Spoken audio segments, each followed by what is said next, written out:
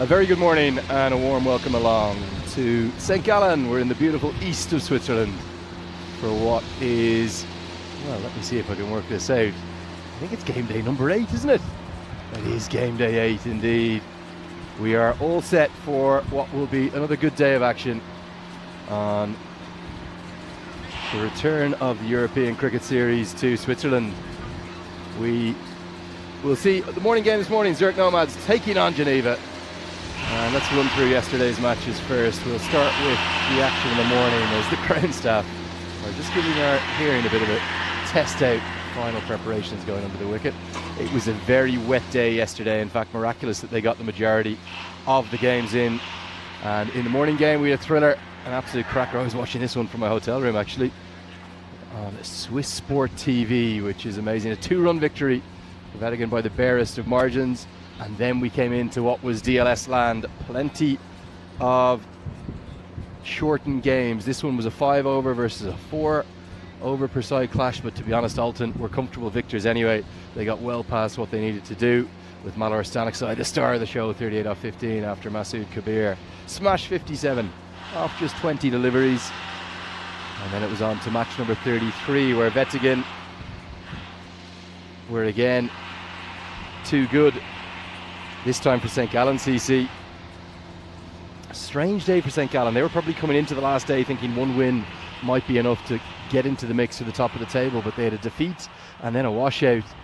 But Vetigen posted 116 for 3 off 8 overs. Mohamed Akhtar, who's been one of the stars of the show with the bat, one of the Fab Four as we've christened them. In fact, he's the leading run scorer in total with 302 runs. The only man to go past 300. He was the player of the match again. And then match 34, which is the final completed game. Geneva beating Winterthur in a Duckworth-Lewis shortened game. Ali Shah made 46 off just 16 deliveries. Always difficult when the Duckworth-Lewis is around, but 116 for 4 off 10. Probably not going to be enough for Winterthur anyway, whatever happened. But Duckworth-Lewis adjudged Geneva the winners by 8 wickets. The final game, match 35, it was freezing cold. And there was rather a lot of rain abound, and the guys, even though they got out there and Grant Coupeau hit a couple of big ones, it wasn't too long until they had to go off, and that was that for the day. So 1 point apiece in that final match, and this has meant that the standings, well, we thought it might get congested, and the 2 games that we haven't completed now are only going to add to that. Suppose for St. Gallen, I think it's going to be enough for the top 5 for sure, but it may not be enough for top spot. The winners of this tournament advance directly to the grand final, and then second place 5th and third place 4th. So the top 5 are the spots you need to get into for the Zurich Lions and for Winterthur, even for Cossonay. Well, they've got to get winning, don't they, to get themselves into the mix. But for the Nomads and Geneva, well, I don't want to say it's a must-win. It's by no means that as we look at the fantasy dashboard, but both sides would be pleased with another 2 points. It would probably give them 1 foot or maybe a couple of toes into the top 5. There's your fantasy dashboard. The players to keep your eyes on, well, it's the 2 left-handers at the top, isn't it, for the Nomads? Fahim Nazir and Hassan Ahmed have both been standouts there. 2 of the Fab Four, 2 from the one team. So unless you get them out early, you're going to be in trouble. And for Geneva, it's really Idris Ul Haq who I would be keeping an eye on. Certainly the one to watch. But we're all set now for game day number 5. Geneva, interestingly, winning the toss, choosing to have a bowl first. And it is another very cold, very fresh morning. Not what I was sold in my advance of coming here to Switzerland. I was sold 25 to 30 degrees, the heart of summer. But it's basically been rainy, a little bit drizzly, and a bit miserable throughout. But we're good to go. It should be okay, at least for the first 2 games this morning. There's a bit of rain on the forecast for this afternoon. And we're all set for day number 7 with Jamil Jabbar-Keel to take the new ball for Geneva. Crease is being marked out. Gives me a perfect time to welcome my co-commentator. Hopefully going to join me for maybe the first 2 games. We'll wait to see what happens with the schedule. Vinny Sandhu's gone MIA, which has never happened before. I'm sure he's around somewhere. In fact, I know he's here, but he's not going to hear from. We're not going to hear from him for a couple of overs. So very good morning to Srinath Sripath, who plays with the Cossonay CC. We saw him in action a few days ago. If I so remember, we might have even seen him hit a boundary, also get out for a low one. Maybe did he drop a catch? I can't remember. Very good morning, Trinath. Morning, Lenny. Pleasure to be on air with you as the first ball is delivered by Jamil. Clipped away. Just going to be a sedate start. Sedate start in T10 cricket is starting with a boundary.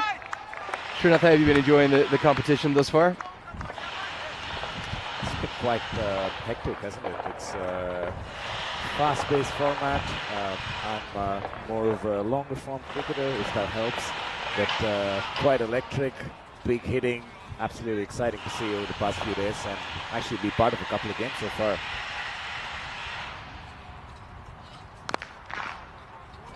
Good half stop from the bowler. Tell us about the format. It is different, 10 over cricket. It's not easy if you're not a power hitter. It's not easy for a power hitter at 50-meter boundaries. Not a good place to be a bowler. Is it ever in cricket, but even more so in a format like this. Absolutely no mercy, especially with hitters like Fahim. And right on cue, you've absolutely nailed it. Out of the ground. It's the first Maximo of the day. I think there's some construction work in the background, but the heavy action is on the pitch. It's just maybe a little bit too full. And how easily does he just swing that away for 6? That's the Fahim zone. Put it into his pads and just disappears way into the distance.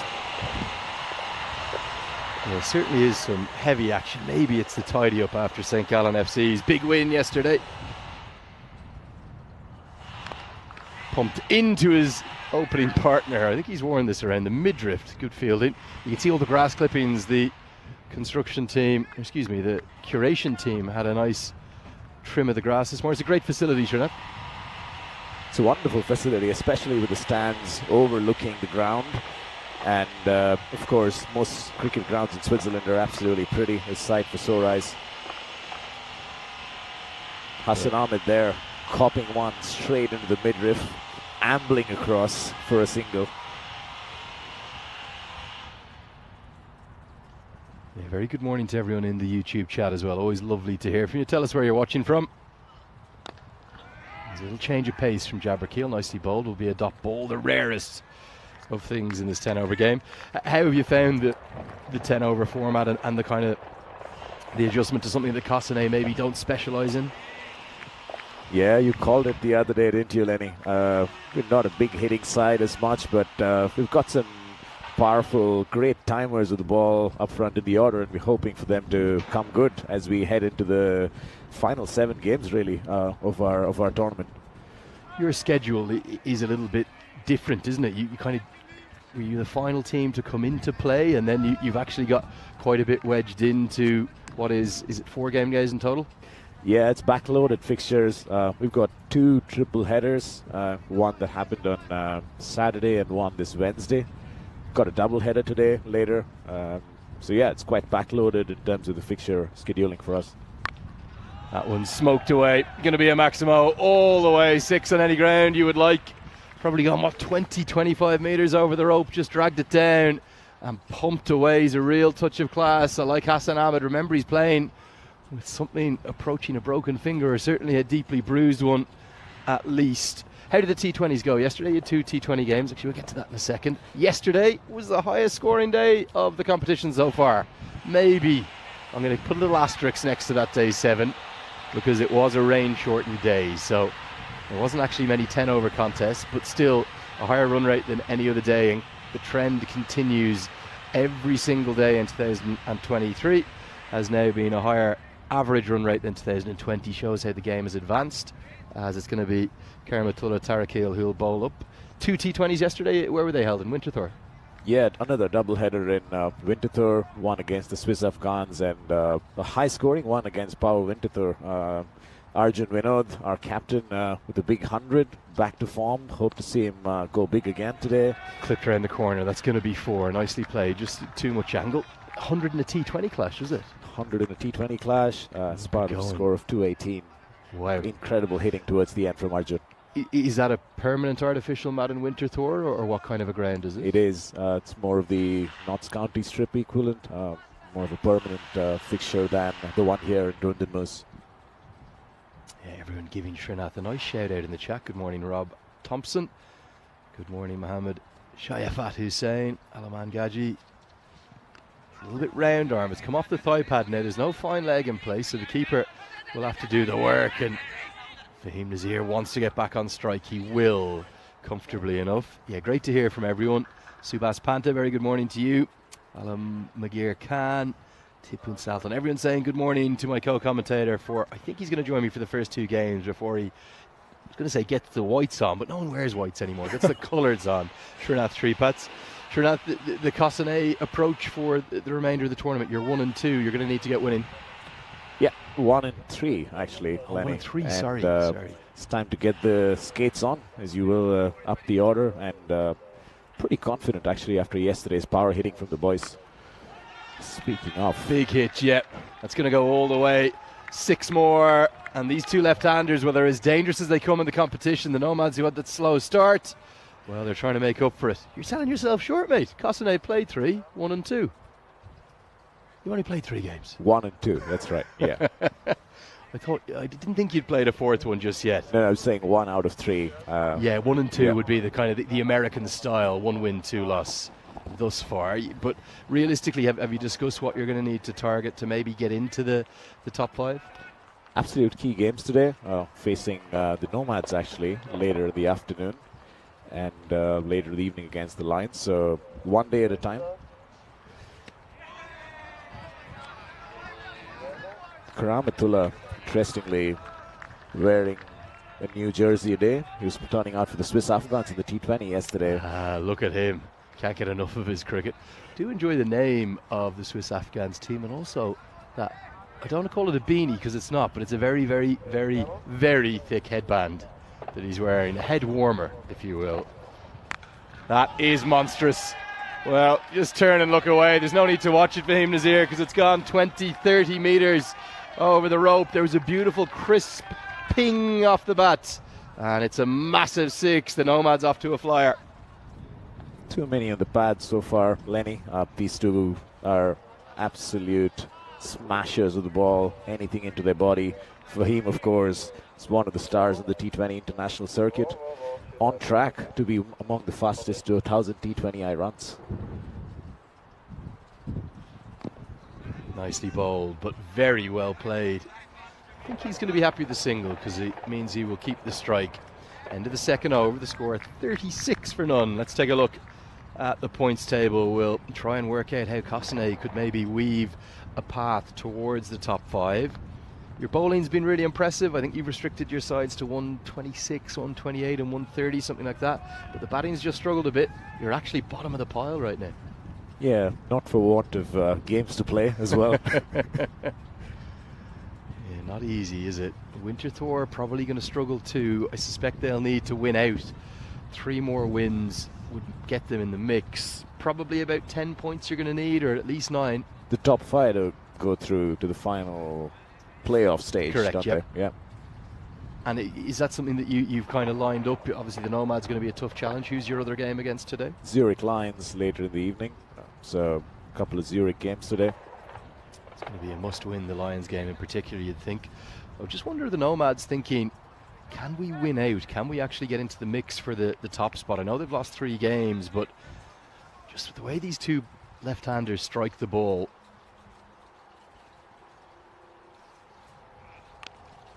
That's very slow, and the little change up from Afif Katak isn't put away. He has a smile on his face because he knows that this probably should have travelled out of the park.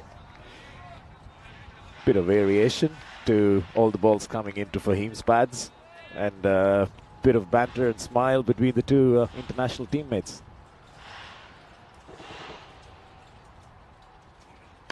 Nicely bowled, but dug out will just be a single. Yeah, you spoke about the fact that I think all 3 of these have represented Switzerland. That's right. Hassan and Fahim. Hassan actually kept wickets in the recent tournament in Malta. And Afif, I believe, played his first game of the tournament in the final for Switzerland. So all Swiss action this over with these 2 facing Afif. I think I was saying to Vinny Sandhu the other day, and it's probably no different in many associate nations. This one's smoked away. Going to be 6 from the moment it left the bat. It's a banker on the full. Wow. Now that is a big hit. That has to be what? 85, 90 metres out to that bank at least, and it's got there comfortably on the full. It's deposited into the edge of the car park, really. Hassan Ahmed, another one on his pads, and that's absolutely belted beyond. Yeah, that's a big hit, isn't it? That might be the biggest we've seen to that corner of the ground. Certainly haven't had any higher up the bank. Katak, well, it's pretty friendly, little gentle medium pace, and right now Ahmed showing what he can do to it. Just holds his shape at the last second, pulls it back. Thought he was going to go inside out over extra there. You talk about the associate sides and how do you pick a team, because I know there's a Swiss Premier Division, but the facilities are so different, players from so many different parts of the country, and then they all come together for something like this in European Cricket Series Switzerland. Can't be easy to get your best 14 or 15 together and understand who are the best cricketers in the country. That's absolutely right, and there's also the question of availability from time to time. One thing I think they've done well in recent times is assemble a bigger squad of 30, and that gives more players a chance to shine in even conditions, training together, and then narrowing down from there. Monstrous again. That's the word of the morning. Where's this one gone? Oh my lord. That's nearly gone to the very furthest part of the cut ground. Well, we're going to measure that one out later, Srinath. I reckon that has to be 90, 95 metres, something in that vicinity. It's about 1 million metres, Lenny, by this ground standards. And it's very interesting. The first 3 overs, they've backed the offside field, and most of the balls have gone into his body and into his pads. Completely disappeared into the distance.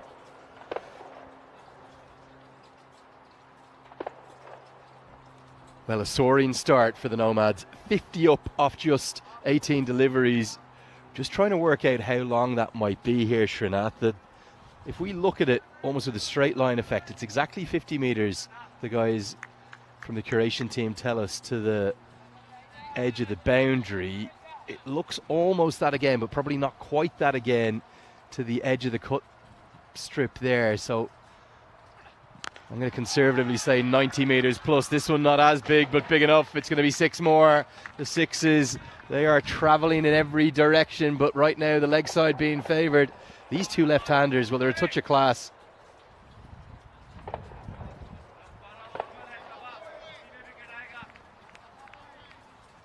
And the new batter just welcomed, new bowler even, Zahidullah Abdul Rahimzi, welcomed by being deposited over long on. Good change up the slower ball. Have you been surprised by the height of the scores? They've been really quite something. How big the scores have been? The scores, yeah, I think it's been significantly more than what it was 3 years ago, when 100, 120 even was quite defendable, whereas it's just gone up significantly by 30, 40 runs. 150, not a safe score anymore. It's going to be 6 more deposited onto the... Oh, there's the bang. That's a long way back as well. We can kind of get the echo of it. We're underneath the roof of the old wooden grandstand here. It's pinged off the roof and somehow travel another 20 metres and come back to the man at long on. Sensational batting. This is some of the cleanest hitting you're going to see at this level, Lenny, and you watch a lot of associate cricket. Absolutely technically perfect batting, but depositing it into the roof nonetheless. Muscles this one. Doesn't get out of the middle, but gets enough. He's gone to 49 off 16, and the Nomads, well, I know it's an early call here. I think they're hunting down maybe the tournament's leading score. 184 is that so far from 10 overs. Their projected score 183. I think that's conservative the way these 2 are playing. Zahid needs to bowl more of what the second ball was, outside off, variation, slower. It's still a packed offside field, mind you. You've got 4 in the ring, 1 deep cover. The balls cannot keep flying into the middle stump and into his pads.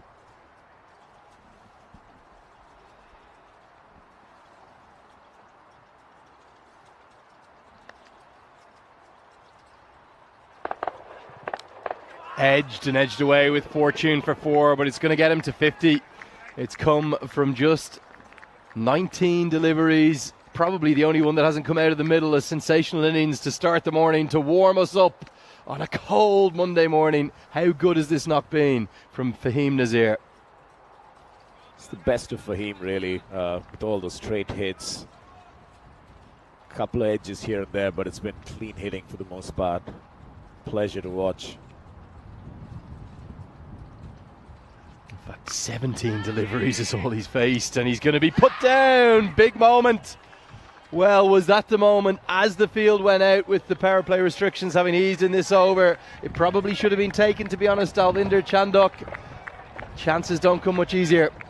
DC, I think playing his first game of the competition, if I'm not mistaken.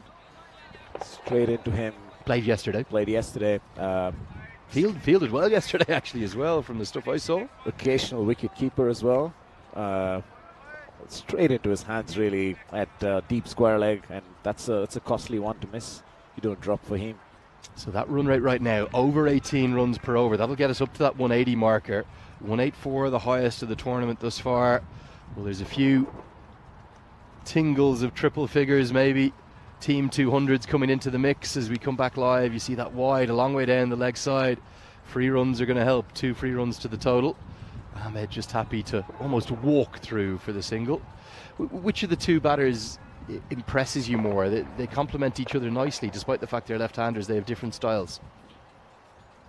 Fahim's more of your copybook cricketer.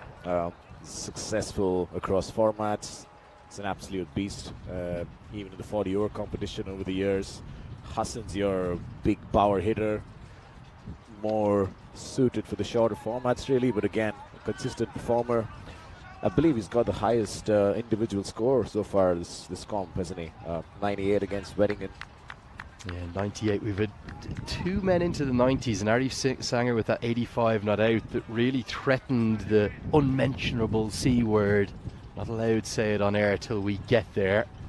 You can guess what it is, of course. That's going to be a Maximo, a big one. Fitting word. Went very, very high indeed. And right now, Geneva, who had such a good start to the tournament, they're being blown away. Always wanted to say this, listening to Winnie over the years. It's a Maximo. Yeah, one of a kind, our own Vinny Sandu, isn't he? He's been on at me to get a catchphrase going. I don't really have one, but I was saying Carnaggio the other day. It has been Carnaggio, almost from start to finish down the leg side. That'll be given as a wide. When you're bowling at bowlers like these two, batters like these two, the margin for error must seem very, very small. Absolutely, and the captain has backed the field in the offside, as I've said probably for the 5th time in 4 overs now. The line and length of the bowling simply hasn't been in sync. There you go again. Going to be 6 more. Yeah, there's only 3 men on the leg side. Now they're all on the rope. The problem is these two, they don't mind if the men are on the rope. They'll just hit it over their heads. That's gone almost all the way to the bank again. And Ahmed, who actually hasn't got anything like as much strike, he's actually hitting them even more cleanly. 30 off 8, including 5 6s, a strike rate 375. It's blistering hitting, isn't it? Fahim going at 300, and he's the slower of the two. Yeah, it's remarkable. 30 off 8. And coming so quickly. The projected score gets to that double century mark. There are we. I've said the C word. Didn't use it in an individual sense, but one thing is certain: if either of these two are there in the 10th over, we'll very much be on century watch. Bilal finally pulling it back with that one. Slower one.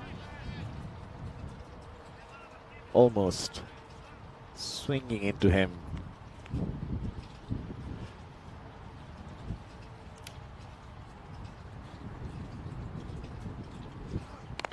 That's better.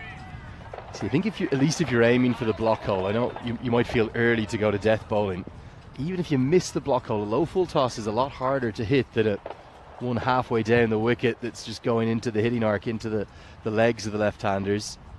It's a different sport, isn't it, Lenny? After the power play, you're pretty much into death overs territory.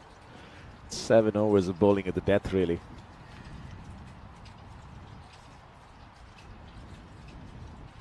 Lost his run up. No surprise with that, because the pressure is very much on the Geneva bowlers right now.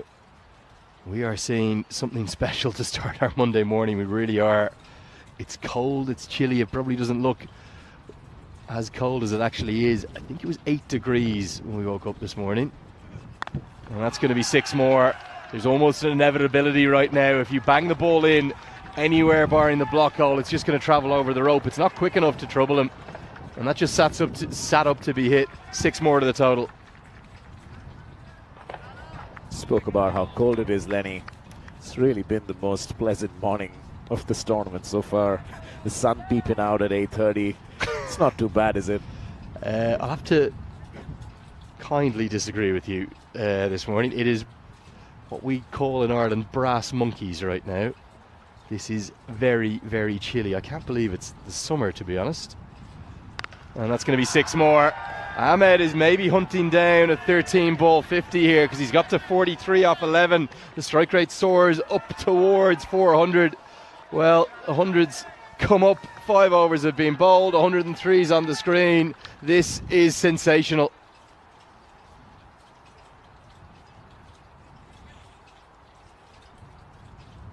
Answer Mahmood and the Geneva CC folks need to do something different, really. It's been pedestrian, to be fair, throughout the first half of this innings. Full tosses, balls into their pads, not even an over of worthy balls outside the off stump, where you predominantly hide your balls post the power play, especially against these two. Yeah, look, it's been very dominant, isn't it? These two left-handers, so impressive though, the quality of the hitting. 49 days to go to the Euros of Cricket, something I know everyone across the continent is really looking forward to. A carnival of cricket down in the south of Spain at the Cardama Oval. It's going to be Masood Kabir, maybe a little harsh to say the next lamb to the slaughter, but something in that vicinity. That's just a flick of the wrists and brilliant fielding. Well, credit to Jamil Jabbarkil. We'll have a boundary check. But I think this is clean. I think he's done enough. Just a flick of the wrists. Look at the timing. Just wonder if he stepped onto the rope as he was pulling that in.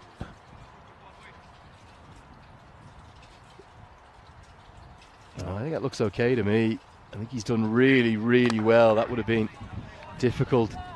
So it was just a single, and even a small moment like that, a single rather than 4, followed by a dot ball. Pretty good start from Kabir. And look, he's got a plan, yeah. Almost showing there's new ball bowlers how it's done. And what he's gone there is for the wide Yorker. Tries to repeat it. At least he's getting them to hit towards where he has protection, because he's got 6 fielders on the offside, only 3 on the leg. It's an interesting tactic for 2 batters who love hitting it to the leg side. And there he's forced him to hit it along the ground. So just a slight break in the momentum. Single, dot, single. Brilliant bowling, much more like it. Geneva showing there is a way to contain these two. Kabir, of course, no stranger to power hitting in this tournament so far. Absolutely smoked a few yesterday en route to a smashing 50. Knows where to bowl. And now there's a step across, and it's going to go all the way for 6. He says catch it. You feel sorry for him, but instead it's going to be 50. 50 coming off 14 deliveries. My oh my, are we being treated to an exhibition of the highest quality of ball hitting you'd ever want to see. He hasn't hit a 4. He's just hit the 8 6s. He's only faced 14 balls. Hassan Ahmed, magnificent. Making room for himself, stepping outside the off stump and depositing it on the roof yet again. And add 6 more to that total. You don't need to think about whether he's hit it well enough or not, because Hassan Ahmed is all class, and he's now the leading run scorer in the tournament. He's gone past Mohammad Akhtar. He's gone past the 300 run marker. Those runs, listen to these numbers here, Srinath. They've come at an average now of more than 40 per innings and a strike rate of over 300. Ludicrous hitting. He's averaging 40 in a T10 tournament. It's got to be unreal to have that kind of consistency over multiple games. And the strike rate, crucially, Srinath. If you're scoring it over 200 in any format, even this format, you're going well, and the runs are just going to keep coming. Just a gentle medium pacer from Ali Shah right into the slot. Didn't need to get it out of the middle of Nazir. He knows he's got the power. And these two, well, there's a detailed chat now. They're saying, come on, let's make the first double century partnership in a T10 game. I'm sure Vinny's going to correct me on that. But did these guys, I'm not sure they made a double century. We haven't had two Centurions in the same game. I know that for a fact. The highest total ever, 229. Is that under threat? Maybe it is, Trinat. Oh my, oh my. Another banker, this one on one bounce. Poor bowling, yes, but brilliant batting. You're spot on. It's not easy to have this kind of consistency with your power hitting, no matter where they bowl. And I know this was a full toss. Fahim's up to the task. He's almost telegraphed and smashed into the deep square leg fence.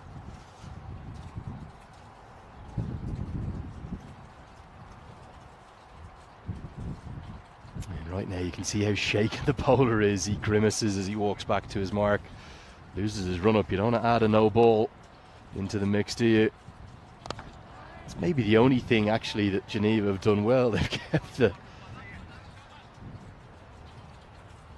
There's a couple of dots every other over, but it doesn't matter because there's 3 big hits.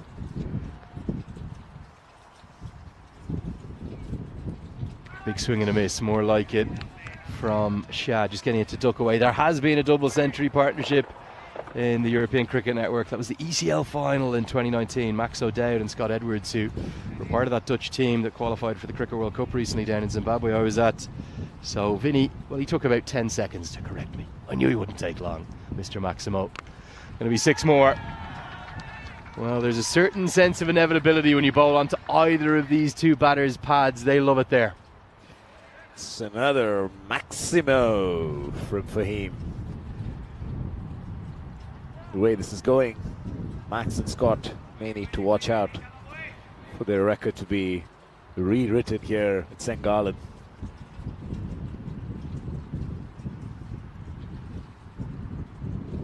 Six more. There's a real chance, not just to the double century partnership. We may see the highest total in history. It's another banker on the full.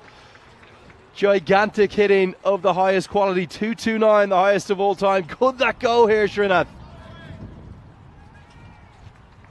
Yet again, another full toss, and Fahim's having it easy here. It's almost like he's smashing a bowling machine to all parts where he pleases, when he pleases. That's what we've got to look forward to in about 7 weeks' time from now.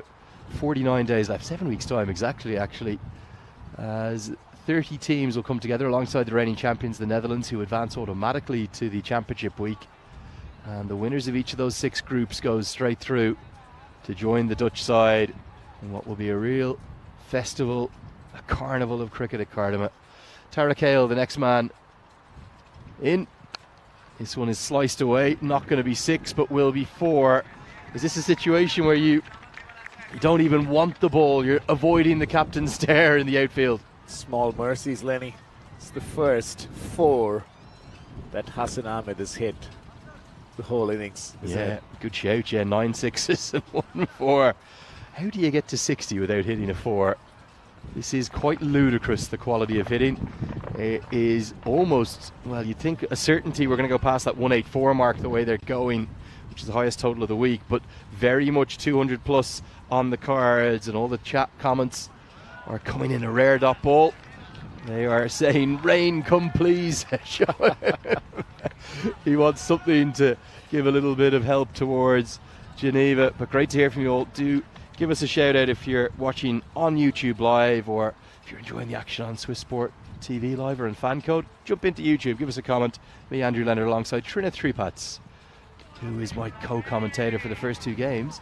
The rarest of things, consecutive dot balls. Karamatullah pulling his length back at long last, I must say. And a couple of dot balls unseen so far this morning.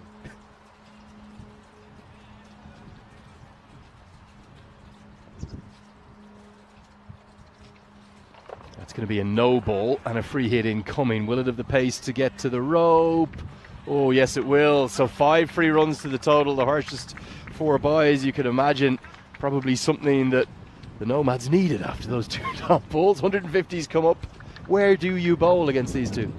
Especially on a strip like this, so narrow and no room for error really for the bowler. That one landed on the edge of the cut strip, so that's a no ball, 4 runs and a free hit. Not like Hassan's needed free hits, but there we go again. He doesn't need the encouragement, but he can't be out off this delivery, and it'll have to be re-bowled. Just as I said, the extras, it's maybe the one thing that Geneva have done well. They give away a couple. The free hit signaled again. The lasso comes out over the head. Nazir 19 short of a century. Ahmed will have time to get there only if he can hog the strike. 15 deliveries left. 200 watch, century watch, individual century watch, double century watch. And this one goes a long way up. Remember, it won't be out if it's caught. Don't get excited at home. They could run him out, but they'll get home comfortably for what will be a single. It's really the first one either of them's edged or not got the middle of the bat with. Even the chances before, ping to the middle of the bat, straight to the fielder. Karamatullah stringing together a decent over so far. He's just bowled a better line. Like, I know that's gone for 4, but at least he's forcing them to hit to the offside. Nazir 15 shy, and I just want to see if this was maybe signalled as a no ball as well. Just see if we get one more look at this replay. There's nothing wrong with the front foot, and I think he's saying that it's just clipped the side of the mats. Keep your eyes on the umpire here. Yeah, no ball. So a free hit's going to come in now. Yes, last thing they needed. Absolutely no mercy, as I said, Lenny. Umpire Yeti Singh referring that. I think he's called it live, and then there was no evidence to overturn it. Is that right? Yeah, he's called it immediately. The two umpires just having a quick chat. The free hit does stand, and it was a no ball signalled. It hasn't been revoked, so definitely still a free hit incoming. Not that Nazir will need the encouragement. Going to be 6 more. Yes, had to check my call. I didn't know whether he got enough of that. He's into the 90s. The third man to go into the 90s this tournament. Surely it's going to go. Will we see 3 figures in your commentary debut, Srinath? Fahim Nazir gets there most days in a T20, turning it on in a T10, en route to break his own highest score of the tournament with the next ball, really. That's going to be 4 more. It was Hassan Ahmed who's got the highest score, so he wants to rob his opening partner. Fahim was on 91, wasn't he? His highest was... Yeah, but he wants to rob the 98, get past Hassan Ahmed. So the 2 highest scores, in fact, the 3 men who've got to the 90s, they're both at the crease now. This one's edged for 4, 95 not out, projected score 210. Surely 200's going to go, and surely one of these 2 is going to get to the 100. Feel absolutely horrible for the bowlers. Karamat nailing a few of those, keeping it wide outside off, doing everything he could. Gets the no ball call, which may have been inches away. And then a couple of 4s, which themselves are small mercies, given the 6 hitting on offer so far. There's been something like 3,000, maybe a few more games than that across the network. We've only seen 200 gone by a few times. Ahmed doesn't get this out of the middle, but it means Nazir will come on to strike with 11 balls left on 95, and just a rattle of the dugout from his teammates. They know he's on 95. 5 to get. 1-6 will get them here. And can he do it? Fahim Nazir, we've had a couple of false dawns. Boom! Boom! And there goes the century. He does it in style. It was dropped over the rope. It didn't matter anyway. It's come from just 31 deliveries. And he acknowledges his teammates. The dugout is being clattered to oblivion, just like almost every ball was. 12 6s, 5 4s. Fahim Nazir, well, you take a bow, sir. Can barely believe it. 17 hits to the fence of 31. He's got into his 100, the first of the competition. Wonderful hitting. Yeah, what a moment for Nazir. And he could have probably left that alone. It would have been a wide or a no ball. We have finally got there. We didn't jinx it this time. And Trinath, I think it's the first time you're in on the mic. You managed to bring a century. You should maybe do it more often. Wish I could be with Costin at play as well. Be wonderful to cheer on one of our blokes get to 100. But Fahim, my God, the consistency, astounding. Angling down the leg side, I think, going to be given not out. Kabir convinced with 1, 2, 3, 4 appeals, and as a consequence they're going to run 2. Leg bye is given. He can't believe it, but when he watches the replay back this evening, he'll see it was going to miss leg stump. 9 balls to go. Kabir wants to get rid of at least one of these 2.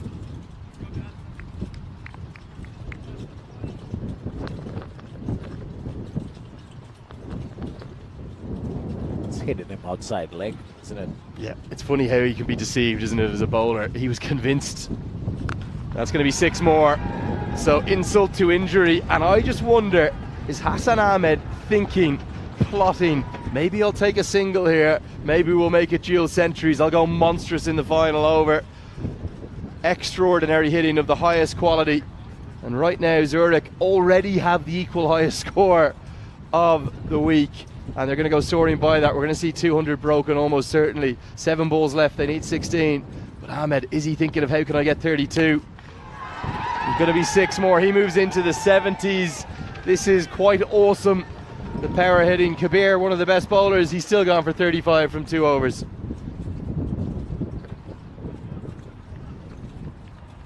Have to see it to believe it. Hassan Ahmed clattering a couple into the stands. It's a wonder that the ball's not been replayed so far, Lenny. It's hitting the chairs, pinging off the stands into the cement turf just outside the boundary. It's gone to all parts really today. Some of them almost disturbing the early morning walkers in Sengal and outside the boundary rope. Well, ludicrous hitting, quite ludicrous, it has to be said. The 190s come up, it may be cold out there, but they're going to go into, I think, the top 5 of those team totals. They may have to settle for 5th. They'd need something freakish to get to the 229 that the Badalona Shaheens made. 190 with 6 deliveries left, and this is tactical, make no mistakes. Nazir has intentionally run the single with a big smile on his face to say, I know you still need 26, my friend, but you've got 5 balls to do it. 4 sixes and a couple would get him there. Big grin on Afif's face as that single crossed over. He's got the job now to stop Hassan from smashing 26 of the last 5, is it? Yep. 26 he needs, 5 deliveries left.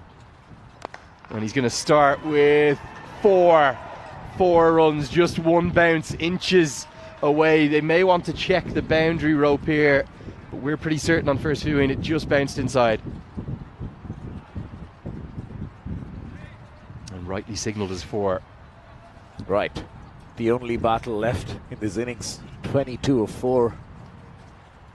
Hassan Ahmed en route, is it, to beat his highest score of the tournament, which has since been beaten by Fahim. Unbelievable, really. 195 run partnership coming unbroken, of course, off 59 deliveries. Just the 1 chance in the deep, that was the only one they gave. Hasn't got it out of the screws. Can he get back on? In fact, he's going to turn down the single. The problem is, with only 3 deliveries left, he can't get there barring a no ball or a wide. Probably should have run that one. The mathematics don't work out unless Afif oversteps. How's it going against Scotty Edwards and Max O'Dowd's record? That's off the table as well, isn't it? Might not have carried, and just when he needed to find 5th gear, he's kind of drifted back down into 2nd or 3rd. That one comes off the outside edge. Clever piece of bowling from Katak. Remember, he's got that Swiss national team pedigree too, so just a little bit too clever. We're not going to see 2 centuries, but we should see the double century partnership, surely. They need 4 off 2. Can they get there? Not quite ready to see this delivery yet. Has there been a 10-over stint so far, Lenny, where we've finished no loss this tournament? Not in this tournament, not the full 10 overs. Little off cutter, clubbed away, very nicely picked up. That is the 200 up. It gets there. It's not going to go past Max O'Dowd and Scott Edwards. They can sit tight back there in the Netherlands with the 2-2-2 partnership they made. versus the German side back in the ECL final in 2019, but it's been simply sensational here in St. Gallen. It's a 200 partnership in a 10-over game. It's a good one in a 40-over competition in Switzerland. 200 partnership. Yeah, fully agree with you. And big numbers watching on as well. Very good morning to you wherever you're enjoying the action from. You have seen something quite special here. Just going to check the ball. I think Nazir is going to finish in style. He's going to finish with 6 more. 208 for none is on the cards, and surely it's going to be far too many for Geneva. The Nomads, what a start. It's not going to be a maximum. The low full toss again is a better delivery than one bowled into the wicket. And the man who dropped the catch, Dalvinder Chandok in the deep, well, he might want the ground, the earth to open him up. The Nomads guys on the sidelines, a couple of them got pad rash, but lovely to see this. Warm congratulations. There's a great fraternity, a great camaraderie amongst the Swiss cricket community, and they're as happy for him as he's delighted himself. A humble man, but a cricketer of the highest quality. Absolutely. And as we referred to early on in the coverage, Fahim, 700 odd T20 runs. He's on track to be among the fastest T20I 1000 international runs. Absolutely wonderful cricketer. And they're lining up to cheer him on. Let's take a look at the highlights. It might have started a touch sedately, if anything, just with a few worked around the ground, but it didn't take long for Fahim Nazir and Hassan Ahmed to get into full stride. Between the two of them, they hit 24 sixes. They're the highlights you're going to see here. Big blows all around the ground. We haven't seen many up on to that far bank on the leg side. Even the mishits were going for 4, and the ones that were coming out of the middle when they were speeding along as fast as the cars on that main highway, probably just as well we're not a little further down. We'd have seen a few hit onto the highway. Look at how big that hit is all the way up onto the far bank. Monstrous stuff across the board. Maximos rain down here in St. Gallen. An unbroken 203 run partnership. A little streaky, yes, but just the one opportunity of a catch. There were a few good bits of fielding too. That was a boundary saved as 2 were kept from the total. A couple went onto the roof and even clonked down back off it. Maybe some poor bowling at points, Trinat, but brilliant batting.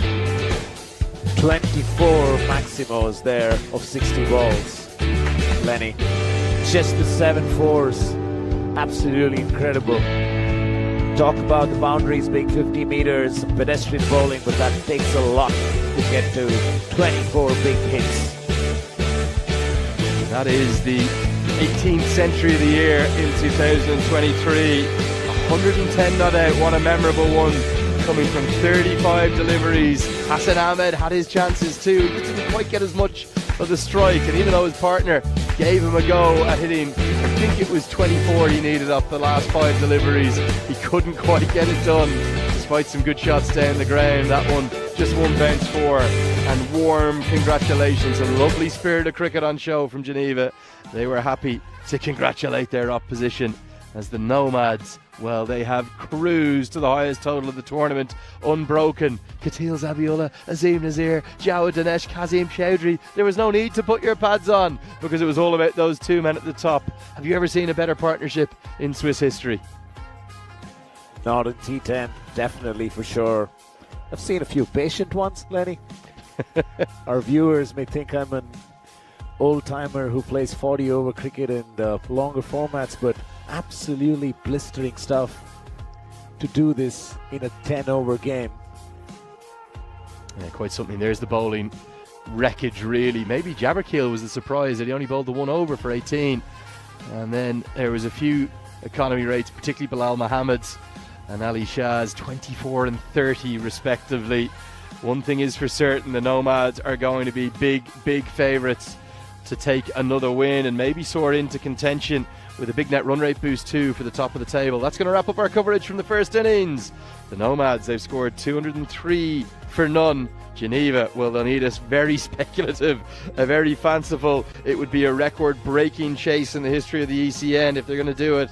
They'll need more than 20 and over from ball 1. Do come and join us for the second innings. You've seen something special here. Fahim Nazir and Hassan Ahmed. Remember their names.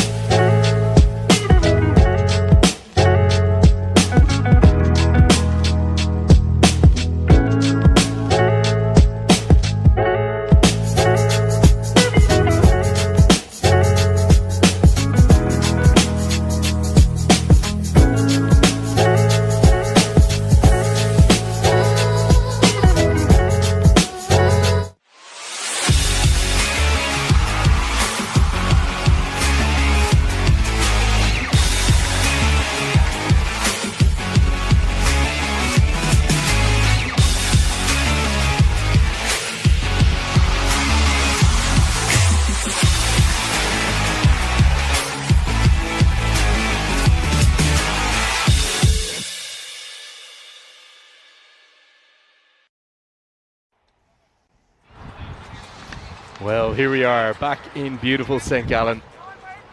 And if you've missed this morning's action, you've missed something quite special.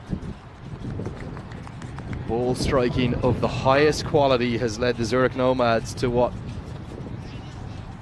is the highest total of the European Cricket Series Switzerland thus far, and also one of the highest in the history of the European Cricket Network. And on what is a very, very chilly morning, can't be much more than 11 or 12 degrees centigrade. We have been warmed up by Fahim Nazir and Hassan Ahmed, the two Swiss opening batters who play for the national team. And well, I think the future is looking pretty bright for Swiss cricket if those two can hang around and stay together for the next 5 or 10 years, because they are quality cricketers. And now the two joint leading run scorers in the tournament, they've #1 and #2 on the list. Nazir, fresh from his century, well, he's going to open the batting, and maybe he can be spared that full toss that he's delivered. I think we could have a no ball. We'll have a check anyway. Certainly maybe a little tired from his bowling action. Let's have a look at this. Oh, I just wonder, is this maybe got away with it? Got to dip in beneath the waist high position. He does get away with it. I suppose he's just made a century. Deserves that little bit of luck. As this is clubbed down the ground, going to be 6. Well, Zurich are, the Zurich Nomads are defending 200 odd, but Geneva are in a hurry to chase it down. Andrew Leonard here with you. I've got Srinath Shripats alongside me. Srinath, what have we just seen? Just having a chat with someone, and we'd have to run the entire innings as a highlight package for Fahim and Hassan. Yeah, I think that's a good shout, mate. It was really quite something. It's my first taste really of 10 ball cricket, 10 over cricket, not 10 ball cricket, 10 over cricket. Seen a little bit, but never commentated on it before. I didn't know quite what I was in for. It's nicely bowled, the angle chopping hack in half. It's different, isn't it? It's almost a different skill set entirely.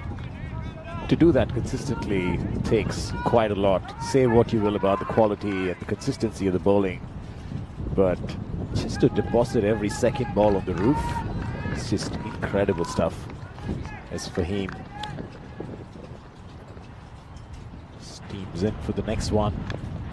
Yeah, Hack has shown us in phases that he could make that fantastic, or Fab 4 that we're calling a fantastic 5. The ones that stand out for me, Mohammad Akhtar, Arif Sanger, Hassan Ahmed and Fahim Nazir. There's been just a few signs from Idris Ul Haq that he could join in. The other one to mention, of course, Sher Mohammed has got pretty good numbers too, close to 300 runs. And that's why Haq has got potential. If he keeps going, if he can face the majority of these 60 balls, maybe, just maybe, we could be in for something quite ridiculous. Couple of maximos from Haq to start off that innings for Geneva. They need a lot more to be within sniffing distance of that target, which is it's quite a tall order. Fahim already around the stumps for the last 3 balls. Into the hitting arc and out of the park. 3 sixes in the over. Well, they need 20 and over. They've got it from the first. As Fahim Nazir, maybe after you make a century when you bat, maybe you shouldn't open the bowling. It's just an easy changeover. Came back in. Started off really well. And then Idris Haq going bonkers at the last 3. Yeah, 99 matches since the Golden Ball. I think it's highly unlikely we have that broken here today, but apparently I'm not getting paid for this gig unless I stay true to my message to Vinny Sandhu that we will have the Golden Ball broken on this European Cricket Series Switzerland. Here are the highest totals in the history of the European Cricket Network. 203 we've seen from the Zurich Nomads. Still a long way behind the Badalona Shaheen. I can't quite get my head around that game. 229 played 174 at the ECN Spain in Barcelona. That might have been at the baseball stadium that they play at. Now, what can Nouman Ahmedzai do? In fairness to Geneva, they've batted well when they have batted. 204, surely too many though. We'll see, Lenny. We'll see. Not willing to bet on anything, seeing the hitting this morning. There we go. Just a chip for 4. I've been really impressed with young Amjad Ahmed. He's 17 years of age. How much young talent do you see going around the leagues in Switzerland here? There's a lot more younger cricketers coming through as Swiss cricket matures and makes its way back into the associate world. Remember, we were out for a few years, and a few clubs, or more than a few clubs, have a junior program. You see more folks like Amjad come through the ranks. And that's going to be 6. Yeah, not out of the middle, but it seems like everything's going today. I don't know what it is about this morning. The boundaries are just flying around this ground. I've really liked the way he's bowled, Amjad Ahmed. He's changed things up, but the first 2 deliveries he's bowled, they've both gone for boundaries, 4 and 6. Not the worst result, Lenny. It's not 2 sixes at least.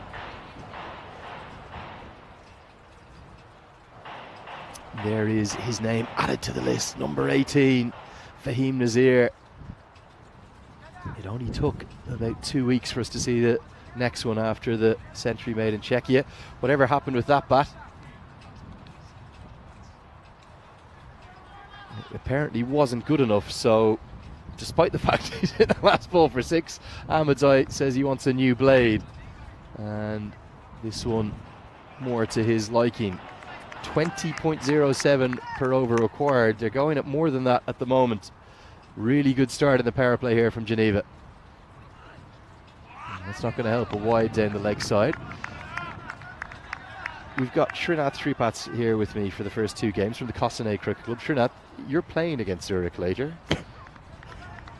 How are you looking forward to that? Looking forward to it because some of our bowlers have actually done really well against Hassan in the past. It's usually a good length outside off. This is chipped down the ground, but it's chipped for 6. We have had a few questions in the chat about the boundary sizes. They are 50 metres. They're not as small as you'd think. It's just the quality of the ball striking has been that good. An off-cutter, nicely bowled, but equally well played. And they're standardized across the European cricket circuit, isn't it, Lenny? Which makes those stats comparable across players and leagues and countries. It's also what has made the scores we've seen here so impressive. Oh dear, now that's going to be a no ball. He's tried to play a baseball shot at it, and he's got it all the way for 6, I think. We're going to have a boundary check, but this is quite unbelievable. It's going to be a 7-up, I believe. We'll check the boundary. How has he got this one for 6? From over his head almost. That's a pure baseball home run swing from Nouman Ahmed's eye. And credit to Jawad Dinesh, who does rightly signal it's gone over the rope. Pressure on young Amjad Ahmed. He's 17 years of age. I think that would have been over his head height, let alone over his waist height. It's one of the harder boundaries to access with any ball, leave alone that one. Yeah, the jumping 6 will be followed by a free hit. And the free hit's going to go for 6 more. Well, do not adjust your TV sets, your smartphones, your laptops, wherever you're watching us. Right now, we're seeing Carnaggio, 10 deliveries bowled, 50 has come up, and the runs are flying. Geneva, I can't believe I'm saying this, they're ahead of the required rate. I think that's 250 up for the day already, Lenny. In 11.4 overs. Yeah, quite ridiculous what we're witnessing here, to be honest. And right now, the required run rates come down to a more manageable 18.5 per over. Another little off cutter, helped away. Man out there should take the catch and puts it down. Oh dear. Now that should have been taken. It's as easy as they come in the deep. I think it might be Wakas Khawaja. We'll get that checked. This surely should have been held. Couple of really easy ones put down now by that fence. It's where the hitting arc is. You ping them higher up on the bat and you get these sort of chances. They don't come too often, as we've seen. It's a 50-meter boundary. Sometimes the miss hits go over and above. You've got to take them, as Dalvinder Chandok found out in the first innings. Exactly. Drops can be very, very costly. It was indeed Wakas Khawaja who's put it down. Well, we saw Usman Khawaja catch brilliantly throughout the Ashes, in the slips in particular, as well as bat beautifully. He didn't quite bat at this rate though. I'm not sure Usman Khawaja will be made up for this 10 over cricket as the boundaries keep raining. Remember, Hack is someone we've been so impressed with, and poor Amjad Ahmed, well, he's gone for 37 in the over, more than the maximum allowed because of that 7 up. And my, oh my, what a start to the chase. Straight into the lawnmower, that one from Idris Haq. By the cow corner, long on fence. Yeah, this just shows you here, Srinath, as to how tightly fought these top 5 places are going to be. Were Geneva to pull off a miracle and chase this down, it would massively throw the cat amongst the pigeons. Problem for the Paris EC, look at that net run rate, minus 0.3. So they're probably going to need to win. It's a good job that Geneva are plus 2.5. Exactly. And that's the other thing, even if they don't get there for this total, if they could get 160 plus or something like that, that will at least keep the net run rate damage to a minimum for them. It's going to be Arbab Khan to bowl. That's a full toss down the leg side. They're going to try run a by, direct hit. Oh! It would have been gone, but it's hit the edge of the mat. And the main man, it's Jawad. Ringo Star Dinesh saying, I was on track to hit, but the edge of the mat's done me. It's one of the most unlucky things that can happen on any wicket. Oh. And there you go, that pings off the edge. It wasn't travelling towards the stumps though. I think it was. Well, that's what Jawad Dinesh is saying. 37 runs from the opening over. That was given as a wide, so it won't count as a legal delivery. Again, I'm going to say it, do not adjust your television screens. The score is 59 for none after just 2 overs. And that's going to be 6 more. What are we witnessing here? Carnaggio of the highest order. It's gone onto the bank. Let's hope the mower doesn't keep going towards it. The ball might get run over. It's a race between the fielder and the mower. It's more competitive than this battle between bat and ball here at Sengalan. It's just disappearing. Idris Haq swiping right into the grass banks. These are the highest chases in history. Well, if Geneva keep going the way they're going, we may see something that will never be broken, because 174 we thought was impossible. That got done as Hungary beat Portugal. But now Geneva are not just ahead of the rate, they're well ahead of the rate. And the ball is still being searched for out there. Finally come back. That's another 75, 80, 85 metre hit. Hack's got 32 off 8. Ahmed's eye 29 off 6. There's only been 13 legal deliveries. They're going at 5 a ball. It's 65 for none. And that's going to be 6 more. Well, this is, I can only use one word, ludicrous. That's an absolutely beautiful shot. It's a 6 over covers. It's not a wild hack. It's not a slog. It's beautifully done from Idris Haq. Maximo. Yeah, unbelievable. It really is. And as you said, it's not even a slog. It's a beautiful cricket shot. I've been really surprised by how well batters have hit inside out over extra. You just keep clocking them up. I don't think this will be 6, but it will be 4, just about. And Geneva, they're starting to believe. Erbab Khan coming around the stumps, trying something different to stop this carnage. Goes over the infield and out for 4. Once again, not the worst result for the Nomads. It's not a big hit. Small mercies this game. Well, the comments are flying in. Remember, when you do give us a comment, tell us where you're watching from. We love to hear what part of the world you're into. Boundaries keep raining. That one won't go, though, as the deep extra cover, or very wide long off, is being placed in. We see Karen Dami. He says, easy chase. They're going to get there easily. I'm not sure, Karen. Kroom says, this is too much for a Monday morning. I'm there with you. My morning coffee or my morning peppermint tea hasn't kicked in yet. We hear also Vinny Sandhu sitting in there saying the most runs in a match ever is 403. That's very much under threat right now. That was that 2-2-9 game, the Badalona Shaheens versus the Men in Blue in last November in Barcelona. Good ball striking on offer, but this time just a single.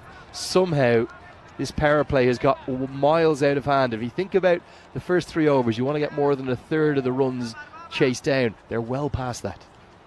And the Nomads, to be fair, keep trying something different. Hassan Ahmed, the big hitter you saw earlier in the morning, is positioned at a straight long on now. Long off for the left-hander. Hack doesn't quite get this out of the screws, but it will be 4. I'm not sure about the field, to be honest. I know you can only have 2 out, but a straight long on. When Hack favours the leg side bowling round the wicket, he can just hack it across the line. And the power play, well, it belongs to one team. It's the men in red, or maroon if you will. And at the end of the 3rd, Geneva, they're 81 for none. They are 31 runs ahead of where the Nomads were. Absolutely incredible. I think we're running out of words here. The field, both Idris and Norman, toying with the field really. You place a fielder at straight long on, there's a hack down the leg side. You place someone there, it's a straight hit. It's an impossible job for the bowlers really. Just put the ball on that hard length, get your variations right, and then pray. There's only one way to hope here. Well, all the comments are coming in. Can you find an adjective for us to describe what is going on? Nabin Sapkota watching on says unbelievable hitting, absolutely amazing. Stephen Kelk says it's a bonfire, but it's a bonfire for the bowlers. Well, I'd agree with that. We're hearing, well, I think Carnaggio's kicking on. Kroom says welcome to Carnaggio. I think it's the only word that I can think of. WTF is going on? Well, I tell you something, it is all happening. And right now, if Geneva, particularly if Hack and Ahmedzai, can just keep going for maybe 3 more overs, then we've got a game on. As we see spin for the first time today, Azim Nazir faster off breaks or ping seam up balls. Well, the captain has been called into action. He's just going to bowl some little off-spinning darts from around the wicket. In fact, he tosses it up beautifully. Oh, pace off, the way to go. That's wicket. More like it. The first wicket we've seen in 14 overs of cricket. And it's a good catch held at short 3rd. The captain strikes Ahmedzai. He was only out there for 8 balls. He's made 30. It's Tarani Taran at short 3rd. Just about held on to it, I think. First wicket of the morning in the 14th over. And badly needed. It was Tharna Thuran, Thana Balasingham who takes the catch. Azim Nazir strikes with his first delivery. He was out there for 8 balls. He hit 1 4 and 4 6s, 375 his strike rate. But now Ahmedzai is gone as Ali Shah will come in at number 3. Interesting change to the the batting lineup as well. We initially thought Ahmedzai would come in at 4 with Ali Shah opening the batting alongside Idrisul Haq, but instead Ali Shah now at 3. He comes in with a brilliant platform. The problem is they can't even afford half an over, let alone a full over to go by. They need to keep hitting. They have to get all their big guns up top and as high as possible at the order. Ali Shah, one of their biggest hitters, makes sense for him to be here. There he goes. Cuts it away. Clever bowling. Great credit to Azim Nazir. Your default as a spinner, particularly when you come to the crease and the score is 81 for none or 80 for none after 3 overs, is to dart it in. But the medium pacers have gone the distance today, so he went slower and slower through the air. The left-hander, he went across the line of it and he paid the price. Haq gets a good piece of that. He's going to get to 50. It's a 13-ball 50, the fastest of the tournament thus far, I believe. Unbelievable hitting. And Idrisul Haq very much wants to turn that Fab 4 into the Fantastic 5, one of the best batters of the tournament. One of the more consistent hitters in Switzerland when he's on song. You really have to get him early to have any chance. He's going out wide outside off and he's hacked that in. That's going to be surely given as a wide, probably very close to a no ball. You can see the plan here from Nazir. It's to hide it away out to the offside. Doesn't want to allow Haq to go into the leg side, but that's too wide outside the off stump. Pressure back on the bowler. Amazing how these games swing. Well, that's going to be too easy. Surely 6 more. Yeah, straight down the ground. Maybe not out of the middle. Didn't need to be with Haq's power. He is flying. Hassan Ahmed down there, not amused after having dished it out for 10 overs. It's his second 50 of the tournament, Haq. And all of his runs have come at a strike rate of over 300, would you believe? Quite remarkable hitting here we're witnessing in Switzerland. That's a little leg break. It's very, very friendly. And Haq says, don't bowl there to me. I'll send it up onto the bank. Lawnmower still in danger, Lenny. Well, Vinny Sandu used the driving range analogy where some of the golfers try to hit him. I don't think he needs to try and hit him. He just needs to keep sticking it over the rope. The 100's up. They're nearly halfway there. They're yet to face 4 overs. They're well ahead of the rate. The required rate was nearly 20.5 per over at the start. It's 16.7 now. Oh, this one, surely it was there to go for 6. Instead, it's going to be 4. He goes to 69 off 16. 4 overs bowled. What a welcome to you, Srinath, for the commentary. It's 105 for 1. It's only 4 of that last ball. And Azim, who started off so well, pace off, revs on the ball, got him top edging, got the first wicket of the day, finishes with a couple of half trackers and a slot ball. He's just disappearing up here at St. Gallen. Well, remarkable, and that's the perfect graphic to show it. I do think that member of the St. Gallen FC curation team who's in the ride on Gang Mower, it's not like the ones you see at the driving range. They've got the cage around them. If he keeps going out there, he could be in trouble. This is a critical over. Tharanath Thanabalasingham, the left arm spinner, he bowls very flat. If he gets it right, he can prove difficult to hit, but he could angle it in sometimes into the hitting arc with the 2 right-handers. Can Shah complement Haq, or does Shah just get him onto strike? Don't think there's any time to pass on the strike, Lenny. Got to go from ball 1. Let's see what Ali Shah does here. Nicely steered away, much more conventional stroke. I think he's happy to get Haq onto strike. Well, Vinny Sandu, I said he's not working this morning. That's a lie. He was here at 7:30. He was dabbling away, making graphics, and now he's telling us that is the second fastest 100 of all time. Just 1 ball outside of the record set at the ECS Romania back in 2021. He's into the hitting arc, but he doesn't get it. He moves to 70 off 17. What's the approach from here? Almost impossible to answer. It's a great result for Tharani to start off those 2 balls. I think pace off is the approach for the Nomads, clearly. If you can get 2 more overs of spin, keep them under, I don't know, 15 and over. It's a winning result, almost. You see, the interesting thing is, if you take this game away, as there's a bit of a collision, and just keep it inside the boundary. Might just check it just in case. I think they're both okay. Who ran into each other down there? Wakas Kawaja, who dropped the catch into the Centurion. Fahim Nazir, here we go, just getting a second look. Yeah, no real contact. They're okay. They're okay, and definitely inside the rope. Back live with you now. That's going to be monstrous. 6 more. Fahim Nazir can just watch it onto the roof. Well, what have we lost? 30, 35 balls up there now, maybe more. I feel like every 4th ball has gone up to the roof this morning. Some elite hitting as Idris gets to 76 of 18. The strike rate under 300 seems below average here, Lenny. You see, right now, you almost would make Geneva favourites. I said at the halfway stage, surely the Nomads are not just in for a win, but in for a big net run rate boost. That doesn't look like it's going to be the case now. And we are seeing pure and utter simple Carnaggio here.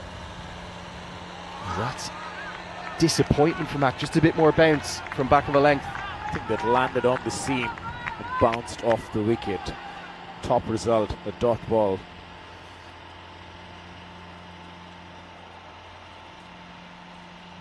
That one's going to be a wide down the leg side.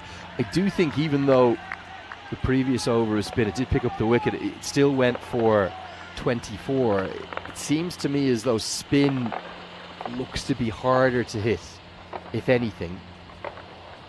Absolutely. But Hack is somehow doing it. 6 more. Well. Geneva at the halfway stage of the chase. They're well above the halfway point of the total. They're 1-2-1 for 1. Is it as much a case as anything now, Srinath, of just holding their nerve? 2 more overs of spin surely to come. And then it's a question of holding your nerve in the chase. Even if they lose the wicket or 2, remember Masood Kabir, the star from yesterday, is still to come. As we take a look at the calendar coming up, we go from here, Germany, and all the way around Europe over the next couple of months. Lots lined up on the European Cricket Network. Well. I'm finding it hard to get the superlatives in here to describe to you what exactly is going on. The next lamb to the slaughter is Amjad Rahmani, who's bowled really well in this competition. He's going to need to. Shah, he tries to get in the act. It skews off an outside edge. It's going to be put down. Not easy. In fact, a good effort from Amjad Ahmed. The end result will be 2 runs. He's an athlete, the young 17-year-old, but he couldn't hold on. Saved a couple of runs, crucially. Wickets not going to do the job. So we take a look at Amjad's save by the boundary line. We are just trying to get a check as to what the fastest century of all time in the European Cricket Network is. I think it could be 25 balls, if I remember correctly, from something Vinny Sandhu told me earlier in the week. Hack is 82 off 20. The strike rate's over 400. Almost don't want to say it, but 3 Maximos. You get there in 23 balls. There's a gang rider out deep cow corner. Could be in trouble. Down the ground. Has he got enough of it? Yes, he has. He's 2 away. He's 88 off 21 deliveries. I don't know how to describe this, Srinath. What are we witnessing? Who wants to be a bowler in St. Gallen? Hide it outside, bowl it short, keep it tight, doesn't matter. Maximo after Maximo. Short, wide, carved away for 6 more. He's 1 away. 94 of 22 deliveries. Are we about to witness history? I think it's going to be the fastest century in the history of the European Cricket Network. Idris Haq having a whale of a time here. 94 of 22. Well, he zoned it. It was indeed 25 deliveries, the fastest in history. Idris Ul Haq gets it away. It's going to be 4. He's got 1 more ball. He's got 2 runs to get. He's inspired. He's Idris Ul Haq.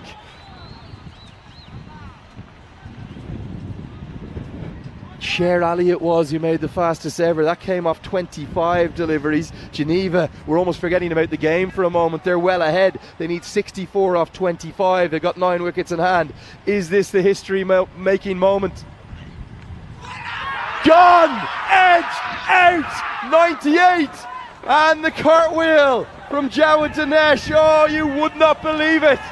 If that's gone inches over the head, it's instead going to be the history-making moment, but he's not got there. It takes nothing away from his innings, but the umpires, oh, what's this? Controversy.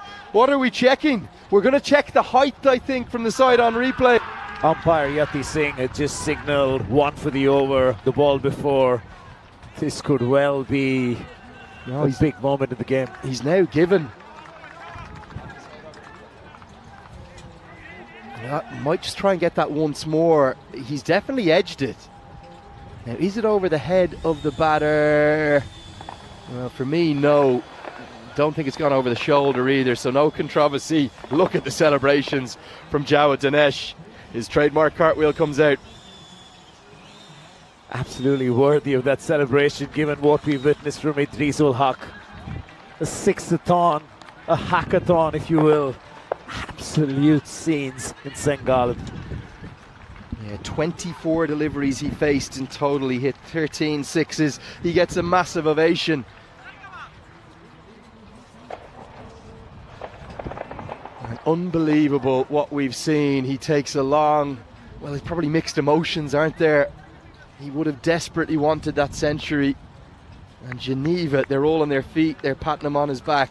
He's going to have to watch on from the sidelines. He's finished with 98 off 24 deliveries, a strike rate of 408.33. I think we can officially upgrade the Fab Four to the Fantastic Five now. Idris ul Haq more than deserving of his role and his place there. But more importantly, is this a way back into the game now for the Zurich Nomads? Because they can only defend 64 off 24. It's 16 per over. Yes, it's a tall task, but with what we've seen thus far this morning, maybe, if anything, Geneva are favourites. Kabir, the new man to the crease. He's at the non-strikers end. The runs, they keep coming. It's 6 more. It's only inches over the head of the man out at deep square leg. Another Maximo. Perfect swing from Alisha, giving himself room, moving himself away from the firing line. That's another short one from Tarani into his body. Swung away for 6 over that deep square leg fielder, just about. Ali Shah, known to be a big hitter, and he's got a job on his hands here. It's 58 of 23 needed. Tossed up, hit down the ground, long on in place, takes the catch under pressure. Amjad Rahmani holds his nerve. It definitely wasn't anything like it was out of the middle of the bat from Ali Shah. The bat sort of skews in his hand, and that's a good catch held under pressure, maybe a yard or so inside the rope. Another one, Lenny, where the bowler has given some air, slowed it down, looped it, and Ali Shah finds the fielder at long on. Couple of wickets to spin. It's interesting that Geneva did not have a single ball of spin bowled throughout that carnage from Fahim and Hassan. Maybe that's the way to go. Maybe Nomads will bowl the rest of them out. Ali Shah, 12 of 7. You 146 for 3 after 6.2. A good 58 needed of 22 for Geneva CC. Well, if you had thoughts of a sleepy start to your Monday morning, a chilly start, we've had the polar opposite. It's Jabberkeel to the crease. And the big question is, can the new men hit from the off? It's the first time in the innings since the openers were together. We've got 2 men on none. Geneva, they have the platform, but maybe finishing the job is going to be even more difficult. Well, he says no. Jabberkeel goes boom, boom, out of the ground. 6 more, the 150's up, and it's 52 now to win off 20. Very much in gettable territory. As ridiculous as that sounds, they only need 16 and over, just a touch under 16 after that 6. Jamil Jabberkeel is one of their more consistent hitters in recent times. Swings against Tharanitharan.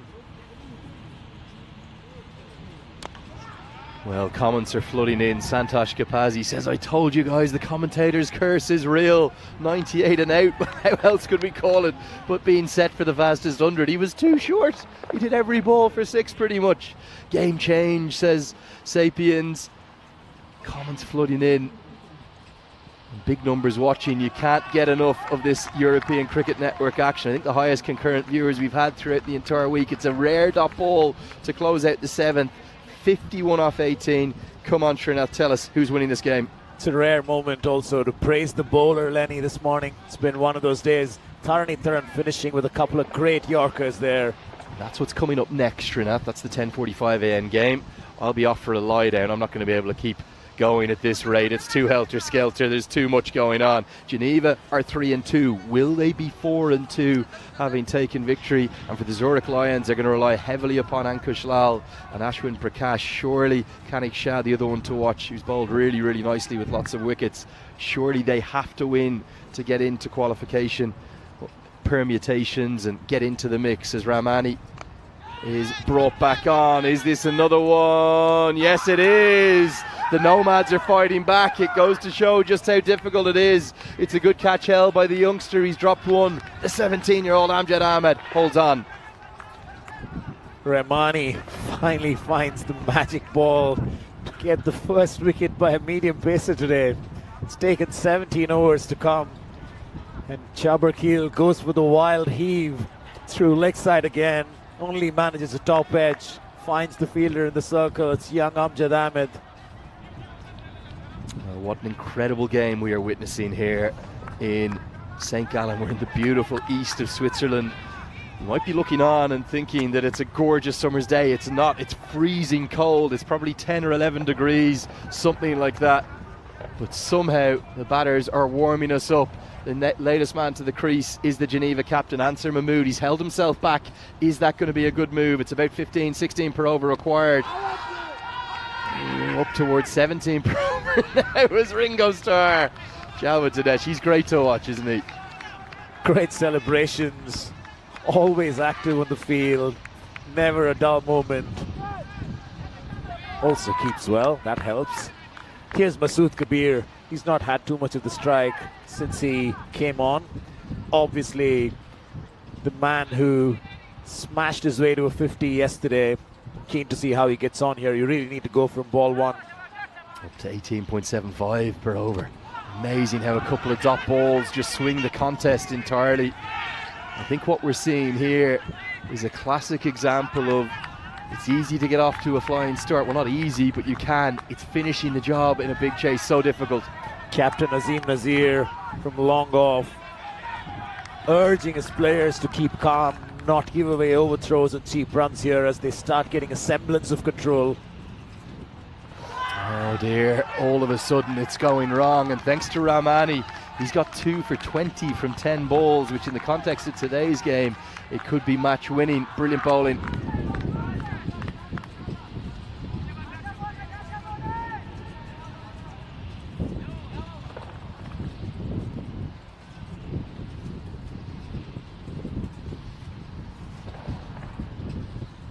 Another one, well, it's almost an action replay. Kabir in a game where everyone else is striking at 300 or 400 is none off 4. Is this game swinging inexorably towards a Zurich Nomad, Srinath? Some astonishing Yorkers and consistency there from Ramani. Last couple of overs, the Nomads seem to have found their length, nailing it. The toe crusher always helps. Oh dear. He looks down at the bat. Kabir, Masood Kabir. Our original team sheet had him down to bat 11. Why is he in up the order, and are Geneva going to rue that fact? He's 1 off 5. Well, you saw yesterday, probably on your day off, Masood Kabir teeing off into the distance. It's grown into a bit of a pinch hitter, power hitter, pinch hitter, yeah. I'd say. And those 4 Yorkers, never easy for anyone, leave alone someone known to bat lower down the order, to get away. As we see the Centurion back into the attack, it's Fahim Nazir. He's got plenty of runs to defend. Back live with you now. And right now, poor old Masood Kabir, it's always difficult when you come new to the crease. But this innings, sadly, for Geneva, unless something changes quickly, it's running out of steam.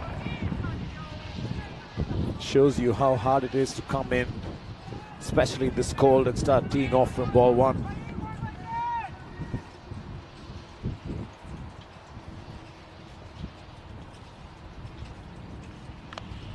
Finally gets something on a deep third in place and taken. Oh dear, an innings that Kabir is going to want to forget after a sensational start to the chase. It's all gone horribly wrong in overs 8 and 9. It all happens in the 9th, but all that's happening is the Nomads are tightening their grip on this victory. Surely they're going to close out the win now. Some consistent bowling and some desperate heaving towards the end, as we see Bilal Muhammad walk in at number 6. And that's where he was originally scheduled, so that gamble, they gambled by throwing Kabir up the order, who batted so well yesterday. He just couldn't get it done today. And right now, the Nomads are surely going to do enough to close it out. They've had more than a shock. They've had the fright of their lives with Idris Hack's 98 off 24 and Nouman Ahmedzai making 30 off 8.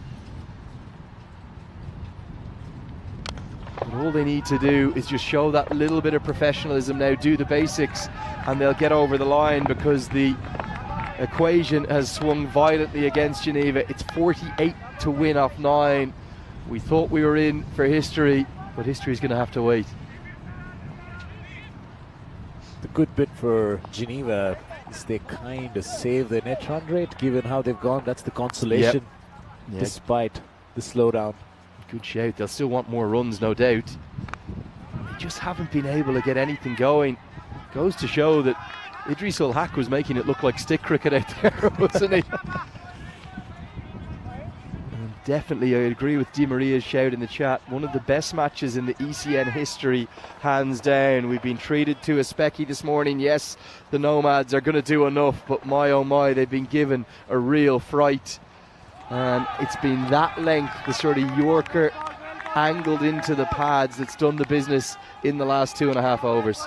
Fahim Nazir, as if it wasn't enough to hit 100 in a 10-over game, coming back to do the business at the death for the Nomads.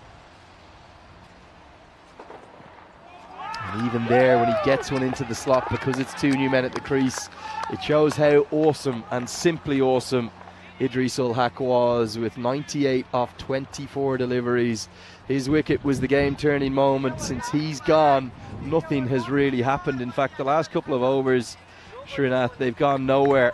After we had double-digit overs for the first 7, Rahmani and Nazir have conceded back-to-back overs with just 2 runs each from them and a wicket in the game, set, and the match to the Nomads. It's 14 balls, Lenny, since the last boundary, which is absolutely crazy given how this game has gone. And I agree with Meyer Patel, one of our admins on the YouTube chat. The poor guy, not easy coming in and hitting straight away. It's going to be Khan to close things out. It will be a Maximo. And for Geneva, maybe they're just thinking, how many can we get? Can we pick up 20 or 25 off this final over? Close that gap on the net run rate, keep it somewhat in shape. They should be so proud of their efforts. Remember, after 6 overs, they were 140 for 2. So the last 3.1 have only gone for 23. And this will go for more runs. Just the one. Oh no, it's going to be a save boundary, just inches in front of the rope. Azim Nazir. They're going to run an overthrow here. We'll get back for 2. Rather farcical circumstances. Desperate dive there from the captain to save that from going to the boundary. Amjad Rahmani with a bit of fancy footwork. It's just 2 in the end for Geneva. Massive. Well, that's more like it. And I just wonder, is Ansar Mahmood, the captain, thinking of what might have been those 2 overs, overs 8 and 9? Somehow they only went for 4. Everything else today's gone for double digits. But just when they needed to keep it going in cruise control, they ran out of puff. Also got to be appreciative of the consistency of length from the Nomads bowlers. Tarani Tharan, and then followed by Fahim with that wicket over in between from Rahmani. Incredible consistency to pull this game back. And that's going to be 6 more. all this will do will leave that little bit of bitterness, that little bit of, oh, how close were we? How could we have nearly got there? And where was this from Ansar Mahmood? Poor old Masood Kabir. Well, he's going to be inconsolable, isn't he? In the dugout. Back-to-back Maximos. This time doesn't get it. The recipient of those consistent Yorkers was Masood Kabir. The move to send a pinch hitter sometimes does not come off, and you get an innings like that. 1 of 6. It shows sometimes you're better off actually just getting out, aren't you? Off your first delivery, and this is going to be out. Very, very well judged to close us out. Well, it's a game that will be remembered for its runs, but it finishes with a wicket, and Khan says thank you very much, goes down into a push-up, a prone position. I'm not too sure about the celebration, but one thing is for certain, we have seen one of the all-time great 10-over clashes in the history of 10-over cricket, and there's big smiles not of joy, but smiles of relief from the Nomads, because they've been pushed to the brink by Geneva in a thriller. The end result, they've run out winners by 25 runs. As we see by the boundary line, Idris ul Haq leading the way, looking up to the heavens, wondering what might have been. Just the one hit away from the fastest 100 ever. Well, here we go. This initial highlights package is all going to be about 2 men, and it's the 2 opening batters for Geneva, Idris Haq and Nouman Ahmedzai. It's actually Ahmedzai that got off to the faster start. He was 30 off just 7 deliveries before he was caught right on the road to the left-hander. He showed us some big power, 4 Maximos in his innings, striking at 375. He was devastating down the ground, loves that area over long off. Even somehow managed to get that full toss all the way for 6. As the youngster had an over to forget, Amjad Ahmed went for 37, and the free hit went the distance too. As the Nomads, well, they were feeling the pressure thanks to that drop catch, one that certainly Waqas Gawaj is not going to want to see again. We nearly had a run out barring the edge of the mat, and what that meant was that the 2 batters were able to keep going. And after the dismissal of Nouman Ahmedzai that'll come up in a moment here, it was all about this man, Idris ul Haq. Wherever they bowled, we had the answers. Slot balls disappearing into the distance. Attempted Yorkers, same thing. And the 4s were rarer. Nouman Ahmedzai getting out to Azim Nazir's first ball. Good catch from Tarani. Then after that, Haq just said, okay, time to take the handbrake off, time to go here, because we've got nothing to lose. And he played one of the all-time great 10-over innings. It very nearly, in fact, usurped Azim Nazir. Fahim Nazir even had Hassan Ahmed, who put on that double-century partnership. And whilst he was there, the game very much looked like it was going Geneva's direction.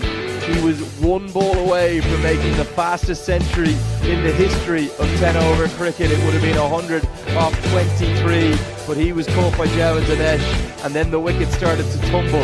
All the momentum, it was like a tyre being deflated as the life went out of the chase. Particularly Masood Kabir just couldn't get anything going there.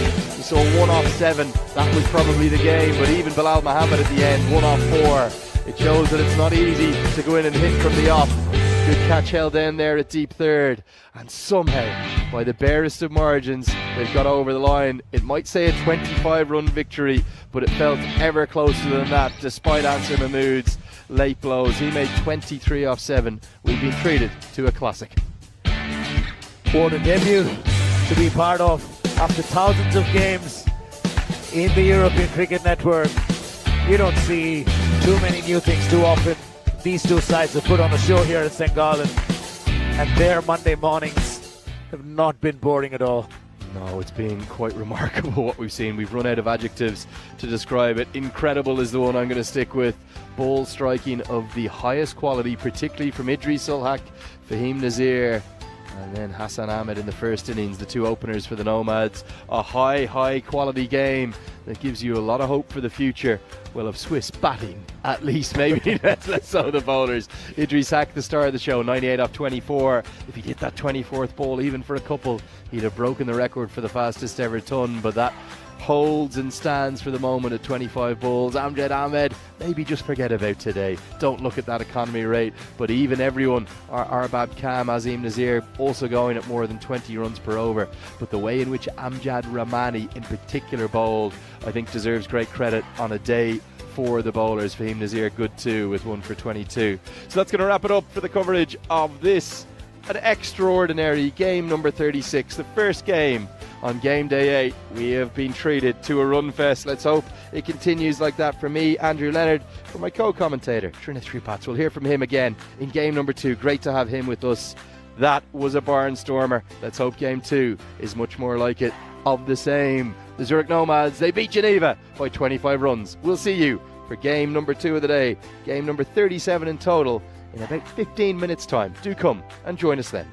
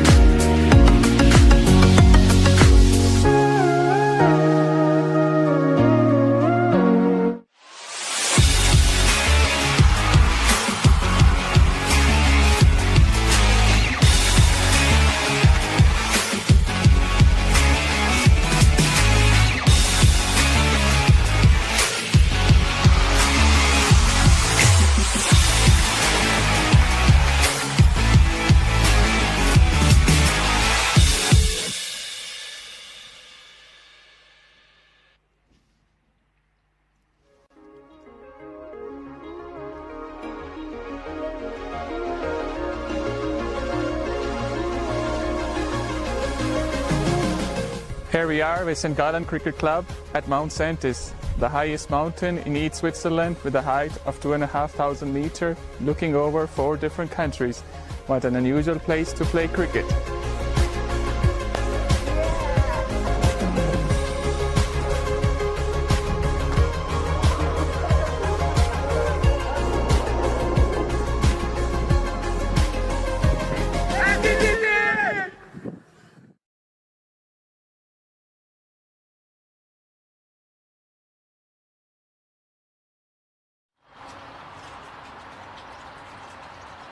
Well, guten Morgen, a very good morning and welcome along to the action here in Switzerland.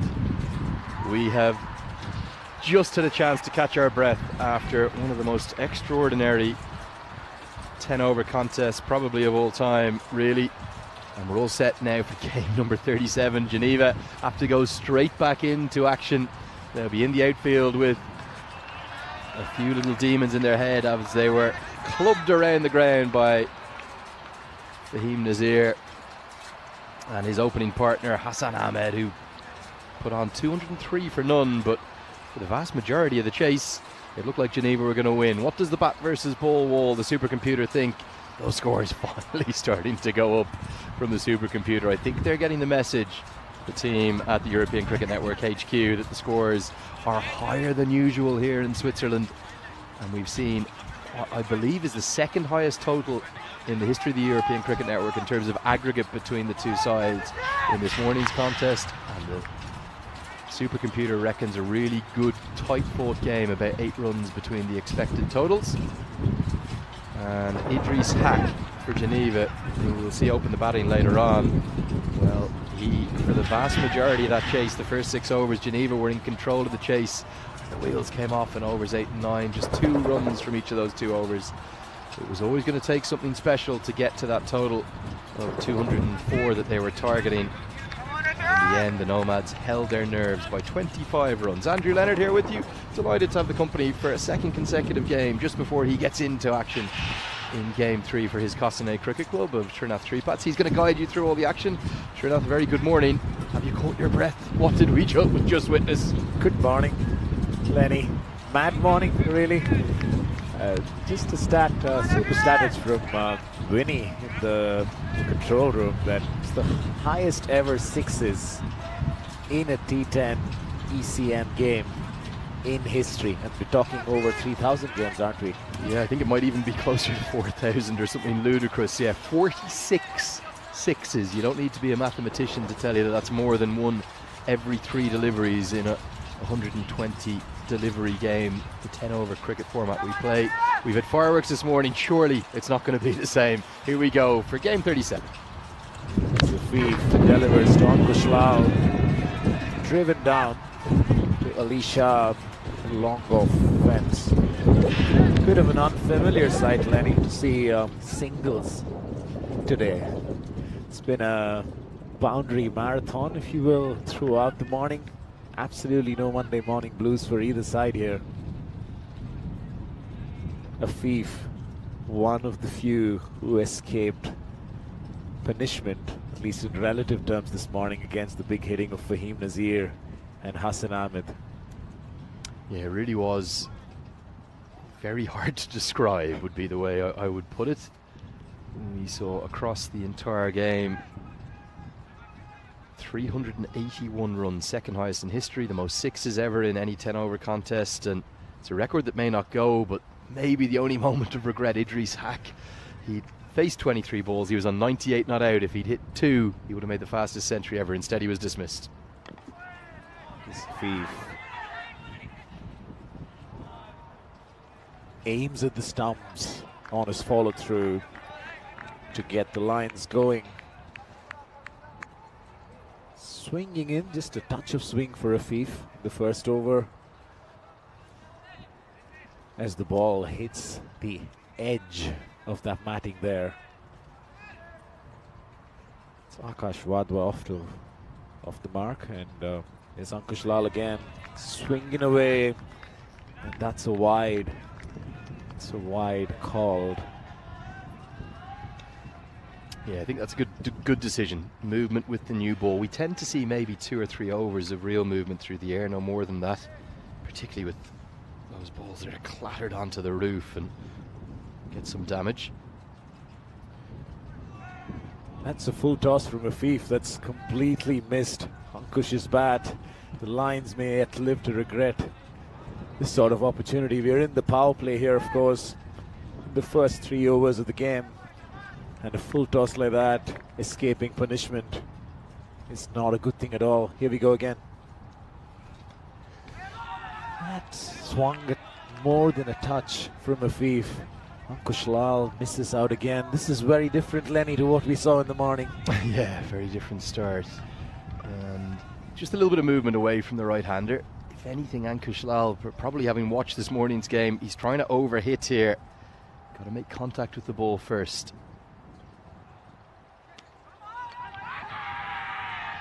Is that on the line?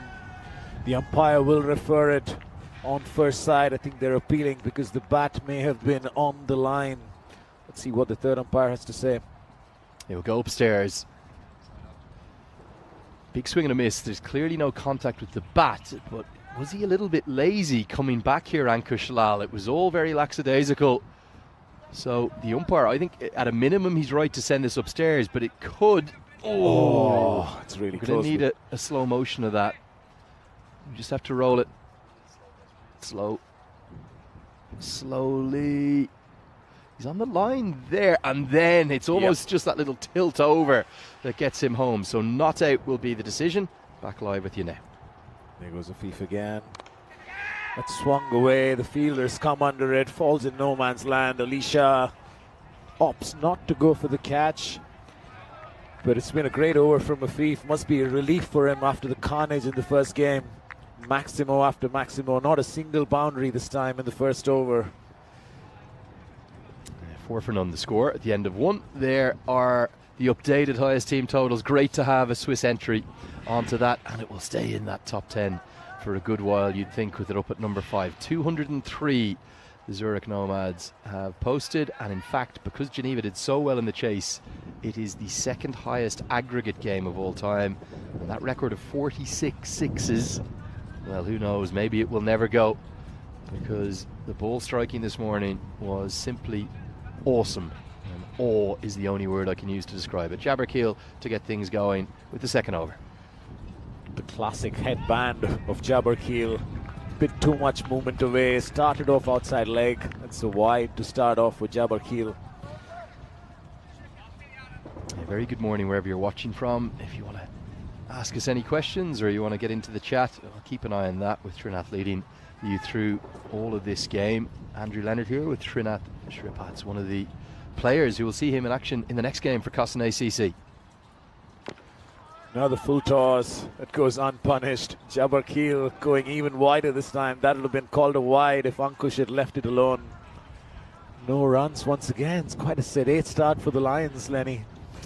Yeah, I think our judgment's probably going to be skewed having seen what we saw this morning, but even in the context of that game, 13 runs per over on average thus far, so you're expecting a bit more from these two, particularly Lal, 75 off 30 in his first game, but since then he's just gone a little bit shy of runs, a bit short of them, and with the top 5 run scorers, the way in which they've struck the ball, they've made it look so easy.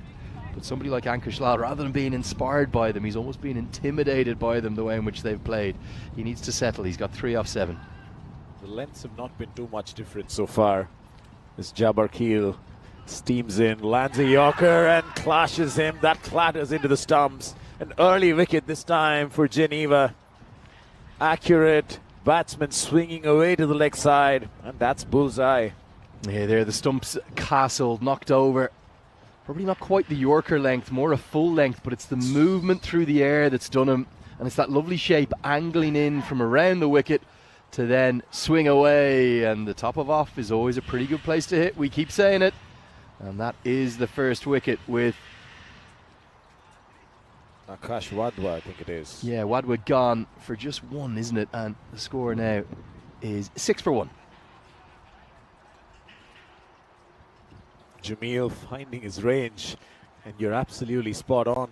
The same balls were disappearing onto the roof from Fahim and Hassan earlier in the morning. Jamil will want to continue hitting that hard length, getting it to angle away as we've seen in these first couple of overs.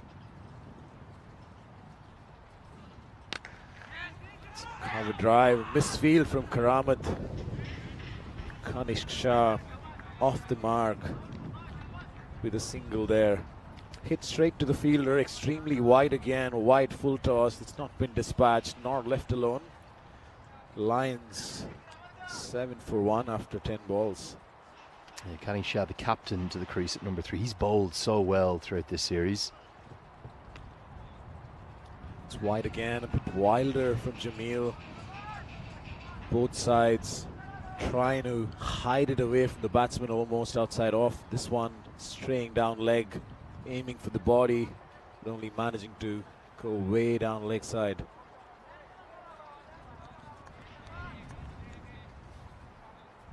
Yeah, Ankush Lal just struggling to get going, isn't he? Looks out of rhythm.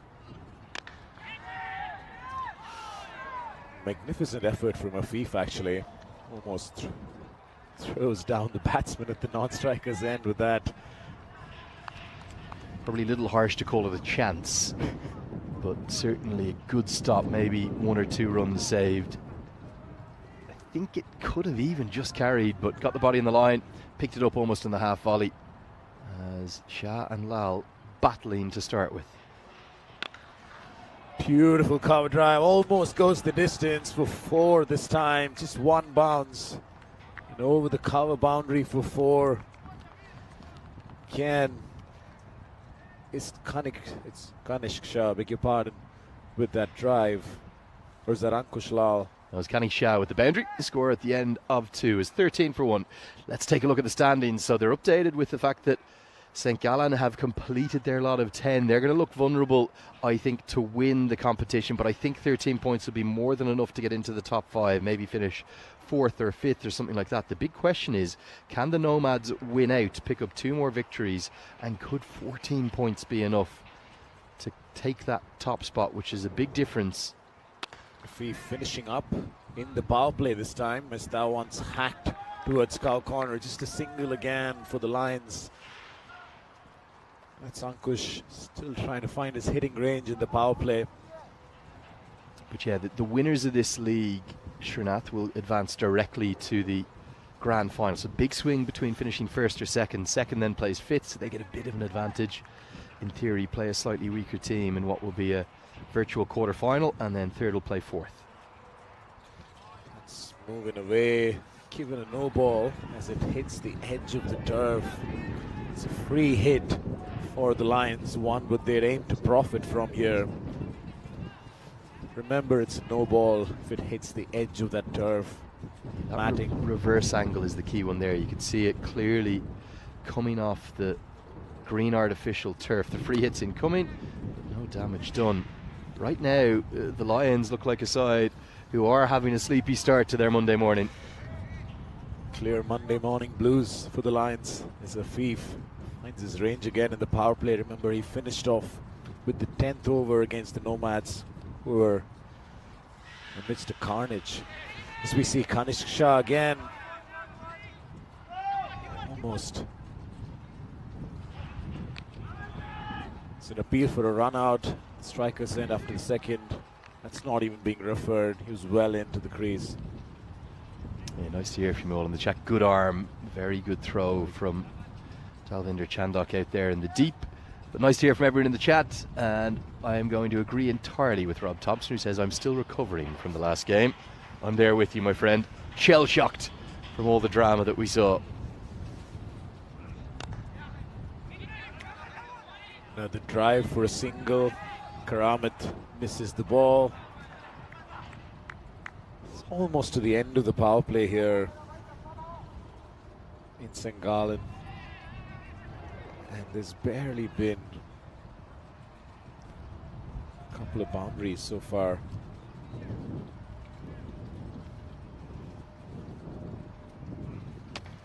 Now the hack, fielder coming under it. Alisha this time drops it at deep cover. That one spills back into the circle, and it's just a single for the Lions. Yeah, it should have been taken. Really should have. I think if anything, he's almost overran it. He didn't need to sprint in quite as hard as he did. And the moment of regret as it goes down, never quite looked settled. Did Ali Shah underneath it. And it's a life for Lal, who's really looked totally out of rhythm thus far. This one's flicked away to cow corner. Just another single. It's the end of the power play. The run rate's under 7 here. The Lions really need to get their skates on, Lenny. Yeah, we've seen very few scores under 100, particularly not anything under 100 win, I don't think. 130s probably, we suspect par, 125, something in that vicinity. But you'll see from the power play, well, it's a power play in name only. And the graphic might look a similar shape, but the difference is in that first game, the numbers on the left were 15, 25 and 30 as they soared into the sky here in St. Gallen. The projected score right now, a pretty ugly looking 67. They should surely get a few more than that. How can they find a way to battle up to something that could be defendable? They need at least 100. It's Karamatullah Tarakil, who's back playing for Geneva today, coming in just after the power play this time. Pretty consistent, his lines and lengths most days, as that hack goes to long off into Afif's hands, accepts it gleefully. Tarakil strikes first ball for Geneva. Yeah, it's going from bad to worse here for the Zurich Lions. It was short, it was wide, and rather than sort of carving it over somewhere more towards cover, he slapped it down the ground straight to that wide long off position that we've seen in use quite a bit. And the captain now goes, he's gone for 9 off 8. The Lions 20 for 2 in all sorts of bother. I think the highest score we've seen defended, excuse me, the lowest score we've seen as a winning score is Alton's 107 on the opening day as they beat the Power CC in a thriller. That's in a completed 10 overs per side clash. But if you don't get up to that 120 mark, really, you can't see it being a winning score here. As we know all too well as players from Costin ACC, it's 125, 130 and 130 against us in the triple header on Saturday. It's gone up significantly from 2020, Lenny, when 80s and 90s were still in business. Low scoring games in relation to what we're witnessing here. And that just sums up the change in mindset, the change in approach, also how much this 10 over format's evolving. Sunshine is out now. And it's definitely not warm, but they will take that sun. And often the distance, I think we're going to be fine for this morning's conclusion. Hopefully the third game too. Games 4 and 5 though. We'll see. A lot more sunshine than we've seen all weekend, to be fair. As Karamat fires it in wider. This one goes for 4, just about crosses the boundary at deep cover. It's an interesting slingy action, Lenny, that Karamatullah has. Yeah, that's a better place to hit him, isn't it? Yep. Over extra. But I have to say, Rafiqullah Mohammadi, there's a reason he wasn't togging out for the St. Gallen Football Club yesterday in their winning start to the Swiss Super League season. He got his feet in a horrible tangle as he tried to keep it in. 4 to the total. It's a wide, should be, it's a no ball as it hits the edge of that matting once again. Once again, Karamatullah, that slingy action hits that green strip at the edge. Free hit coming up for the Lions. Ankush Asani swings. He can only swing it to deep fine leg for a single. Good comeback from Karamatullah, pulling that one slightly back and into his body instead of wider outside off. Yeah, the shorter length has actually tended to go the distance because of his slingy action. I want to talk about that headband though. Really good call on a day like today. Oh dear! Oh, the bat's broken into 2. It's travelled as far as the ball itself. Well, that's the last delivery that bat's ever going to be used for, and the non-striker says, we've got some nice wood for the fire later in the year. Well, actually might be needed now. That one there, oh dear, the whole back has come off it. And there it is. The laughs all around, particularly from the Geneva players, but well, they're not cheap cricket bats these days. How much does that one cost him? May explain, Lenny, how few boundaries we've seen so far. That one's flown off. This would be a good angle. Have a look at this one here. Oh, wow. It's the entire back strip of the bat. There's actually no problem. He might still be able to use that, you know. For throwdowns, you think? Well, I don't know. Maybe it's just going to be lighter. Maybe it will still ping off. I reckon he might have a go on the nets and see if that could be usable again. But he's had a colleague's run out to him for the moment. A very, very sedate start for the Zurich Lions. Swing again with the new bat. It's a misfield at mid-on from Jamil. It's quite a rare sight. It's quite a gun fielder, Jamil Jabarkhil. It's a good over from Karamat this time to start off. Just 7 of that one. All these Geneva bowlers must be counting their blessings after that madhouse of a first game this morning, Lenny. Well, it's funny how you just can't predict what's going to happen, can you? Because in this morning's game, they went at more than 20 and over. And even again, though, the graphic might look the same. The problem is the corresponding number on the left is 7 runs per over. They're not even at 7 runs per over. There's only been 2 4s hit and no 6s. So it really shows you just how much the Lions have struggled, maybe overawed by the feeling that they needed to get towards something in the 150 plus region. They're going to have to go a long way to do that now. Here's Zahid, full toss, straying down leg. That's a wide. Geneva bowlers, as they come back from that carnage, trying to adjust their length, taking a ball or two to settle in. Going pretty well so far. Remember, as you mentioned, the power play, Lenny, we had a 37 run over that chase. Yeah, that's more than the Lions have managed in 4 overs thus far. It's a low full toss just outside off. Again, drilled to long off. It's not going to help them too much. They're way behind what we just heard from Lenny as the par scores for this year in Switzerland. It's about the 125, 130 mark that you need to gun towards to have any kind of chance of defending it. Slower one from Zahid. It's a French cut to fine leg as they steam back for 2. Idris Haq misses that one and takes off the bails without taking the ball at all. Well, this was gone. I think he's just got a little bit over-eager to whip the bails off. If he gloves this cleanly, oh, he's gone for all money, but he's just got far too keen, hasn't he? And it was a suicidal second, but somehow Ankush Hassani is going to survive. Still no timing, no rhythm for any of the batters. This innings, it's going nowhere. None of the top 4 even finding their range so far. That's a high full toss, maybe a no ball. Just flies over cow corner for 6, and it is called a no ball. 7 of that plus a free hit coming up.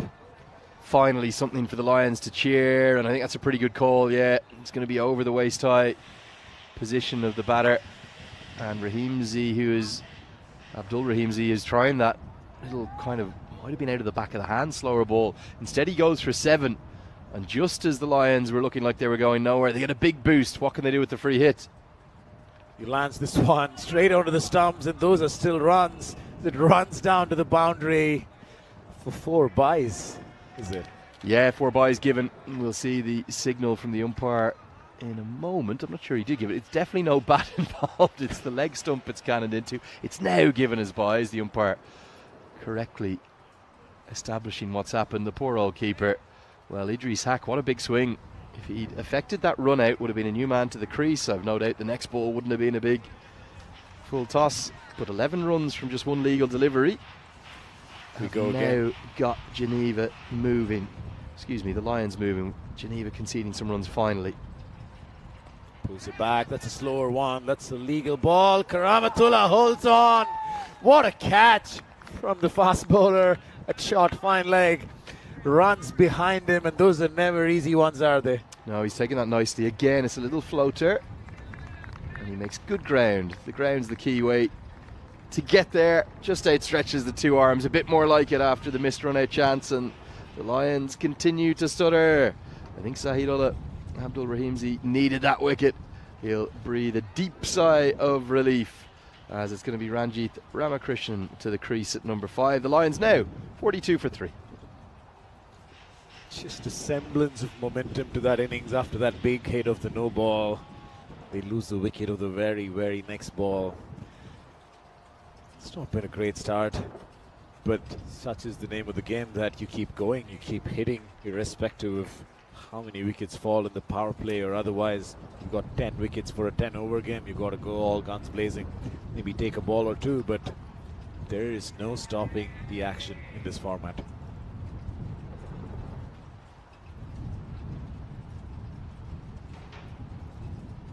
As we see Zahid landing another Yorker. That one, is there a run-out chance? No, he makes it easy. That one was hacked off a full length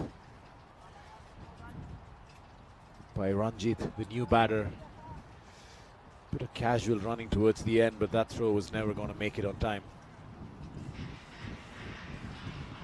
Ankush Lal, 8 of 13. He'd want to correct that strike rate pretty soon for the Lions to get going. Zahid lands it slightly slower, pulled away towards the deep square leg fence before. Slower one, the one that's been aiming all over. He lands it this time. Ankush picks it up pretty early, swipes away for 4. Yeah, that's the graphic to indicate just how impressive the scoring has been throughout this competition. As it's 47 for 3 at the end of the 5th over. A bit more like it pushes up towards 10 runs per over now. Yesterday was the record-setting day. If the Lions could start getting something going, or maybe Geneva chase this down very quickly, we could be in for a record-breaking day, given that was the second highest aggregate total of all time. We're going to see a change in bowling, as it will be Bilal Mohammed, the bespectacled quick bowler, to come on now with right arm over the wicket. 5 fielders in the deep, 2 on the leg, and 3 on the off. Slightly wider, and that is signaled wide by the umpire. Bilal attempting to hide that one outside off. As the batter moves away. It's just over the line, but such are the fine margins in this competition. Can't really have any room for error, even a couple of centimeters. Bilal over pitches, not punished again. It's drilled down to long on. So do let us know where you're watching from. Any questions in the live chat on YouTube. Also welcome to all our viewers on Swiss Sports TV. I was actually enjoying the action on the television in the hotel room. My one day off yesterday. Really good coverage too. It's another fuller one, this time actually moving away from Ankush Lal as the wind picks up steam again here in St. Gallen. Well, I think it's winds of change that we're feeling right now, Srinath, because I suspect this afternoon it's going to tip down. There's very dark clouds in the distance. There really are, and I just wonder whether or not this is going to be the best bit of weather we'll have all day. Heavy, heavy wind. Maybe the winds could blow that away, but it's tended to come almost exclusively from the distance as you look now, as we look out too. That's where the weather's come from, up towards Lake Oversea. Tries to hack again. There's an LBW appeal. May have been too high. This is close for me. I think this is worth a second look. Height is maybe the only thing going against it, because it's definitely hit him in line. It's hit him in line with what? Oh, I think that's plumb. I don't think that's going over the top. He's on the crouch. The problem is it's hit him up on the back thigh pad. For me, that's hitting middle stump. Now the pull attempt gets nowhere. The Lions really haven't found their range. Particularly Ankush Lal. 12 off 18 deliveries. You have to remember we've seen a 13 ball 50 in this morning's game, and he right now is going nowhere. That's that dark cloud I was talking about. You can just you feel a chill in the air, don't you, before it rains as well. I'm sure as our viewers listening on the coverage, you can hear a little bit of the winds movement really across the field. It's buffeting all of the branding as well. It's another tight over. Only 3 have come from it. Oh God, that does not paint a good picture, does it? 50's come up after 6 overs. We'll be okay for game 2. You might get a bit wet out there, Srinath, in game 3, I wonder. Does look okay for now, but such has been, I mean, the famous Swiss microclimate, where it changes hour to hour sometimes. Even a few minutes away, it's completely different. Well, I brought 5 layers to wear. I've got 2 more over my legs, and I'm still freezing even though the sun is shining. Now the full toss, not profited off. Straight down to long on. It's quite a statement from an Irishman that it feels cold. I hate the cold, mate. I absolutely hate it. This is why I spend my entire year away from Ireland apart from the summer. Well, I'm actually never there, really. Do not like the cold one bit. Gives himself room.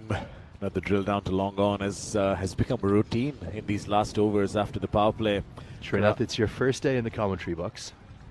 You can't call that drilled. That was tapped. Gently nudged to long on. Ushered to long on. Ushered. Wasn't drilled at all.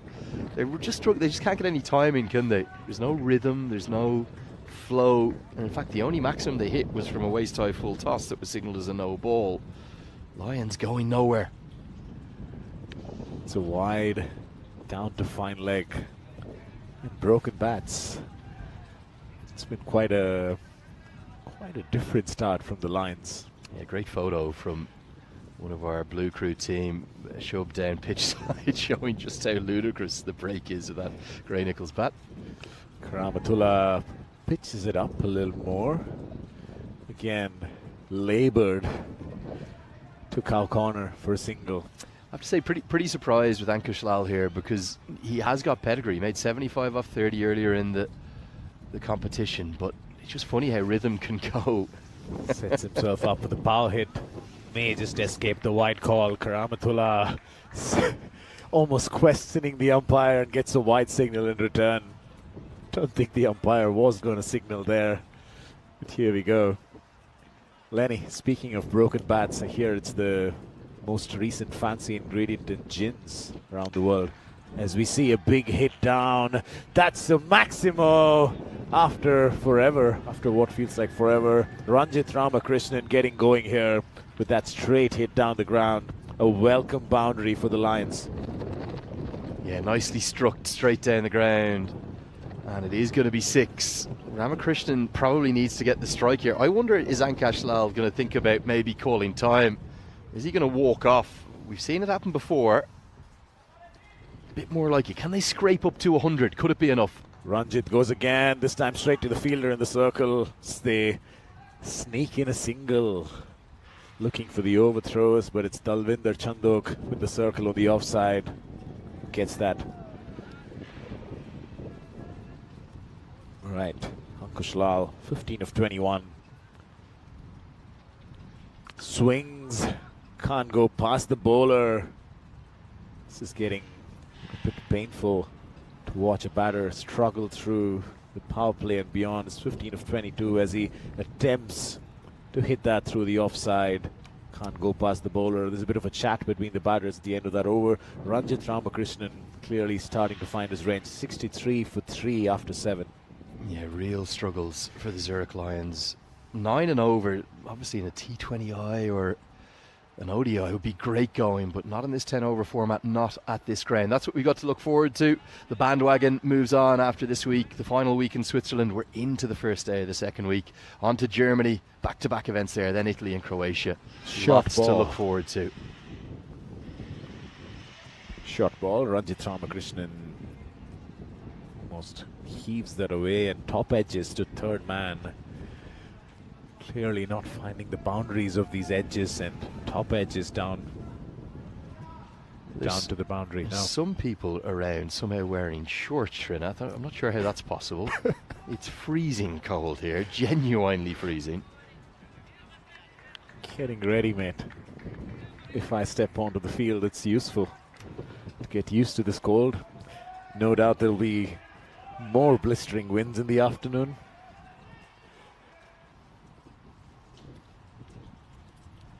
As we see another of those slings, full tosses, straight into Ramakrishnan's hitting arc. It's only flat battered to cow corner, just a single. Yeah, you see from the side on replay there, that's fine because he's quite a bit down, really good umpire, and immediately the square leg umpire signalling to the standing umpire that is not over the waist high. Pulled away, finds the gap, Ankush Lal at long last. That's a boundary.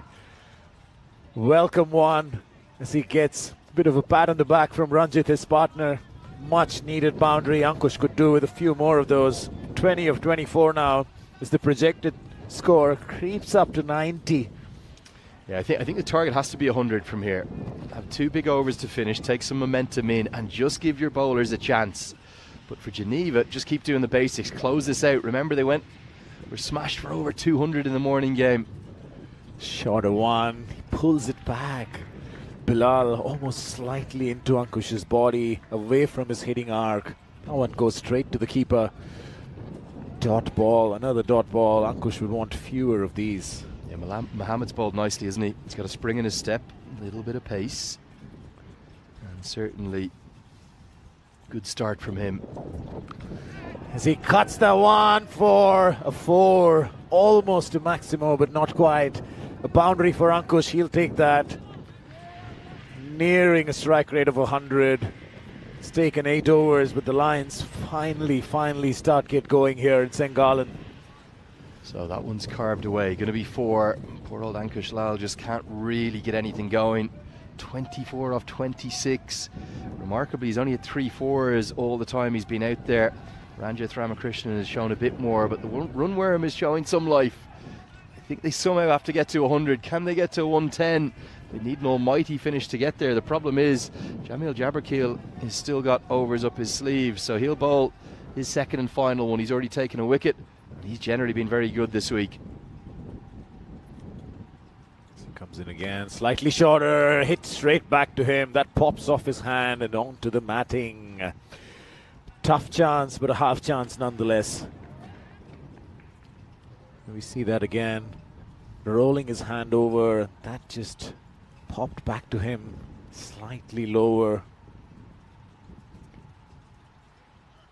Shorter and pulled again this time. It is Ankush Lal. It is another boundary. The Lions get going. Still only 10 balls to go, and it's 79 for 3 for the Lions. For the first time, I think, today, Ankush's strike rate just over a run a ball. Yeah, somehow is battled being the operative word there to get up over a run of ball. But the angle, really don't think short deliveries have shown much profit here on this matting, and it's helped away for 4. Goes again, does Ankush, is that a catch? No, just falls short of Bilal at long on. Just the single again. As we see the Lions power hitters warm up for the last 3 overs, itching to have a go. Still Lal and Ramakrishnan at the crease.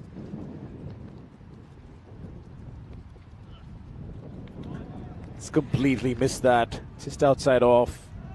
Swung in the other direction. Dot ball again for Jamil. It's a good length, not unhittable. It's more of an offside ball that Ramakrishnan's gone all around. Stepped another pace down the crease as Ramakrishnan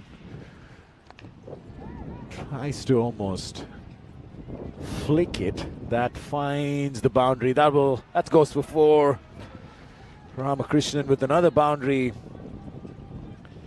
Good effort from Karamatullah Tarakel in the deep, body on the line, but unable to just drag it back in, was he? You can see here, yeah, not quite able to get there. But a good diving effort. It's got colder and colder in the last 20 minutes, and the wind is hammering across us, howling across us. Over pitch, Ramakrishnan goes. Will this be saved? Yes, it is, by the cover fence. Rafiqullah Mohammadi almost going the wrong way before pulling it back. Certainly saved 3 runs there. The Lions 85 for 3 with 1 over to go. Will they hit that 100 mark? Still well below par, Lenny, given what we've seen this tournament. Yeah, should be Abdul Rahimzi, you'd think, to bowl the 10th and final over. And Zurich, they probably take 100 from here, but Geneva, whatever happens, they'll be delighted with their effort, having battled back in a big way. Done so well. Some detailed instructions for Zahid Abdul Rahimzi from Afif at long off. Let's see if he lands it on the spot. He does, almost a wide Yorker, given the batter was down the pitch. Just a single straight to captain Ansar Mahmood. Still a way away from that 100 mark. Need 14 of that over to give themselves at least something to bowl at here. It's funny, isn't it? You look at the partnership, 44 off 27, you think pretty good effort, but problem was the start for the Zurich Lions was so timid, so tame. They have recovered things back from 42 for 3, but really, I'm not sure it's going to be enough, particularly with the way Idris Ul Haq is hitting the ball for Geneva. He made more than what the Lions have made in 9 overs, Lenny, all by himself. As we see another dot ball, Abdul Rahimzi sprinting back to his mark to complete the full quota of overs. As the wind picks up steam, wherever you're watching from, you're probably going to hear that and wonder how it looks so bright and yet blustery here in St. Gallen. Another single. It's going well for Zahid so far. He just wants to get out of this over. For Geneva, they want to get off and get chasing a total. There's a small chance that that rain could come a little earlier, so they'll want to get out there and get those 3 overs bowled that we need minimum. Had another one struck down, just inches away from Zahid, but it goes for 4. Just over the 90 mark. That one smashed away. Again, not fair to call it a chance, but it was a tough chance nonetheless. He probably would have fancied his chances maybe getting something on it to stop the boundary. Low full toss, flicked away by Ranjit Ramakrishnan. This one's down to long on as they attempt a second run. Is that a run out? Is it going to be referred? Yes, it is. We'll have a look. Hard to say whether he's got there or not. We'll obviously only have this angle, but the umpire gets into a good position. He's sent it upstairs. The flick onto the stumps is definitely good. Oh, I think that's gone. I think the bail's probably just come out of his groove. A full stretch dive might have saved Ankush Lal there, but it's not to be. I think that's just on the line as the bails come off the groove. Yeah, I think that's the key frame there. Not this one, but the next one. If we roll it on one more, yes, bail out of the groove, bat short of the ground. He's going to be run out. And for Ankush Lal, who's had a good tournament, a bit of a day to forget, he's going to be run out for, I think it's 30 off 30, and we'll see the new man out to the crease, Nazib Safi. Final ball, he'll be at the non-striker's end. It's Ranjit Ramakrishnan. Streams down for a single. It's quite a good over from Zahid Abdul Rahimzi as the Lions finish 93 for 4 after their full quota of 10. That's well under par for this tournament, and it's more like what we saw in 2020.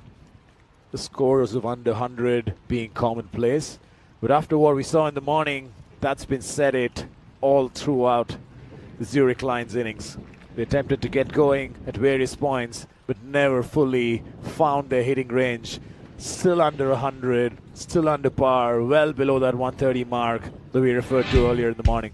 Yeah, definitely. As we look at the highlights, I'm not sure this is going to be enough for the Zurich Lions. Right from the start, they just couldn't get anything going. That was the delivery of the morning, bowled by Jamil Jabarkeel, who's been ever so impressive. The little away swinger on the top of off pitch, a roar of delight. And as you're going to see, there aren't many boundaries to bring you. Just 2 sixes in the entire innings, and alongside that, 8 fours. Not many of them came. One of them did come though from the captain, Kenny Shah, but soon afterwards he was dismissed, caught at that wide long off fielding position. Very well judged indeed by Afif Katak. There isn't really too many more boundaries to cheer. Ankush Lal 30 off 30, a very innings unlike his, but bats were broken. That was maybe the biggest highlight of the first innings.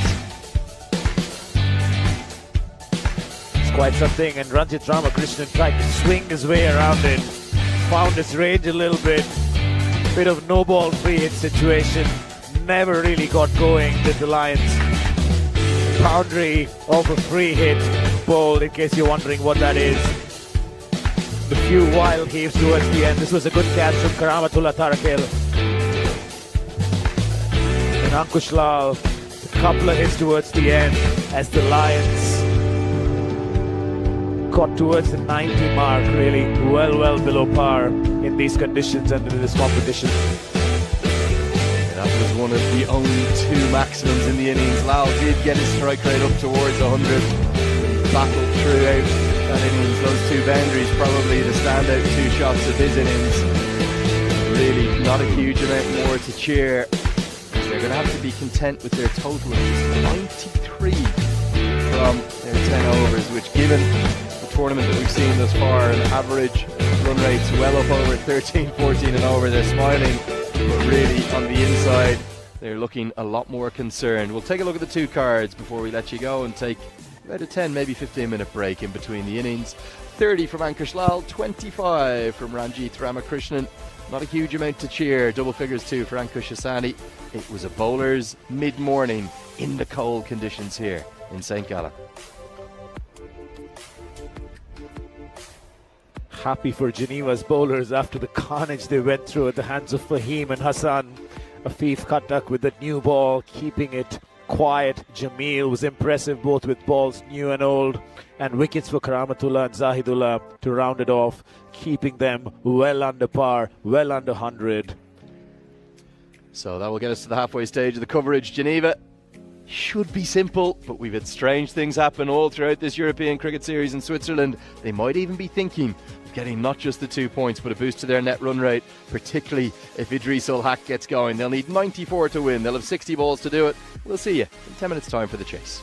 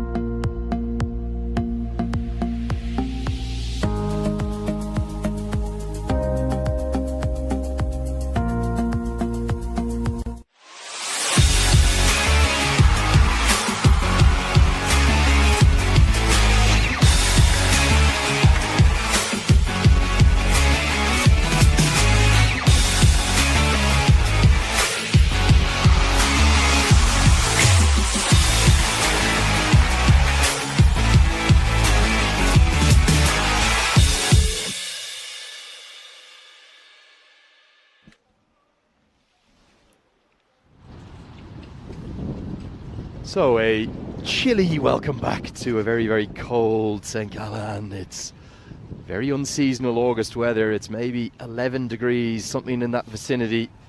And after a flying start to the morning and a very short innings break, we are going to get underway with Geneva needing 94 to win from their 60 balls and runs from the very first delivery. Andrew Leonard here, alongside Trinath Shripats, who's going to guide us through this second game of the day before getting into action for his Cossonay Cricket Club. Game number 3, you'll be back into action. Trinath, confident? We'll find out soon. It's against the Zurich Nomads, and after that, can only go down, can it?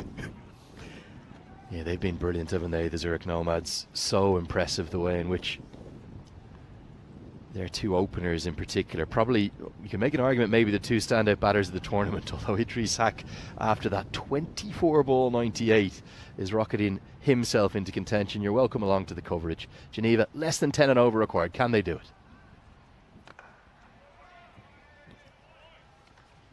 More sedate start this time. So far, just a couple of balls. Ganesh Shah, the captain, comes around the wicket to Nauman. It's quite a cold, calculated assault from Idris, but they took the field against the Zurich Nomads, chasing over 200. As that goes to the boundary for 4, it's driven down over mid-off by Norman Ahmedzai, who was impressive in his first game against Zurich Nomads. Yeah, really, that's his favourite area too, isn't it? He likes going over mid-off, and as a consequence there's going to be a field change, so long off will go back now. If long off was out, that could have been a catching chance, but Ahmedzai gets the first boundary of the chase. So that one goes up in the air, there's a fielder under it. Pouches it safe, there's an early wicket for the Lions.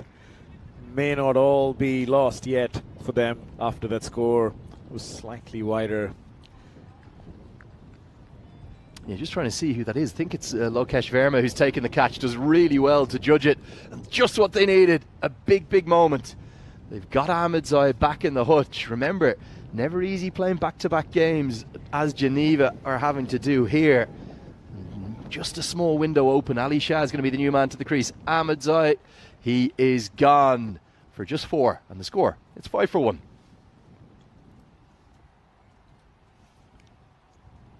It's funny seeing fielders, the wicketkeeper, all in beanies, coming under skiers to pouch that catch.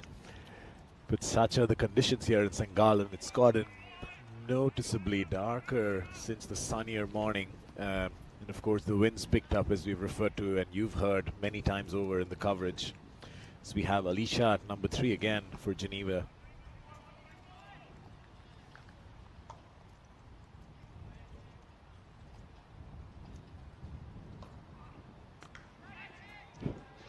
It's away from his body, but it goes the distance for 4. That's cut away well outside his hitting arc, but it's almost a one-handed 4, Lenny. It's quite a sight to see. As the ball is outside off and he almost leaves his bottom hand. Yeah, almost one-handed, wasn't it? But unorthodox, yet highly effective. His first delivery, and Ali Shah gets a boundary, just cut away behind square. 4 more to the total. This one again in the slot. Ali Shah helps it away for 4, just behind square. He's getting going here. Those are his favorite lengths. You bowl to him on his pads, on his legs. Allow him the swinging room to go towards the leg side. He absolutely feasts on those. 13 runs from the first over. It's 13 for 100 games now. The century comes up.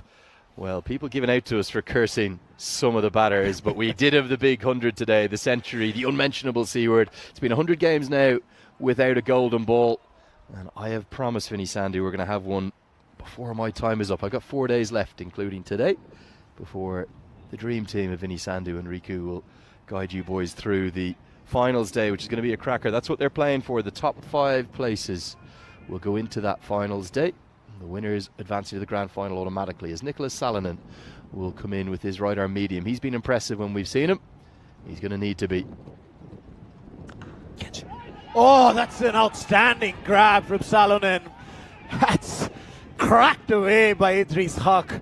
And Salonen takes it one-handed, reaching full stretch, just near the non-strikers. And that's an outstanding catch, Lenny. We've seen a few of those go down earlier. Yeah, brilliant. Maybe one of the catches of the tournament. In fact, definitely the best caught and bowled we've seen. Seen a few bowlers put some down, but Salonen pumps his teammates up and says, we're in this game. And we're going to get a look at the replay here. This is a specky. No timing at all. One-handed on the artificial wicket that's, remember, laid upon wooden panels, so that makes it all the more skillful, all the more difficult. A moment to savour for Salonen. A specky from him, and Geneva, well, they're getting themselves in a bit of a muddle, and it's the big wicket to go with it. It's Idris Haq. He made 98 off 24 in the last game, but now he's caught short for just one. Are we seeing a twist in this game? Geneva, 13 for 2. Speaking of best in the competition, Lenny, is that the best man bun in the competition? He's got a great hairstyle. Not that I'd know much about hairstyles, but that is a beauty, isn't it? I think he's had a fresh trim. Yeah. I think he knew that he was back in for some TV time, wanted to look at his very best, as he does. It's what I'd call a centre-back haircut. He could play for St. Gallen FC with that. Number 88, Nicolas Salonen, heading it into the net. Yeah, I got in to watch the last, well, I probably shouldn't say this publicly, but I got in to watch the last 20-25 minutes of that game yesterday. I didn't have a ticket either. Just wandered in. I reckon you can always find a way into a stadium if you try hard enough. You've got an big all-access crowd. pass. You've got an access pass. It's that wrap straight on the back leg. That's given. That was in front. That was in front. You could see it from a distance as the batter smashes his bat into his pads. Well, is there a different wicket that we're playing on? It's all happening here. We saw the second highest aggregate total in the history of the ECN in the morning game. As we get to mid-morning, it's all changed. And now Salonen's on a hat-trick. That, for me, is a good decision. Has to make it pitch in line. He pleaded with the umpire. He did get it to pitch in line. Going to go on and hit leg stump. He had a long think about it. Finally, the finger went up. We've got another man on a hat-trick. Well, he's giving out about the decision. I think when he looks back on YouTube later and he has a look at the replay, he'll see it's pitched in line, probably middle and leg stump. Going to go on and crash into leg stump for me. I'm sorry, sir. That's out. On your way, Rafiqullah Mohammadi. Are we going to see Nicolas Salonen add his name to this list? We saw the Hall of Fame updated for the Centurions with century number 18 coming in the morning game. Surely this is the moment. Nicolas Salonen, step up, make us number hat-trick 23. Here we go. Will Salonen be the hat-trick hero? Speaking of football references, he is ready to deliver number 3 for the Zurich Lions as they attempt to come back after what is a below par score on this track and in this competition. Answer Mahmood defended safely, negotiated that hat-trick ball, did answer. It's a bit of an early collapse from Geneva after all the big hitting from Idris and Norman and Co. in the first game. Yeah, certainly Salonen has made a big impact, and it goes to show the change of mindset. You need 20 and over. You're trying to hit every ball for 6. You just go out and play with complete freedom. Maybe Geneva guilty of just getting themselves in a muddle, a little bit of a clouded mindset going out. 82 and off 51. They're still favourites, but those 3 wickets have given the Zurich Lions real hope in the defence of this very subpar total.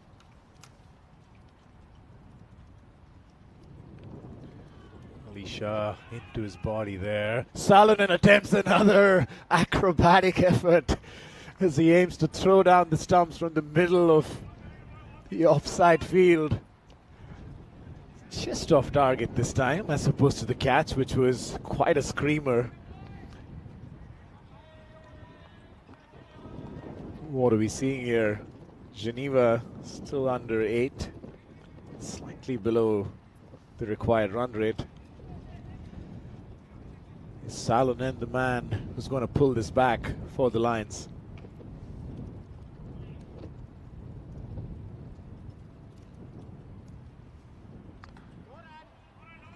It's funny because nothing in the pitch has changed, does it?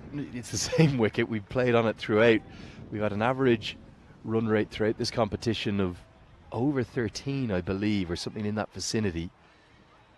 And all of a sudden, with just 93 on the board, Geneva are getting themselves into a muddle. 16 for 3 in the second. They do have batting to come. And even all the way down to someone like Dalvinder Chandok, they can all bat, but they're going to need to. Do you see this more often across the associate world? It's the end of the second over, 16 for 3. Where chasing sides base their innings according to the run rate instead of being clinical and closing this out in, let's say, 5 overs. Yeah, there'd be a big chance, wouldn't there, to get a net run rate boost here, but that might be gone now. Geneva will probably just take the 2 points. Remember, the top 5 qualify, and you can see here that it's getting very crowded in that middle order. You've got 7 games left yourself with the Cossonay side. How many of those do you and your team think you're going to need to win? Probably 4 or 5 of them? Isn't it around 12 points that you need to get into the top 5, pretty much? Yeah, but 10 could do it maybe, but again, net run rate is going to depend, and if we have a washout, although somehow that horribly dark cloud is now looking clearer. I thought we were dead set for rain this afternoon. That's what the forecast was given. Going to be the off-spin little darts of Ashwin Prakash. Tall off-spinner named Ashwin. Sounds quite familiar, Lenny. Loads up a little bit like his more famous namesake. Well, maybe the older Ravi Chandradash, and his modern action has changed so much with that kind of extravagant jump into the gather. A few rotations and a windmill. Yeah, to all sorts going on. Real student of the game, Ravi Chandradash. One of the best, maybe one of the best test bowlers in history, actually. It's that one shot and nailed into the cement strip beyond the boundary. That's a Maximo. Yeah, big hit. And to be honest, that's a buffet ball. It's time to help yourself. Pitched about halfway down, no pace, no spin, and Shah just pumps it for 6. Another short one. Escapes this time. Can't be slippery conditions. I think it's, you see him kind of almost wringing his shoulder. I think he's cold. He just hasn't warmed up properly. He's trying to again here now. Those 2 deliveries probably pitched closer to him than they did the batter. Absolutely. You've seen the spinners do really well today. Yeah, they've done better. Done better than the medium pacers. Can't go worse than blokes going for 37 and 25 and 30 over after over. Spinners have pulled it back time after time. Answer Mahmood goes for it this time. That might just run away. It's a good save from Lokesh Verma again by that deep square leg fence. Geneva starting to put together some kind of partnership. Target still quite a way away. Still warming up here, Ashwin Prakash. He just hasn't found any rhythm at all. Almost a chop on. Is there a run-out chance as well? No, he makes it safe. Answer Mahmood loading up. That's the end of the 3 over mark. The end of the power play. 26 for 3. I think it's just ticked on to 27 for 3 now with that single. So the equation is 67 more needed from 7 overs. Less than 10 an over needed. You'd think that they should be okay to get there, but all of a sudden Ali Shah and Ansar Mahmood not going very well. Very different graphs to the ones we had earlier. I think it was 68 runs or something like that we had from the first 3 overs. It was 71 actually, wasn't it? From the first 3 overs in the morning's chase from Geneva. A very, very different one now. They're not going to go with the second over of Salonen. I thought maybe that they'd have been better off sticking with their best bowler, the bowler we've been most impressed with. Instead, it's going to be Snehal Joshi. Who do you think hold the keys for the Lions, Lenny? 7 overs to go. Who are the bowlers you're looking to pull this back? Well, Salonen's the man. I'm not quite sure how that Ashwin Prakash over's only gone for 11. Snehal, that's hit outside leg, I think. It's going down. Snehal rolls his fingers over that one. It's way down leg. Yeah, given as a leg by, the reason this isn't given out leg before a wicket, look at the angle. So it's probably hit him in line with, well, outside the leg stump even. don't think there's a lot going for that shout. Leg by given. And still the batter's just, well, maybe the wicket's changed somehow. I'm not quite sure how things have so dramatically changed from this morning. Pace off the ball seems to be the way to go to me, though. It's that edge now. It's beaten him again. Snehal Joshi slowing it down enough for Ali Shah to swing too early. This is interesting. So it's a period of play where there have been some loose ones that have not gone punished. And then now it's all the slower ones that are beating the Geneva batters.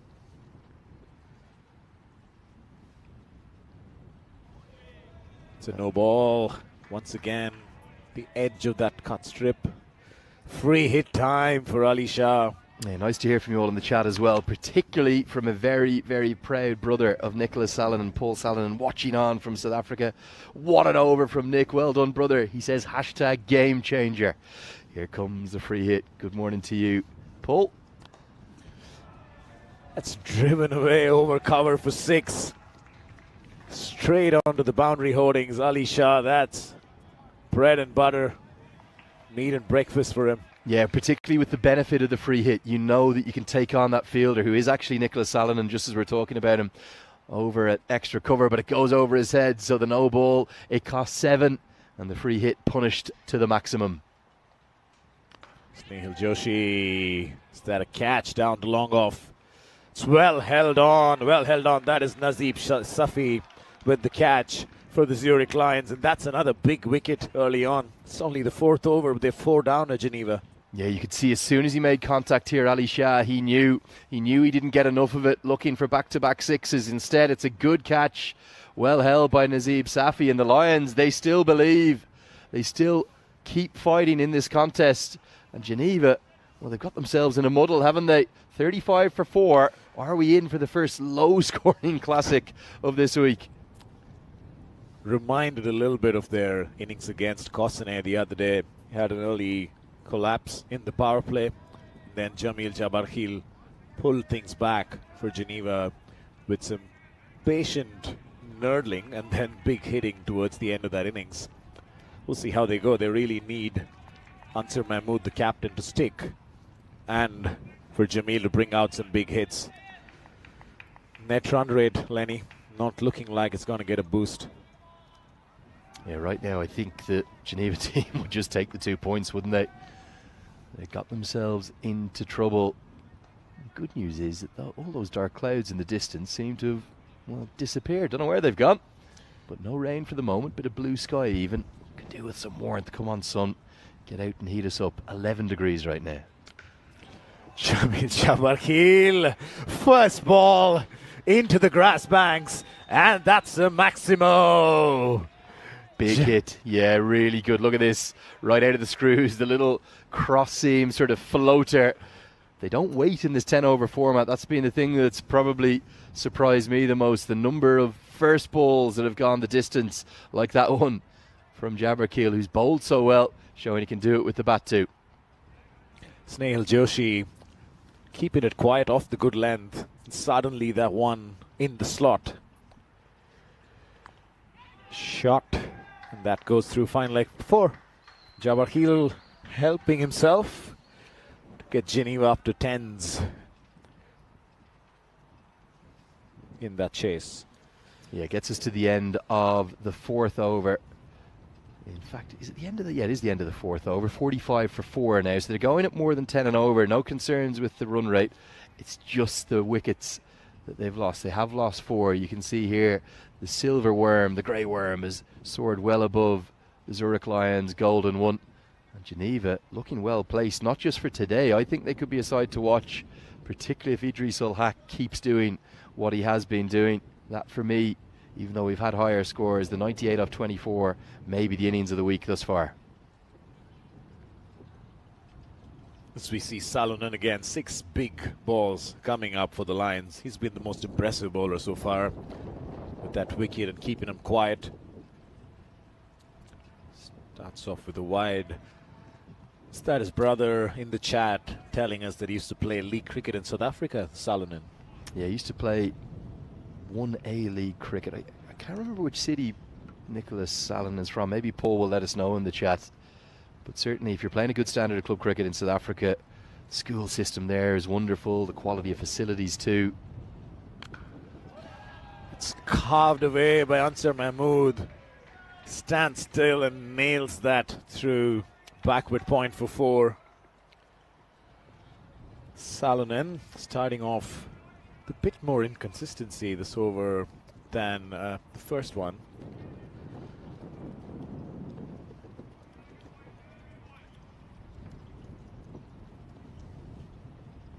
Yeah, short, wide, cutaway. Got a nice piece of it too, didn't he? Mahmood, the 50s come up. Maybe just some thoughts of that net run rate boost again. Salonen's going to change his field. He's going to go 6-3 offside, so he'll have to be very tight with his line now. So that means there's a man at deep backward point. There's also a man at deep extra cover, long off out in the offside, and then 3 in the circle on the offside too. And 3 on the leg, 2 in the deep, and 1 man right in the edge of the circle at square leg. It's quite rare, Lenny, to see lesser protection deep on the leg side after the power play. They've almost backed the offside field for Ansar here, given his hitting zones, which are over covers and behind square.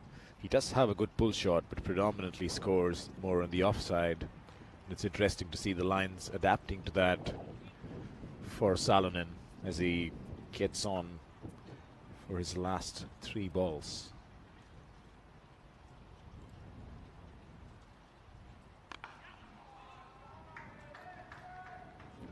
Just a single there.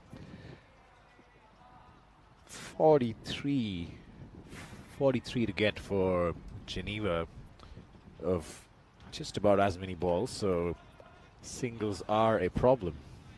Yeah, singles will be okay though. Just keep the wickets in hand for the moment. 42 off 33. They should get there. Runs always happen to come, particularly towards the 8th and 9th over usually.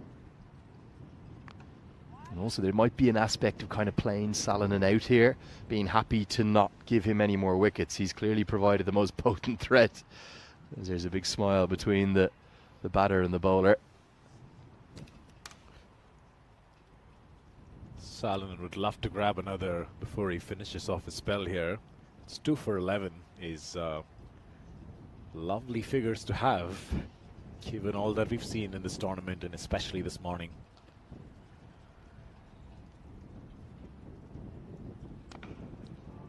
That might have just gone away towards the backward point boundary. Just a couple of runs for Jamil Jabbar. He could throw in from the deep, from the off spinner Ashwin.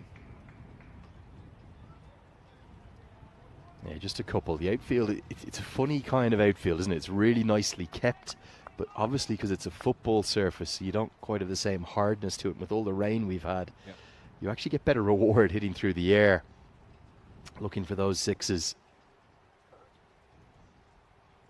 It's a better length and much faster from Salonen. Almost fired that in across Jamil Jabbar heel, and it's a dot ball to finish. It's 55 for 4 at Geneva after 5 overs. Yeah, 5 bowled, 55 for 4 now the score. 39 more to win off 30. And with Salonen bowled out, outstanding figures for him, 2 for 13.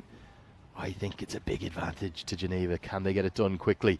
That's what we got to look forward to. There is so much, not just the European Cricket Series events that will come up here, close out here in Switzerland, and then look forward to in Germany, but also plenty of women's cricketing action. Ireland and the Netherlands playing T20Is. They'll be broadcast on the European Cricket Network. Looking forward to seeing the likes of Laura Delaney, also Gabby Lewis, Amy Hunter, all that Irish firepower against Babette Deleda, Stera Callis et al. From the Netherlands.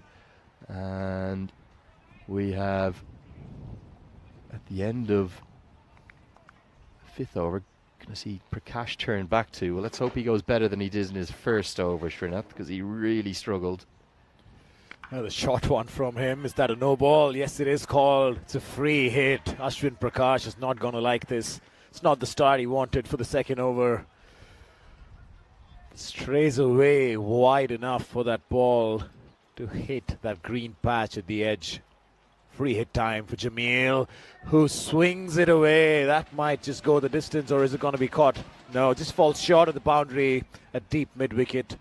clever cricket as well. Usually you see the fielder in the deep try to catch the free hit. There's no need. Because actually, if you try to catch it, you could have fumbled it over the rope. So very clever game awareness there. Just one extra run. That one turning in. Was that a no ball again? That's it. Oh, it's almost a direct hit. Well, you think it's turned in. It's not. It's hit the edge of the wicket. Definite no ball here. Well, you probably see it from the front on angle too. Yeah, off the edge of the mats. And you can see, as soon as you clip the green turf, you're going to end up with a free hit given. Here it comes. That's a free hit again. It's gone. It's gone onto the roof. That's rattled the roof. As you hear the Geneva dugout cheering him on. Just missed it live, but back with you now at the replay. He got enough elevation to get it all the way for 6. So the free hits have been very costly. Strange call to go back to Ashwin Prakash. He's looked all over the place. He's barely landed 2 balls in the same spot. Geneva now hunting this target down in a hurry. Now the Maximo from Jamil, who's in a hurry to get this done. He's been batting well all week for Geneva, and that's just proof again that he's found the hitting range and is happy to tee off in a small chase, if that's even fair to say. Yeah, really good stroke, and that's gone all the way up onto the bank. And they can't actually find it right now. You can see them there. Well, they're lost in the long grass, aren't they? How have they lost? Oh, there it is. He was looking about 10 yards to his right. He was nowhere near where it had gone. The lawnmower would have stopped it, Lenny. You're missing him in action. He's done his job and gone off for the day. It's usually where he's positioned. I don't think that roll-on motor can get up onto the bank. I think could get himself into a bit of trouble. So it's a bit longer up there.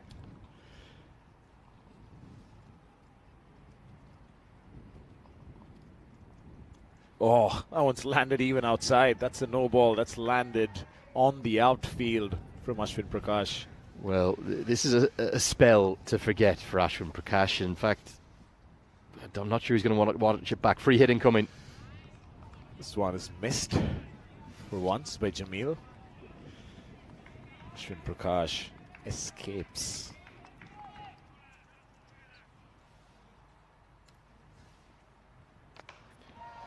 Jamil goes again. This time we know where the ball is, but it's the same result. It's a Maximo from Jamil. Yeah, big hit, and Jamil Jabberkeel is making the difference. He is ending this game in a hurry. And Geneva, well, they've had an all-action start to the morning. They really have. It's all been happening.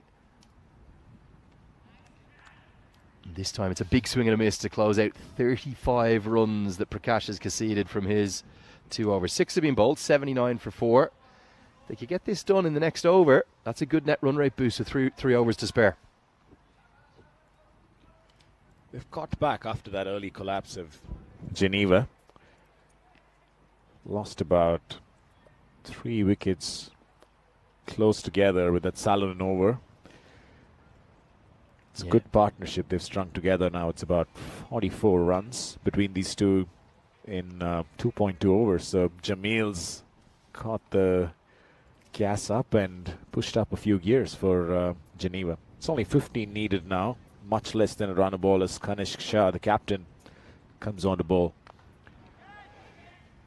Blue sky in the distance as well, which is something I did not think we were going to see.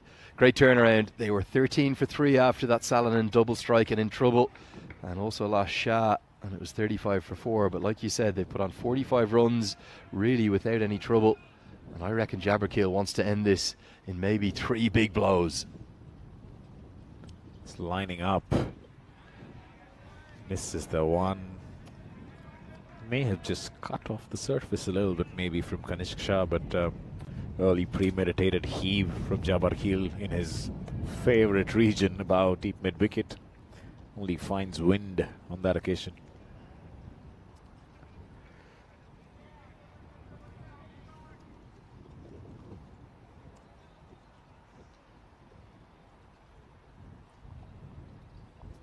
Steps down the track this time, same result. The keeper, who's been looking out for that run-out chance for the last couple of overs, finally gets to throw down the stumps once. But Geneva well on track here. Yeah, cruising right now. 14 to win off 21, less than a run of ball. What does that do to their chances? I think they move up into the top 5 as they win this one.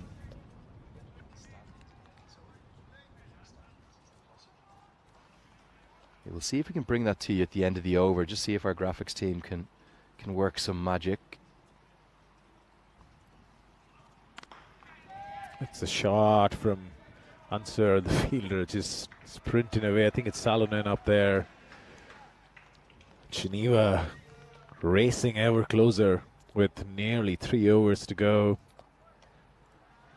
Yeah, I think Geneva definitely a side to watch. They will move into the top 5. They'll move into 5th place of their own right. And also their net run rate didn't take as bad a boost, as bad a hit as it could have, given they conceded 203 in the last game. That one's ended up almost like the 10-pin bowling sort of barriers you used to use when you were a younger kid. We're going to see if we can get the table up, thanks to the team for doing this. So they'll move into 5th. But critically, look at that net run rate. Outside of St. Gallen's, it's the best in that entire table. So if they finish equal on points with anyone, they will end up going above them. The top 5 advance to the playoffs. They'll also still have 3 games left. I just wonder who's going to take that number 1 spot. I think St. Gallen's 13 points are going to be fragile. And good news. Oh, look at this. Tell me you're in there, are you? Nope, What? not yet. Oh, no. Oh, no. Got a specialist commentary box. You've been position. left out. You've been left. Oh, mate, what's happened? Andrew Ryan found out on air the other day, didn't he? Big Rhino back in business for Costanet. So we've got the lineups for the next game. Get him in your fantasy team. He's due wickets. What did he pick up? 4 yesterday? 4 yesterday for not much. As we came back, and that's a wicket. That's a wicket for Saravana Kumar. And Jamil Jabarkhil, the man who's been heaving away 6 after 6, is finally dismissed off spin, and spin again, doing the magic, Lenny. Yeah, and it's funny. You can get your wickets in 2 ways as a spin bowler. He's beaten on the inside edge there because of the drift. So his natural angle, Subramani's to bring it in. And surprised to see the big leg spinner brought in as late as the 8th over. Certainly could have bowled him instead of Ashram Prakash's 2nd, I would have thought. But a really good contribution, a rollicking contribution from Jamil Jabarkhil, the highest strike rate of the innings. He's made 33 off 16. He's almost done enough to get Geneva there. They're 85 for 5. And can they creep over the line as Dalvinder Chandok comes to the crease? DC getting a bit of a hit as they sneak towards that 94 target. Love for himself to hit a couple of Maximos en route to finish this innings off.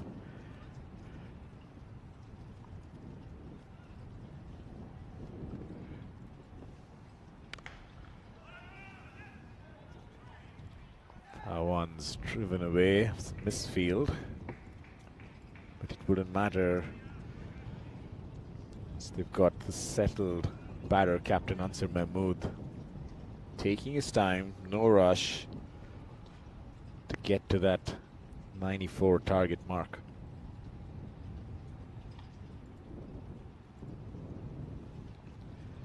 And one spins into him.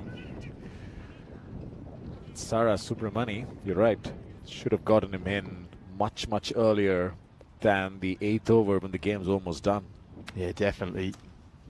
He doesn't turn it much. He's an angle bowler. So what you'll see is he's attempting to bowl leg spin, but it's really just drift and then it skids on. So it doesn't turn in, but it just kind of angles on. That one, little bit of bounce, a little bit of turn away. But just immediately a change of pace, a change of approach, and all of a sudden the run's drying up again. It's the perfect length as well that he's bowling for a spinner. Keep it just back on that good length and turn it away. Sara not sprinting to that catch really. Half a chance if you had a fielder closer. But that one lands in pretty much no man's land yet again. So 6 to go. Geneva all set to storm back into the top 5 in contention for the playoffs. They're trying to do it in one blow there, weren't they, Mahmood? But he's going to keep the strike. 8 have been bowled, 89 for 5 now. Do love hearing from you. Good news is we've got 3 more games today, so plenty more action. We'll see Costanet, who my co-commentator for the morning 2 matches anyway. Srinath Sripats has joined me just for these 2 games. Great to have you with me, mate. How have you enjoyed it? It's been wonderful. I didn't expect to wake up to a 200 plays 180 game. But, it's been a great start. You don't get to see these games too often. You don't get to see 200 often in T20s, leave alone T10s. And this one's been more of regular service, if you will.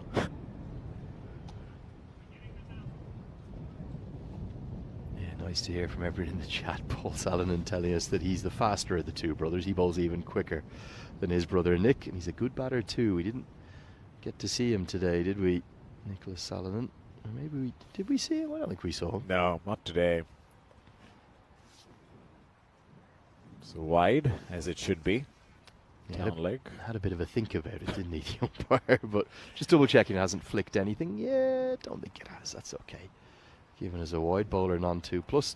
1-4 will do it now, and it would give them a win with about 2 overs to spare. Geneva, they've been good value for their victory, bouncing back after this morning's defeat. Answer goes for it to finish that innings off, and he does in style. That's well over the long on boundary. It's a maximo to get Geneva back into top 5 playoff contention. Yeah, and that's going to be that for Geneva. They've got it done. They've done it pretty easily too, I have to say, despite that wobble and despite a great effort from Nicholas Salonen with the ball. For the Lions, well, maybe just best to write this one off because nothing went their way. There's warm handshakes all around as the sunshine does try to warm things up. It's still only 12 degrees here. Really hard to explain how cold it is. That's why everyone's in 2 or 3 layers. Very unseasonal for August here. As we're going to take a look at the best of the second innings, the best of the chase. It was all wickets to start with, really, wasn't it? Despite that solitary boundary to Numan Ahmedzai. Kanik Shah dismissed him shortly afterwards. A good catch held by Rakesh Verma. And then the big moment after this boundary from Ali Shah was the dismissal of Idris Haq. He was gone soon after. We'll see that in just a moment. It was the entrance of Salonen, maybe one of the catches of the tournament. Screamer from Salonen to get rid of Idris Haq. Did the damage in the previous game. Another look at that.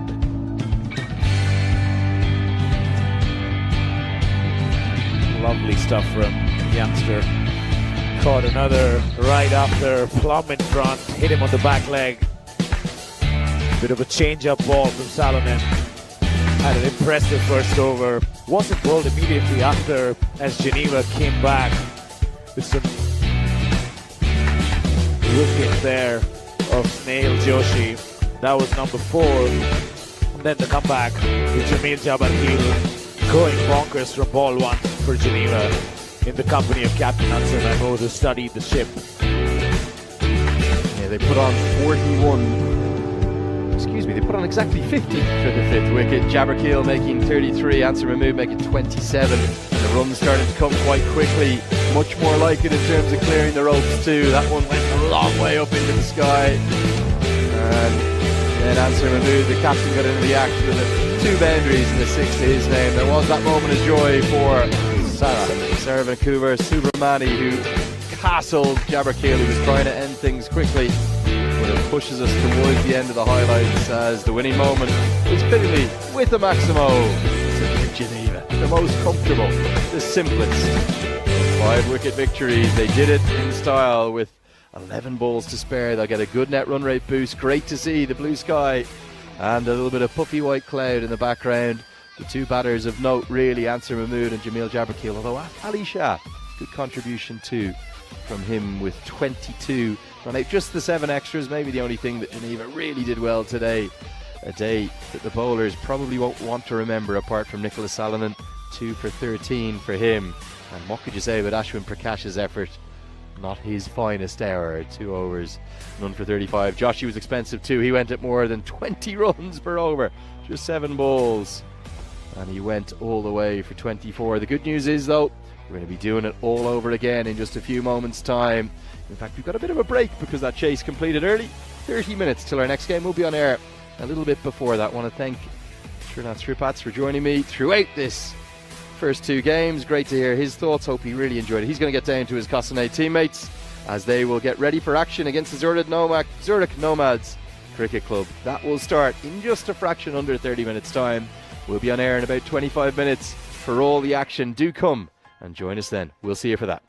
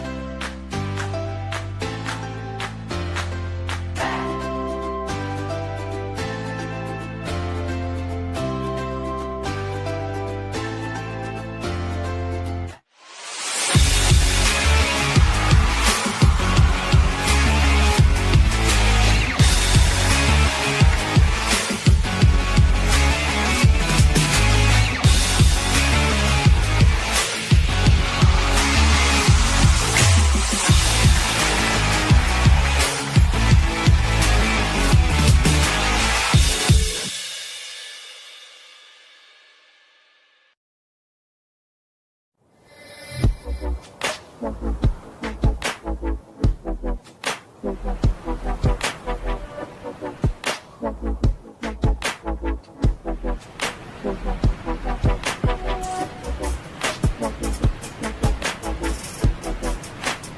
after a long period of playing cricket, the best place to come in Europe is the great Ryan Falls.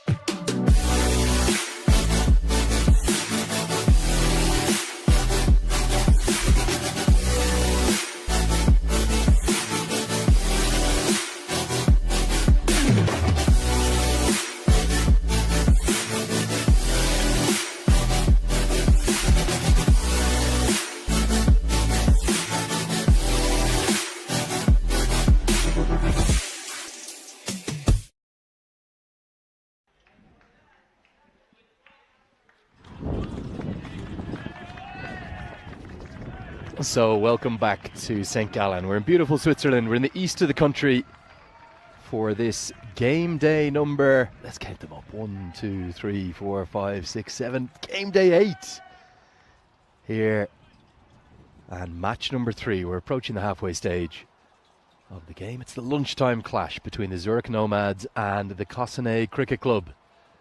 Fantastic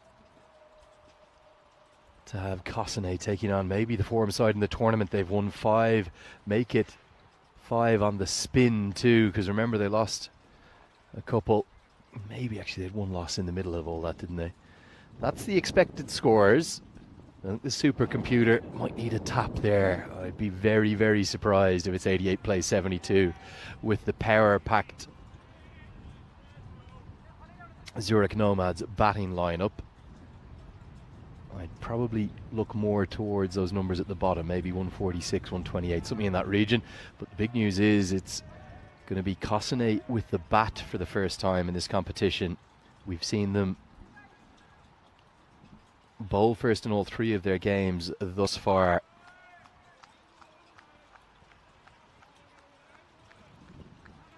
Two Cossonay openers. Aidan Andrews will be on strike. He was impressed with the ball. He's looked very good with the ball.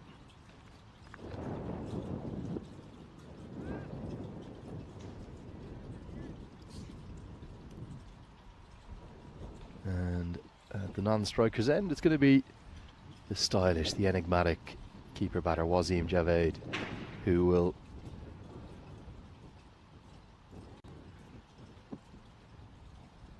get things going for them. And with the ball, we will see Azim Nazir, the captain's going to open up with spin. Bit of a change in tactic for the Zurich Nomads. They are very much looking good, not just to advance to the playoffs, but maybe they're going to be in the mix for finishing top of the table. There's a bit of a wind out. It's nowhere near as warm as it looks, I can assure you. I've got six different layers on here in the commentary position at the top of the grandstand. Andrew Leonard here to guide you through every ball. I'm going to be flying solo for the mid-morning clash, mid-afternoon clash even. Just past 12:45 local time. Looking forward to bringing you every ball of this live on the European Cricket Network. It's the ECS Switzerland. 55 group games across 11 game days.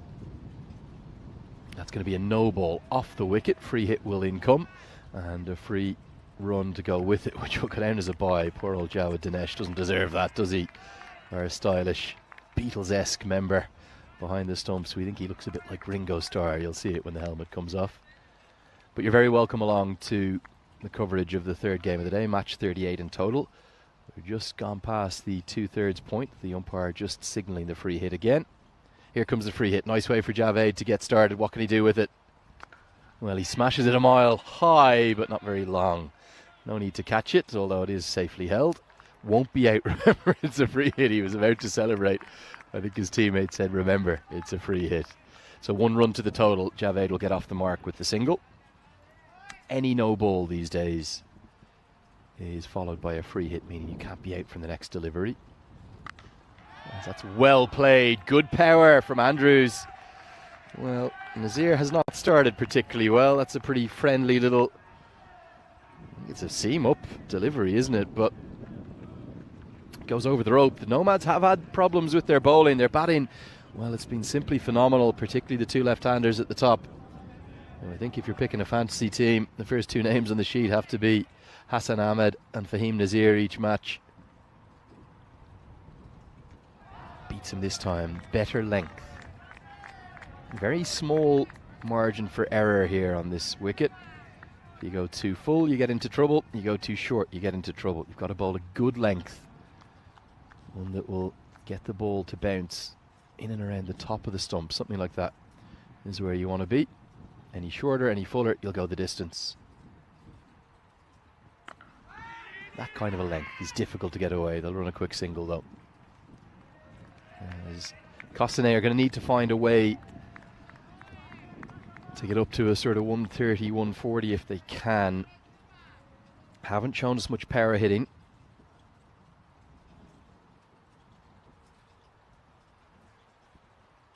But their bowling has been very good. Fielding a bit mixed though.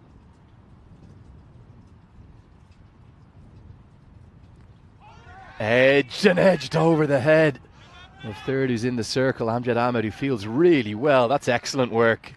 Keeps it to just one. So Javed lucky to survive. Gets us to the end of the first over. The score, it's 11 for none.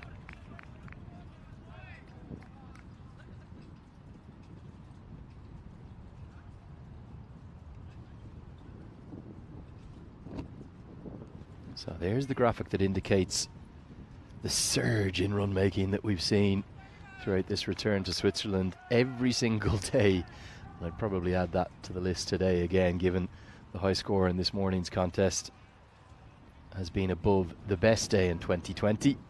And the average in and around 130 we reckon is par on this facility from what we've seen so far as Fahim Nazir comes in. Nice little bit of shape. Jawed Dinesh, she's always animated. Love the hairstyle. Need to get a photo with Jawed Dinesh. There he is there. Look at that hair. Oh, marvellous mop, isn't it? We think it's got a bit of a Ringo Starr feel to it. Well, I do anyway. I keep going on about it. It is windy though today. You can probably hear a bit of that in the background. It's a full toss. Not a good delivery. Helped away. Javed gets his first boundary. Nicely played for 4.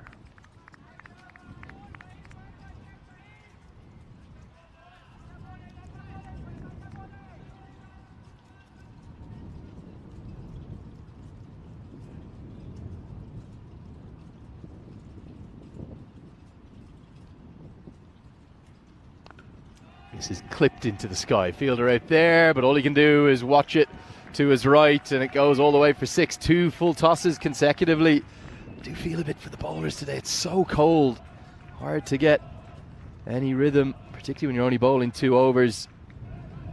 And that's 2 poor deliveries back to back. The first one went for 4 over the offside. The second one all the way for 6. 2 fielders are allowed outside the 30-yard circle, and that's one of them there at long off. The other is on the leg side at deep mid-wicket. Nazir just losing his length. He's batted immaculately, isn't he? He's right thereabouts for the leading run scorer in the tournament. I'll give you an update on that now in a moment. That's going to be 4 more. He's a classical cricketer, is Aidan Andrews. He plays some very technically correct strokes. Doesn't quite have the muscle often to get it over the rope, but he doesn't need to if he keeps hitting boundary 4s. That's a good shot all the way for 4. Just 1 bounce. Yeah, Fahim Nazir and Hassan Ahmed are matching each other blow for blow. Hassan Ahmed scored 346 runs. Fahim Nazir 342 runs. Goes a long way up. Now, has he got enough of it? Yes, he has. Not out of the middle, but Costanet just showing that they do have runs within their capacity. 32 come from the first 2 overs. A really good start for the men in blue. And they'll be very pleased with their total. It's 32 for none. Here is the points table.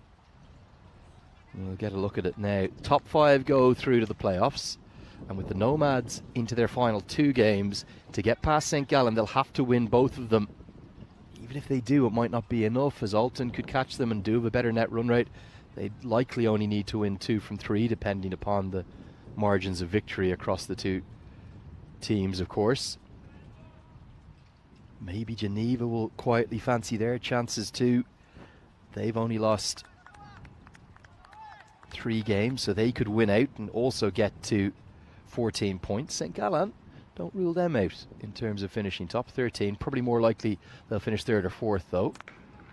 This one's chipped into the leg side for a single. Who else could maybe get in the mix? Well, Vettigan, they could get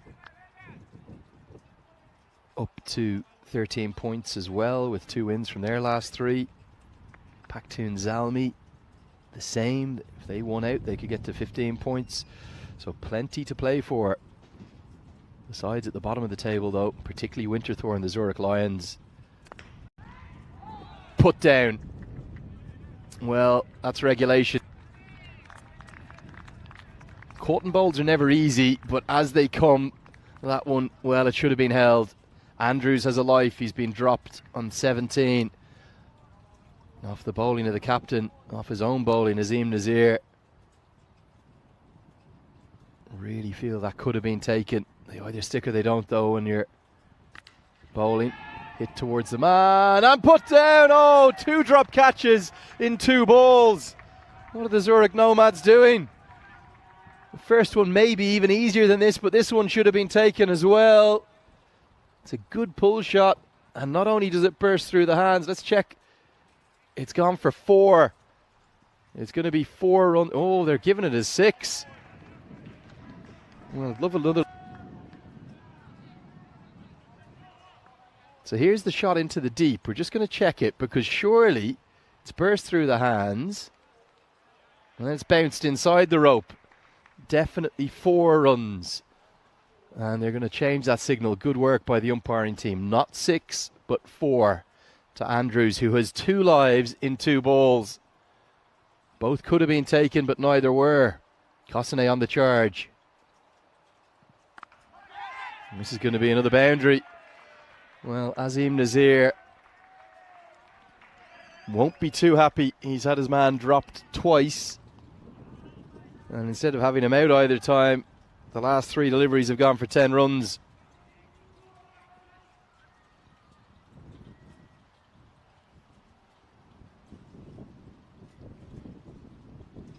I do want to thank you all for joining us in the live chat. Any questions? I'm flying solo for this match. Match number 3 of the day. Andrew Leonard here with you. Anything you want to ask me? Anything you'd like to know about the competition? I won't have the same scale of encyclopedic knowledge that the main man, Mr. Maximo Vinny Sandhu, has, but I will try my best to answer. If you want to know any of the statistics or who's doing the best with the bat or the ball in this competition, you can put a message in the YouTube chat and ask me as we get to the end of the 3rd over. Maybe advantage Kosane. It is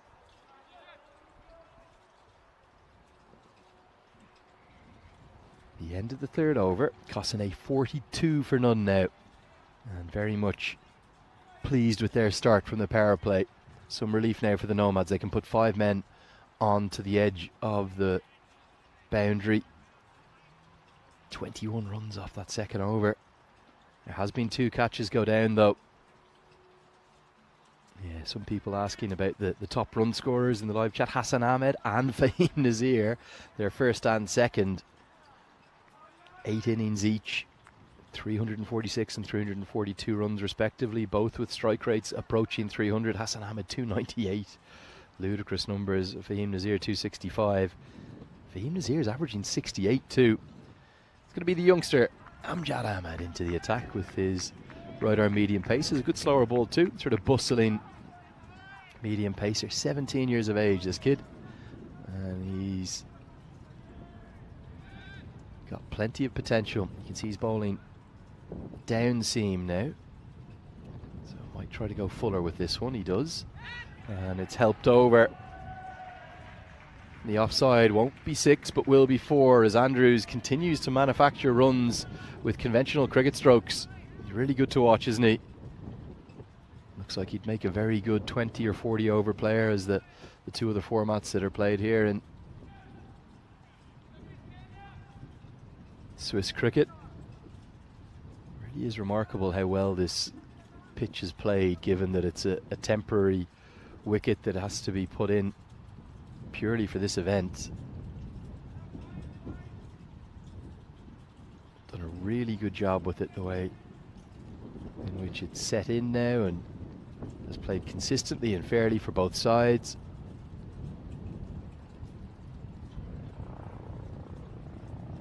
Really good venue this, I like it at St. Gallen. It's a little off cutter. They're going to scamper a single, direct hit. Oh, would have been interesting. Not able to be affected. As a helicopter flies over, saw the shadow of it right over our main pitch there. There it is. Look at that. It's like a Swiss army or maybe a Swiss hospital. Helicopter of some kind. Still not warm, guys. 12 degrees, the latest update. 1 degree warmer with the sun coming out. Doesn't feel it. Short, wide. Not a good delivery. Well, Ahmed, let's hope he's not too affected by that previous spell. Remember, he went for 37 in just 1 over against Geneva, as Idris Hack made merry. Idris Hack is the only batter in the top 10 with a strike rate of over 300. In fact, I think he's the only batter in the competition with a strike rate of over 300. He is. 331 he's striking at, which means his 199 runs have probably come off about 60 odd deliveries. Ludicrous hitting of the highest quality, and that's a quality shot. 6 more. This time it's Javed who gets in the act. And this is really good from Costanet. Wasn't quite expecting this. Sunshine out now. Much more like it. 50 partnerships come up in good time. Costanet maybe just quietly confident they can scrape up to their best total of the tournament so far.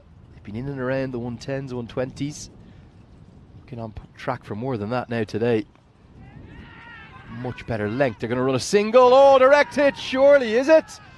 We're going to go upstairs to check that it was a direct hit, but I think this could be gone. And Javed could well have run Andrews out, although, in fairness, I think Andrews called him through for it. This is the critical part here. Yes, gone. No contact made from Jawad Dinesh with the ball. He actually did well to get out of the way, didn't he? And Andrews is indeed OUT out. Well, after 2 drop chances, it's a run out. We haven't seen a huge number of direct hit throws. Working the Oracle, they're going to switch bats. Don't see that too often, the departing batter switching with the guy who's still at the crease. Sometimes you see them switching as they walk off. Well, that was a great bit of work at backward point.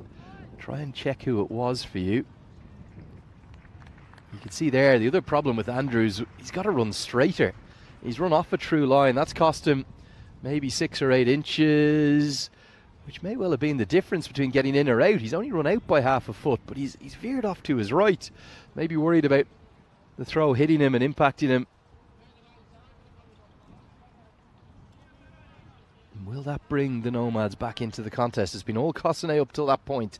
The end of the 4th over. It's 57 for 1.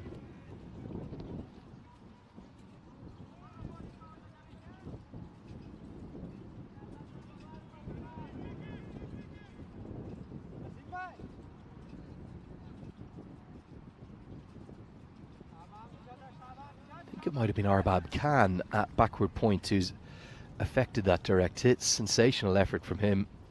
Yeah, it was indeed Arbab Khan. Maybe a stump and a half to aim at. Here comes Rahmani, who's been so impressive bowling to the new batter.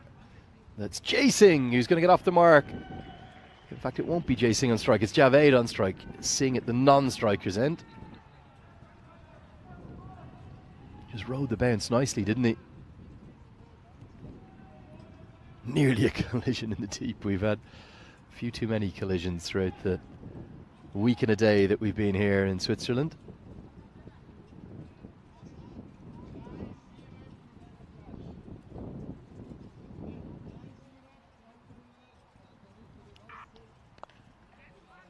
Helped into the leg side. Going to be 4 more.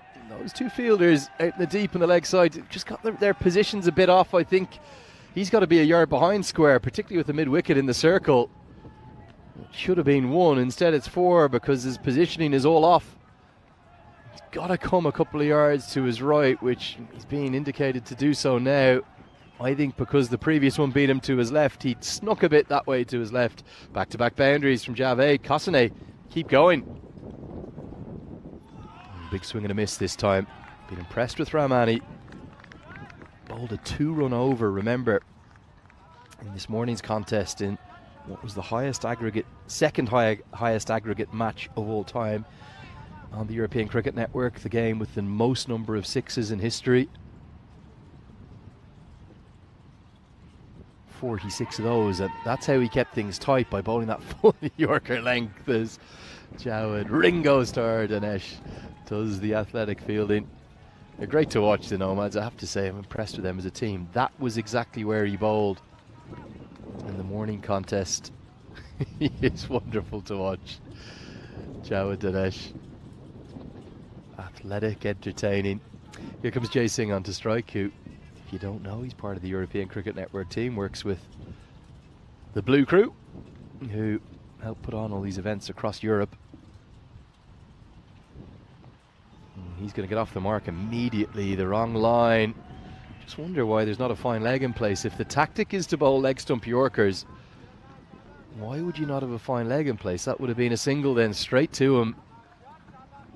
He's got 5 fielders on the offside, 4 on the leg, and just as we talk about it, it will bring about a change in the field. So the man at mid-wicket, who is a bit of a nothing position, because he wasn't even saving the single, he's right in the edge of the circle, will come to a very square fine leg. He needs to go 5 yards to his right, needs to go finer.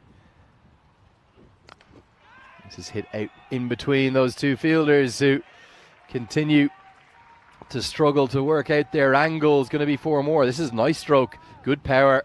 That's a good cricket shot. I know it wasn't the best of deliveries. 1 bounce and runs away for 4 just in front of the rope. So a good over. 16 runs have come from it. And it's 74 for 1.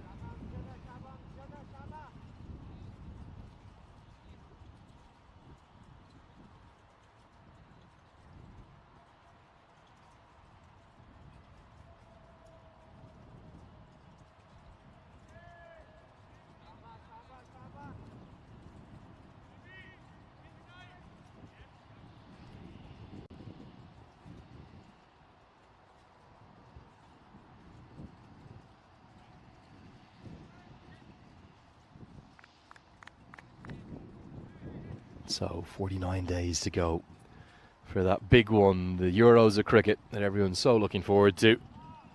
Held down in what I hope, I pray, will be much warmer weather than the stuff we're experiencing here in Switzerland. But it is at least sunny as we see Tharana Tharan and Thana Balasingham come into the attack. The 11-syllabled name, which is quite an effort, isn't it? Tharana Tharan and Thana Balasingham. Beautiful name as well. So long that it barely fits into our team sheets. As that one's muscled into the leg side. That looks to be one of Jay Singh's go-to shots. Now Kosane have got off to a great start. Can they find a bit more at the death than they have been with the bat? Not necessarily a power hitting team, but they've managed to find a way to get 4 sixes thus far. Big appeal from Dinesh, and he is maybe going to go upstairs here. I'm not sure whether or not the umpire has officially gone up. We'll take a quick look anyway if we can.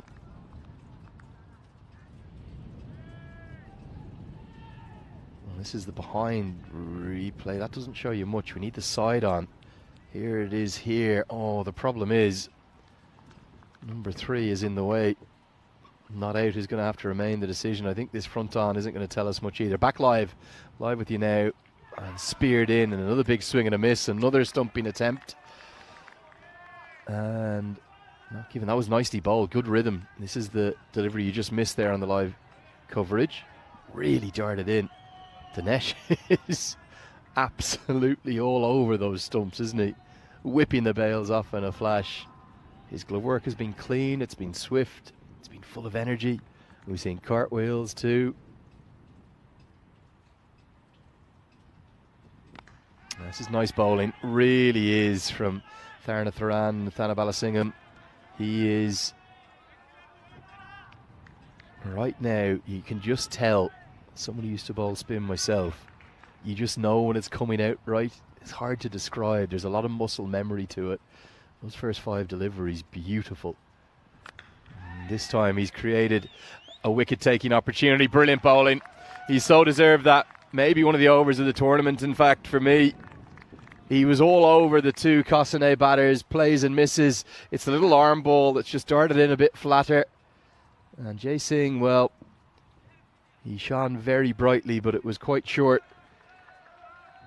At the same time, he's gone for just 9 off 4 deliveries. Did hit the 2 boundaries in there, and Kosane, they lose their 3rd. Score now, 77 for 3. Azim Nazir, the catcher there. Down at, in fact, I'll get that right. It's 77 for 2, isn't it? They haven't lost their 3rd wicket yet. That's Azim Nazir who took it comfortably long off. And just with that 1 over, momentum has stalled. It has stuttered. Bit of pressure on Wasim Javed to keep going. New man to the crease is the captain, Arjun Vinod. Good player. Particularly good 20 and 40 over player. Can he show off his power hitting here in this 10 overs per side clash? Going to be Rahmani to bowl his 2nd. Just got his radar a little off, and again it is. He's looking to bowl, in essence, what I would describe as outside leg stump Yorkers, because he's not trying to hit the stumps. He's trying to basically bowl it at the shoelaces of the batter in their current standing position, which is, you know, a yard outside, or well, half a yard outside leg stump. This time he bowls length though, and it gets dispatched straight to the man out at deep backward square leg, Amjad Ahmed, who finally gets into the right position. He was given a working over in the previous Rahmani over. He missed 3 out there. 2 went to his left, 1 went to his right. But this time he was just on the money. The power hitting struggles continue for Kosane. And this innings is maybe just ebbing away from them. They do now lose their 3rd that I preempted a moment ago. It's a very good innings, a 34 from 20 from Amjad Rahmani, and a lot of work to do as Amal Prabhu comes to the crease at number 5.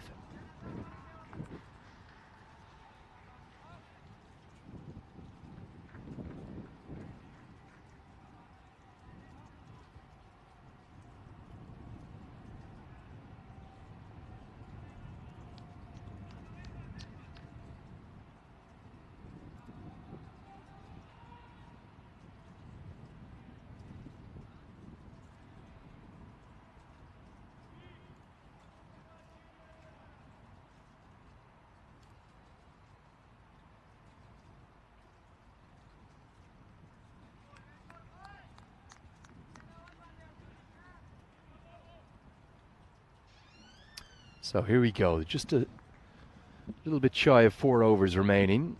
Kosane will want 130. They have a long way to go to get to that. The current run rate 12.65. Smashes into the pad, probably going to angle down and miss the leg stump, you'd suspect. But a crucial dot ball. Big problem for Kosane, 2 men at the crease, both on 0. Just don't have time in this format to chew up a couple of balls to get a sense of the bowlers or get a sense of the pace back live with you now. That is the line he's really trying to bowl. Excellent work from Jawed to Nesh, and oh dear, goes tumbling at the non-striker's end as Anmol Prabhu. Oh, that looked a bit nasty. I'm not sure he needed the dive in this case. After having all that momentum in the first 3 or 4 overs, Kosane just feels like it's drifting away from them, but can they, between one of these two, find some maximums? That's been their trouble.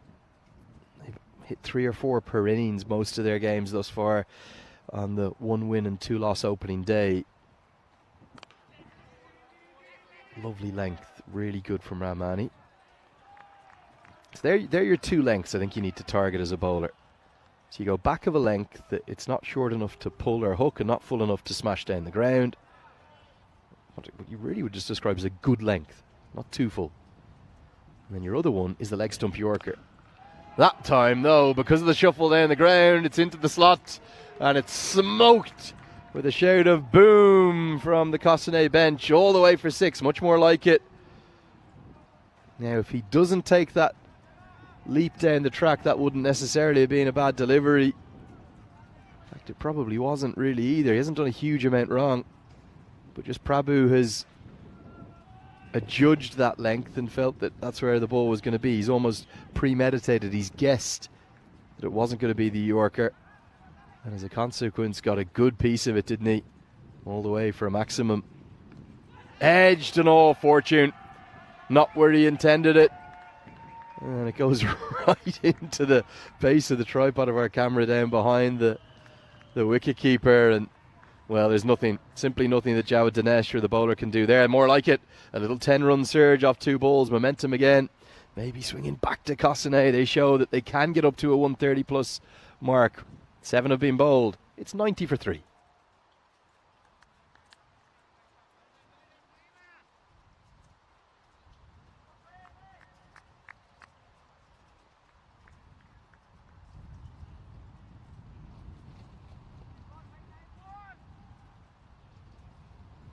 Yeah, 49 days left to that when the national teams come into action.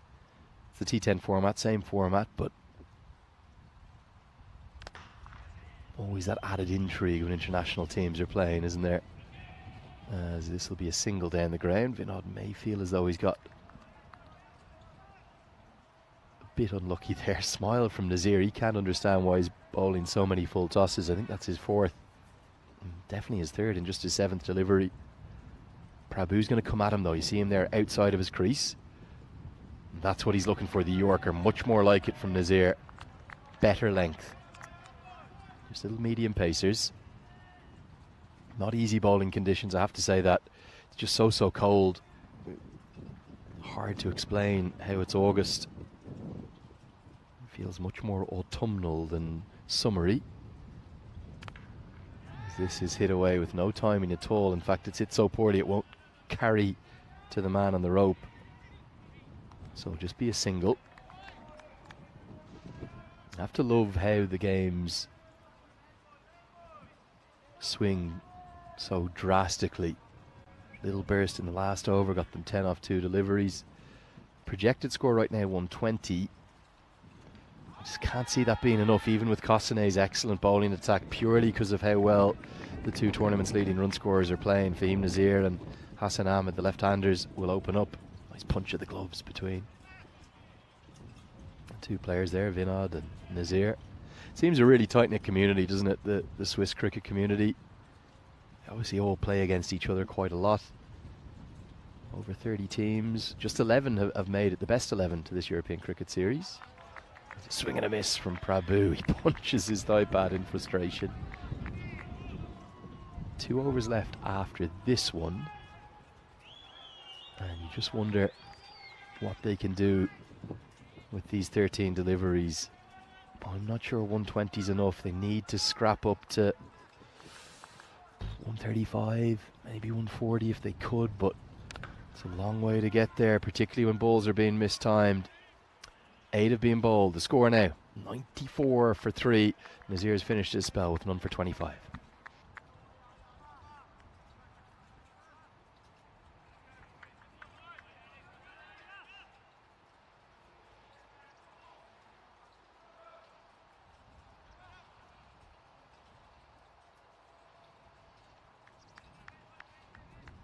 Steady decline, isn't it? Just consistently that run worm is trending downwards. It's Tharnatharan Thanabalasingham who still has 1 left. That's those Euros that are coming up. How good will that be? Lovely just even to see all the different countries that are going to be playing.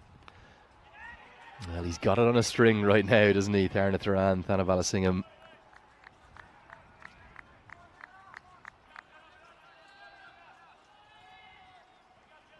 11 syllables. Vinny Sandhu is right. We just came to them out there. Beautifully bowled. It's not a wide. Drifted through the air, and Vinod's left this thinking it would have been a no ball. But look at the drift. It's curled back in. Lovely revs on it, and clearly inside the guideline. Very, very clever bowling. Oh, he's lovely to watch, isn't he? This time he's been pumped down the ground. Going to be 4. Always love watching a good spinner operate. And that was the arm ball, so you can see the difference. The previous delivery had the rotations of the ball, the seam. You can see it clearly spinning away. This time he darts it in, not trying to spin it. Long off and long on. Just adjust their positions a touch. Now he goes slower through the air. Oh, yes. Lovely left arm spin to watch here. Cossanet just can't get any late momentum.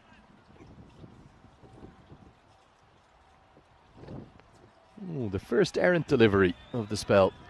Everything else has been right on the money from Tharnatharan Thanabalasingam, but this time Jawad Dinesh has to check his stride to collect it down the leg side, wide given, 100 up.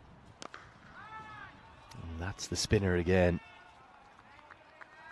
He's varied it beautifully, and great credit to being able to get the blood into those fingers and get the circulation moving. Spin bowling is so much about the feel, the release of the delivery, how it feels as it comes out. That one there is off the money. It's going to be a no ball. And free hit. Thanabalasingam looks to the skies. A little bit dismayed. So nearly closing out a good spell. He was looking for that guideline again to keep it out of the hitting arc of Prabhu. But instead he'll have to bowl a free hit. Goes slower. No real contact made. Should just be one. Out to deep mid-wicket. Problem is, that means Vinod will be on strike. He's not striking them as well as Prabhu. A good spell. 2 overs, 1 for 12. You will take that every day of the week in any 10-over contest. Cossanet again. Oh, they're going to need a good finish to even get to the 120 mark. The score is 104 for 3 with 9 bowled, and Amjad Ahmed surely going to be entrusted to bowl the 10th and final over.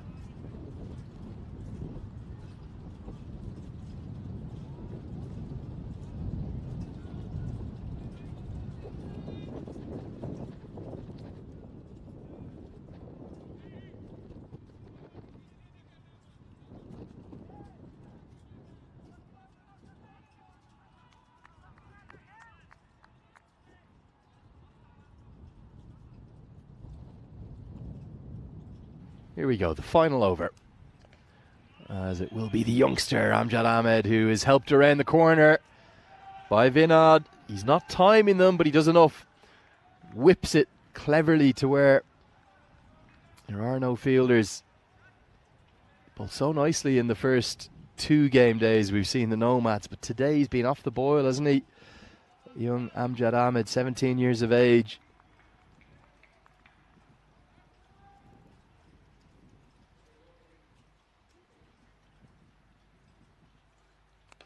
Gets away with that. That could well have been a wide. You suspect. I like the way he goes about it, though. I like the intent of changing things up, bowling all the cutters.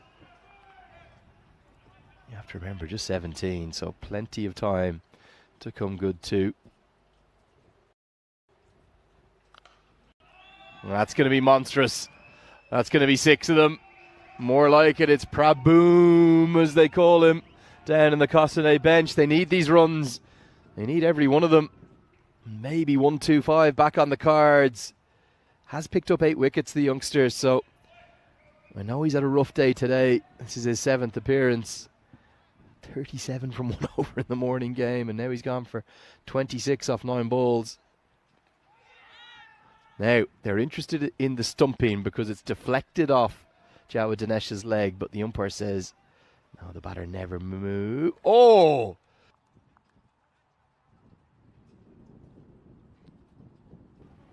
I think this is one of the great accidental stumpings. Let's get a look at this. Jawad Dinesh is not intending to, but it's cannoned off his leg. And look, I think this is clear. Gone. Gone for all money. He's not meant it, but this is out. He has accidentally stumped him, and Jawad Dinesh, I wonder will he get the delayed cartwheel out here. Yeah, for me, if we can just go slower on this replay, we should clearly see, he's celebrating now, I think he's realised, we're going to clearly see that the bail, so it's not what he's intended, it's flicked off his leg, he has appealed, so the umpire's right to send it up, it now hits the stumps, the bail's not out yet, and now it's out of its groove, clearly, and Prabhu unable to get back. Well, maybe one of the most misfortunate ways to get out you could ever imagine. The accidental stumping. It's not the hand of God, it's the knee of Ringo Starr as Jawad Dinesh gets another dismissal to his credit. He is brilliant to watch. The only thing we missed that time was the cartwheel. Good knock from Amal Prabhu, as that one is clearly gone. Great work by the umpiring team. Got to give them credit for that. New man to the crease, looks for a little scoop, a ramp around the corner. It's Ashwin Vinod who's come in to join his namesake Arjun at the non-striker's end. And Ashwin gets 4. We haven't seen much success with the scoop, but that one is affected effectively, if that's a word, effectively, for 4, as Kosane gets to 119 for 4 now, with 1 ball left in the 10th over. Final delivery of the first innings. Here we go. Right into the block. They're going to try run it by. Oh, how unlucky they have to be, Jawad Dinesh.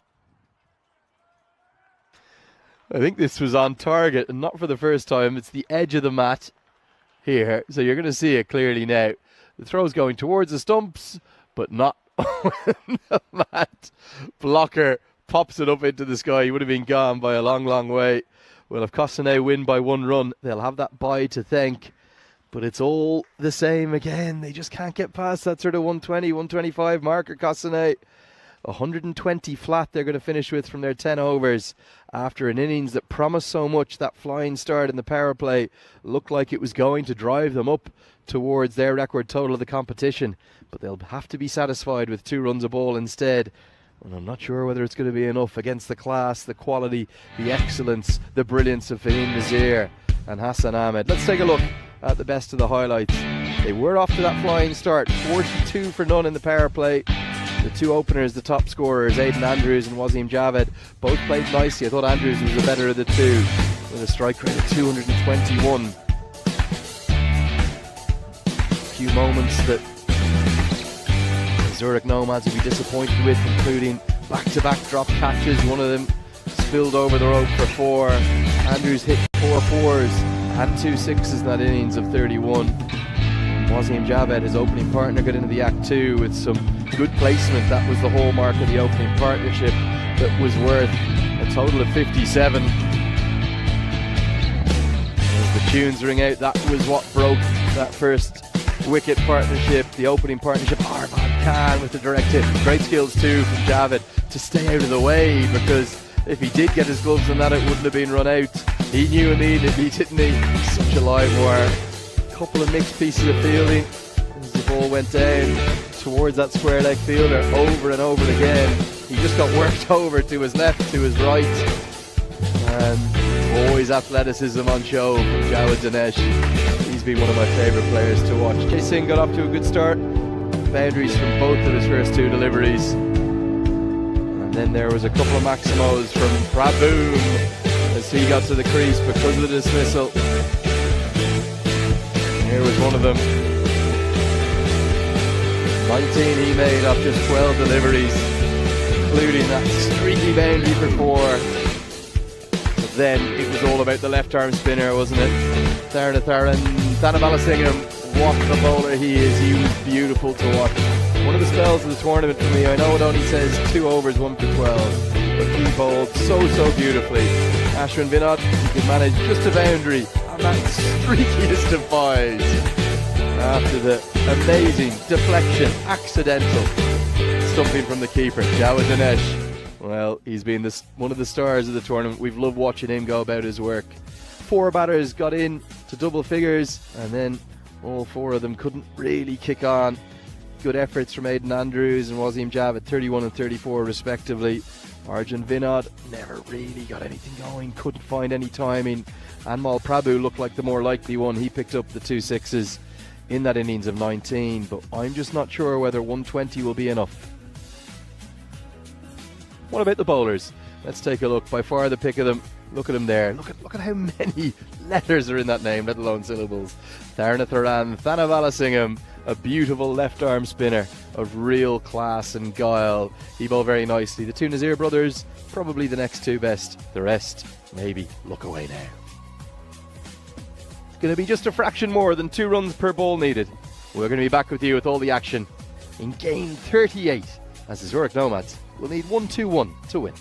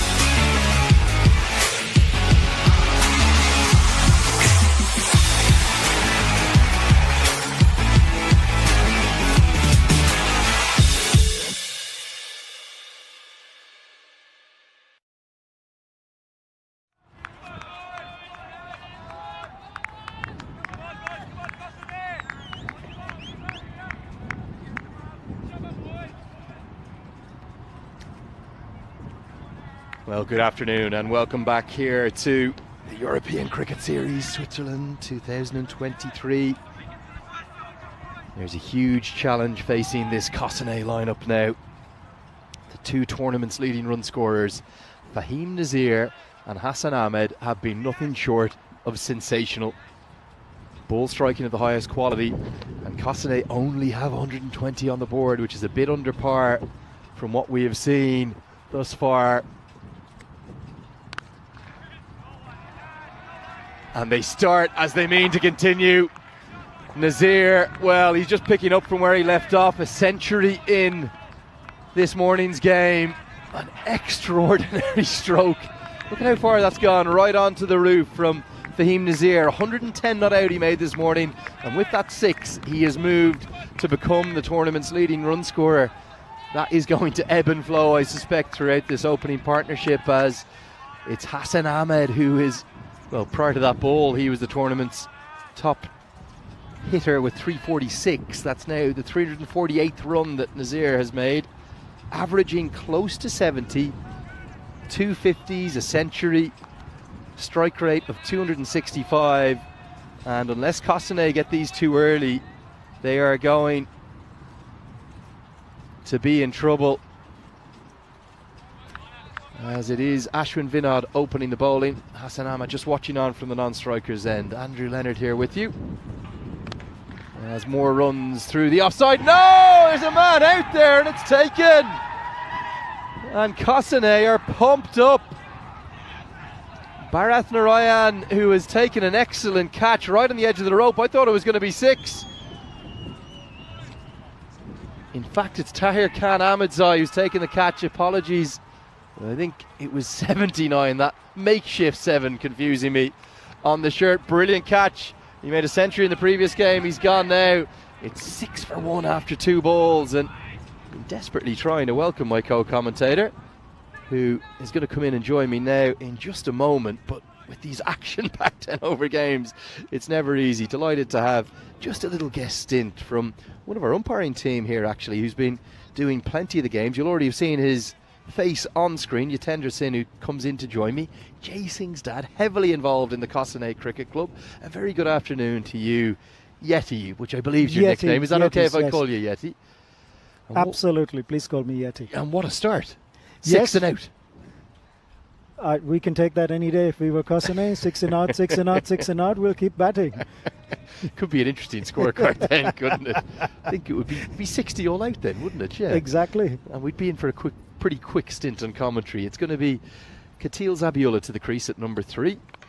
As this one's helped away and taken again. Well, it's not Same 6 and out. Action replay. It's out this time. Tahir Khan Ahmedzai again. He's taken 2 catches. This was brilliantly judged. Cossonay's strength is in its bowling, isn't it, Yeti? And you're showing that 2 and 2. Not just bowling, I would say fielding as well. You'll see them field very, very aggressively, and that's what we pride ourselves as Cossonay. I'm a little biased, but I also should be neutral. I've been umpiring most of the day today. Obviously cannot umpire this game because it's a game where our own team is on. Yeah, big moment, wicket from the very first delivery that Katil Zabiola has faced. So he's gone for a golden ball duck. Derek the Duck might make an appearance. There he is, quacking Katil's way off. And all of a sudden, maybe it's a different game. One of my favourite players to watch this week, Jawed Dinesh, comes in, but he'll be on a hat-trick. And we're delighted to have a little guest commentary stint from We Yatendra haven't had Singh. a hat-trick this tournament, isn't it, in Switzerland? Maybe a good time to go. Let's see if Vinod can do that. Yeah, we've probably had, I would suspect, maybe something like 25 or 30 attempts at the hat-trick, similar to the number of balls we've had hit onto the roof. And a little bird said that you're looking out for these hat-tricks. I am. I'm desperate to see number 23 added to the list. Maybe this is the moment. Wouldn't it be fitting with a guest Cossonay commentator coming on? Here comes Ashwin Vinod on a hat-trick. No, it's the rarest of things, a leave in 10 over cricket. He still has another over to prove himself. Yeah, but what an impact he's made. Are they brothers, Arjun and Ashwin Vinod? Yes. Arjun's the captain, Ashwin's the younger brother. This goes into the sky. It's not going to go to hand. The keeper will chase in vain. And Jawad Dinesh will get off the mark in slightly agricultural fashion. Tell us about yesterday, my friend. 2 T20s for you up in Winterthur. That's right. Kossane played 2 T20s. Happy to know that they won both. It was quite a wet day. You had a lot of rain here as well, isn't it? Yeah, it was my day off. I'm not going to lie, I spent quite a bit of it in the hotel room and then did get across to a bit of the football, St. Gallen FC. Ah, yes, you were going to go to the football. Well, did you enjoy it? I didn't have a ticket, but I did manage to get in. I got in for the last sort of 25, 30 minutes. They took pity on me eventually, I think. Full toss as Ahmed gets that straight to mid-off. It's an action-packed first over. 7 runs and 2 wickets, including a 6 from the first ball. The Nomads will need 114 more. Tell us about the club, its roots, its origin. It's a beautiful ground there, just about, 10 minutes outside of Geneva? No, it's outside of Lausanne. It's about 25 minutes outside of Lausanne. So the Lausanne region plays pretty much in Kossane. Gotcha. Kossane is an oldish club, if I may put it that way. Geneva says they're celebrating 150 years, but we're knocking on 30 years. And the club was set up by a few Englishmen sitting in the pub and said they wanted to play cricket. That's a good way to go about it, isn't it? All good things start in the pub. Most Irish books did. And God bless them. One of them, John McKillop, used to live in Kossane and went and appealed to the... We have a new bowler coming in. This is Jay. This is your son, isn't it? Absolutely. Starts with a full toss.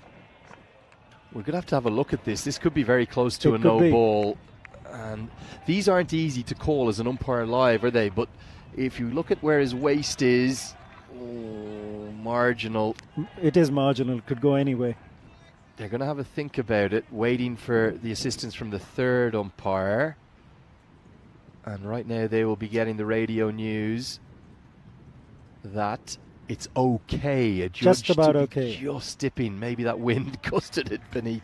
Oh, it is now given as a no ball. It is a no ball and a free hit. A long think about that. I'm going to ask you about that process in a second. Let's watch the free hit first. Slower ball, cutter. Can't be out caught, remember, so there's no need for them to catch it even though it's excellently held. It's the free hit, so we'll be 1 run to the total. How does that work when you're out there as an umpire? Do you rely solely upon the third umpire to tell you what to do? Well, yes and no. Of course, as an umpire, you first take the call yourself, right? You're the man on the ground, and you take a call based on what you see. Yep. And of course, it's useful to have the support of the umpires in the hut who are watching it ball by ball and have the replay and your commentary as well. And I'm sure you're critiquing some of what we do. Not at all. We know it's a difficult job. That one surely will be given as a wide. Yeah, I think well outside the reach of Ahmed. But you very much work as a team, don't you? Not just the 3 umpires, but then the match referee helps out too. Absolutely. The match referee's on the ball. He's even scoring down there, so he's a legend in himself. So that's Rob Kemming today, is it? That's right. Yeah, Rob, of the former Dutch national team manager. Good movement on offer. It's going a long way. I think the wind and seam position presenting that way. And how do you feel as a father? It must always be difficult. I know you're not umpiring your son, but do you get nervous watching him? Yes, you do get nervous. You get angry, you get nervous, you get excited. It's all in one, isn't it?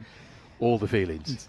And fun fact, I've coached a lot of these boys through their youth years. Good length, that. Good so Yorker length. You've got Arjun, Ashwin, Jay, Aiden, who are playing on the ground today, and I've been coaching them since they were about 6 or 7 years old. That's magic. How is the development of the game across the country? It seems to be resurgent. It's blown up dramatically in the last 10 years. What we used to play, we'll watch this ball and come back.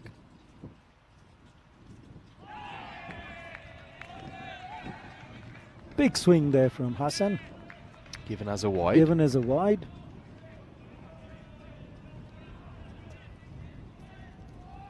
So yeah, do tell me. So the game has grown, as we're seeing in continental Europe. The game has grown because of the migration that we're seeing from the subcontinent to the areas around the subcontinent.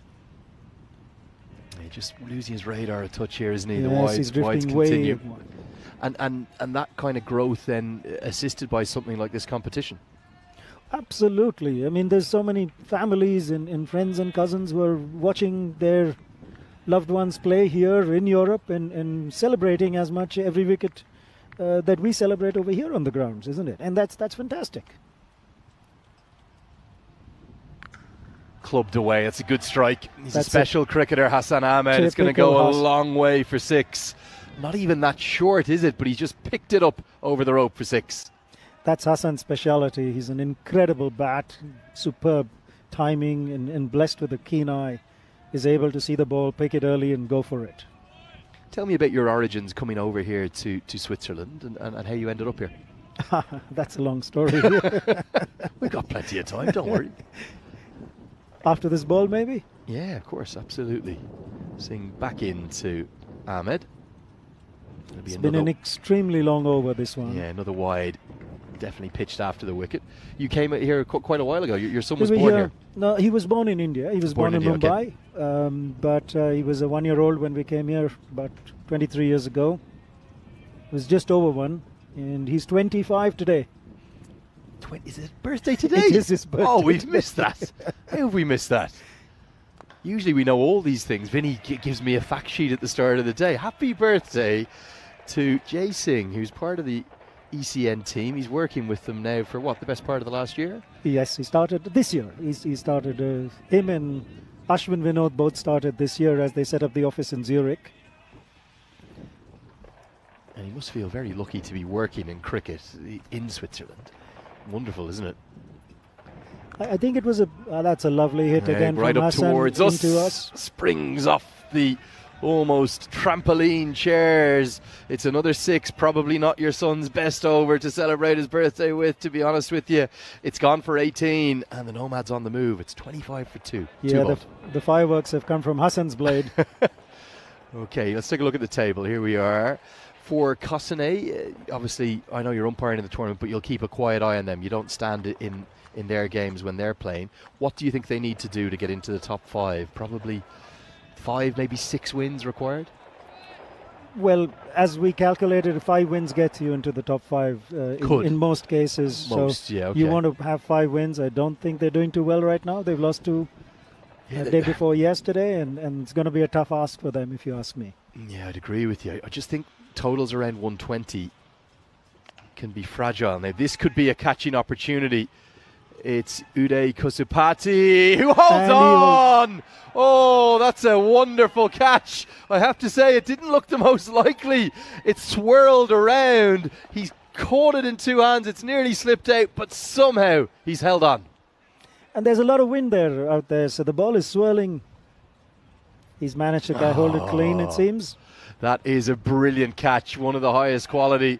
And Kosane, who've had their fielding problems on the opening day of the tournament for them, that was a few days ago, they come surging back into it. Jawad Dinesh never looked comfortable. He's gone for a very breezy 2 in and out in a heartbeat, and it means that it's going to be the captain to come to the crease, Azim Nazir. Pressure maybe now, particularly on Hassan Ahmed. They've been very reliant on him and Fahim Nazir's runs, and Kosane just smell an opening, just smell an upset. They've got their 3rd in just 13 balls. It's 25 for 3. We've got a guest commentator with us too, joining me, Andrew Leonard. Do let us know if you have any questions for Yatendra Singh about Swiss cricket, particularly the Kosane Cricket Club that he's involved with, or about umpiring, what it's like umpiring in front of the thousands of viewers who come in and join us every day. Have you gone back and been looking at all your decisions? Yes. I think, Rob has been looking at my decisions more than I have been looking at my decisions. And you wait for his yes or no as the match referee. It's amazing how good the quality of the production is as well. It's a very small team here, 3 or 4 guys from the Spring Productions team, but really a world-class output. Incredible what they do with the limited number of people that they have, maximization of technology as well. Yep. Fantastic work that they do. And also a huge amount of legwork by the team, not just the Blue Crew, but the guys from Spring Productions. Everyone, I think the passion on show, that's the thing that's probably struck me the most on my first visit to an ECN and event. The number of countries they cover, the number of games they cover, it's a sheer, capacity that they demonstrate has been fantastic. And we've seen this grow, right? We were here 3 years ago in the middle of COVID when they had their crew down for the early, first Switzerland visit, so to say, or first Switzerland tour. And from there, 2 years later, this is magic. Since you've been involved in Swiss cricket for so long, I want to ask you, how much did that affect the game here when there was a suspension initially, then a readmission now to the ICC? It's great you're back involved. You can have a full national team. You play T20I cricket now?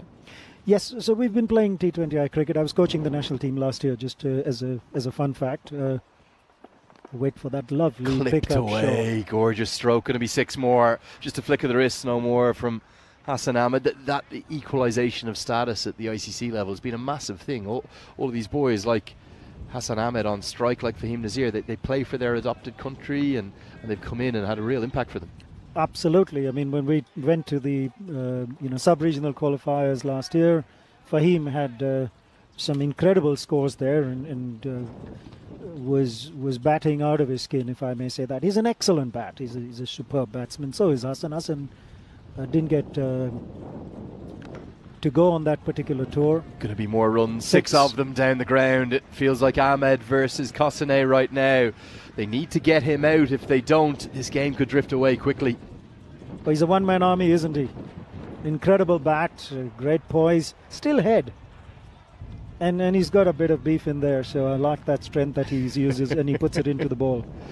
I want to ask you about that qualifier, maybe after this ball. We'll get to the end of the power play first, because I was at the, not the sub-regionals, but the final qualifier there in Edinburgh last week. Sorry, 2 weeks ago now. Time is flying. Where Scotland and Ireland sealed their places at next year's T20 World Cup. 7 teams came together. 4 of them got there through the rankings in previous T20 World Cup performances. Ireland, Scotland, Jersey and Germany. And then 3 came through the sub-regional. That's going to be a big hit for 6. We're going to check the no ball too. That's a full toss dispatch. We might need a second look at this. Maybe it's just dipped in time. Certainly one thing is certain, it's gone all the way for 6. But what about the side-on replay, which we're not... Oh, here we are. Did this dip in time? Probably just. Ends the power play. It's been an action-packed power play. The score now is 45 for 3 now with that maximum. As we look at the 2 splits, they're 3 runs ahead, but they have lost those 3 wickets.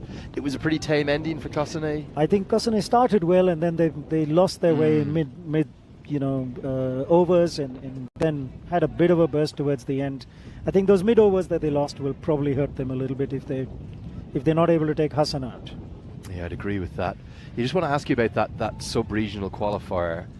So Austria were the team to get through that, and they took a win in the final over Norway by 9 wickets.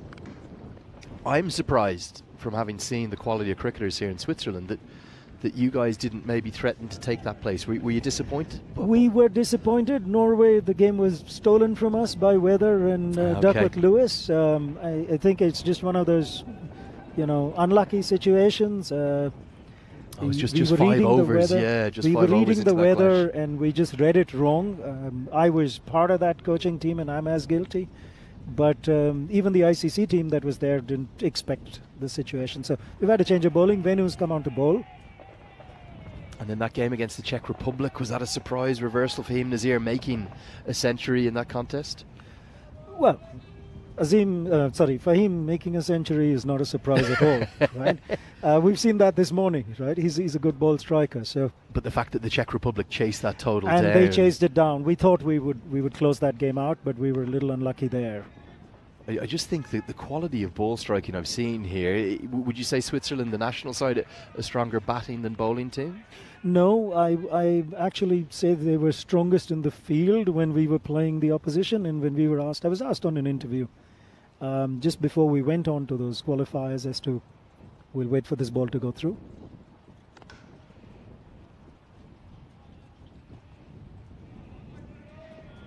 So as a developing country, I was asked, what is your strength? Yep. Is it batting? Is it bowling? I said, we've not measured ourselves against the best in the world, right? We were going in after 10 years the first time. So what we were certain about was our fielding strength. Yep.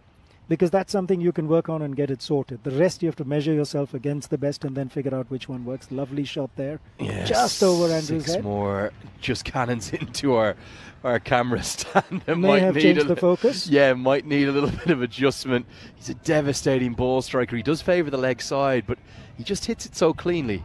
Oh, absolutely. If I could hit the ball half as cleanly as him, I'd be happy.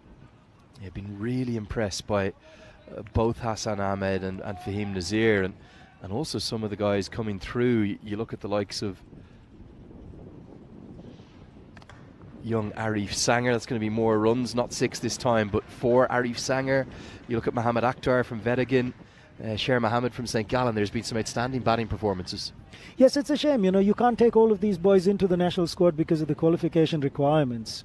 So that's the 3-year residency rule? Absolutely. It's the 3-year residency rule. Yep. So that's the reason, for example, why Hassan could not be taken to the last qualifiers. Is he now? But he's now eligible, and now he's fulfilled the qualification. So that's a big boost, surely, for the Swiss team. Absolutely. It's a big boost for us as the Swiss system. So we fight this battle like any other country does. It's just that the pool of players that we have is much smaller than the rest of the European countries. This is an 8 million population grouping that we're talking about, and cricket is not the first sport. When you've got a name like Roger Federer, every kid wants to play tennis, right? Even Sachin Tendulkar wanted to go watch Roger Federer. Of course he did. And I was in there yesterday in the Kaiban Park tour. I left 18,000 packed out for a Swiss Super League game. That's it. Football, tennis, and ice hockey take priority. Tahir Khan Ahmedzai into the attack. Pretty full, pretty straight. Oh, I'm a leg spinner. Big appeal. I would have been up for this. Let's take a look. It's definitely pitched in line. Maybe height is the challenge here. So let's get a look. Yes, pitch probably on leg stump. Oh, a very close call. That's all we'll say up here. Nicely bowled. Good drift and turn from the young leggy, who's impressed me every time he's bowled in this competition. He's a talented young leg spinner. Now, he's a great example. He's just come into the country this year. So he's got to wait 3 years. We've got to give him technique. He's only played tape ball cricket. This is the first season that he's playing with hard ball cricket. So he's learning as he goes. He's learning his craft. He's learning how to field. He didn't understand fielding the way you would on a traditional cricket field. Yeah, great to see how well he started, though. He's had 2 catches today. That's another big appeal. Hit him here. Now that one is going over the top. I think that's hit him really in the box at the end. But it shows again, he bowls at a good pace for a leg spinner too. So you'll see here, flat through the air, the turn and the bounce have ended up doing for Hassan Ahmed, and it's ended up hitting him where you don't want to be hit. I think there's a discussion there happening. Well, we know it's LBW, but we'll leave the rest to your imagination as it happens again. He's caused problems. The 2 spinners that have bowled today, Tharna Tharan, Thana Balasingham and Tahir Khan Ahmedzai, the pick of the bowlers for me. Love your spinners. Get them into the game. Oh, a wrist spinner, you take a wrist spinner any given time, isn't it? They have the ability to make or break a game, and you're seeing that happen as we speak. Number 79 for Kasane today, Tahir. This time, just a flick of the wrists. Well, that is awesome. An awesome stroke. It's not a bad delivery. It really isn't, but he's just lifted it up into the sky all the way for a maximum.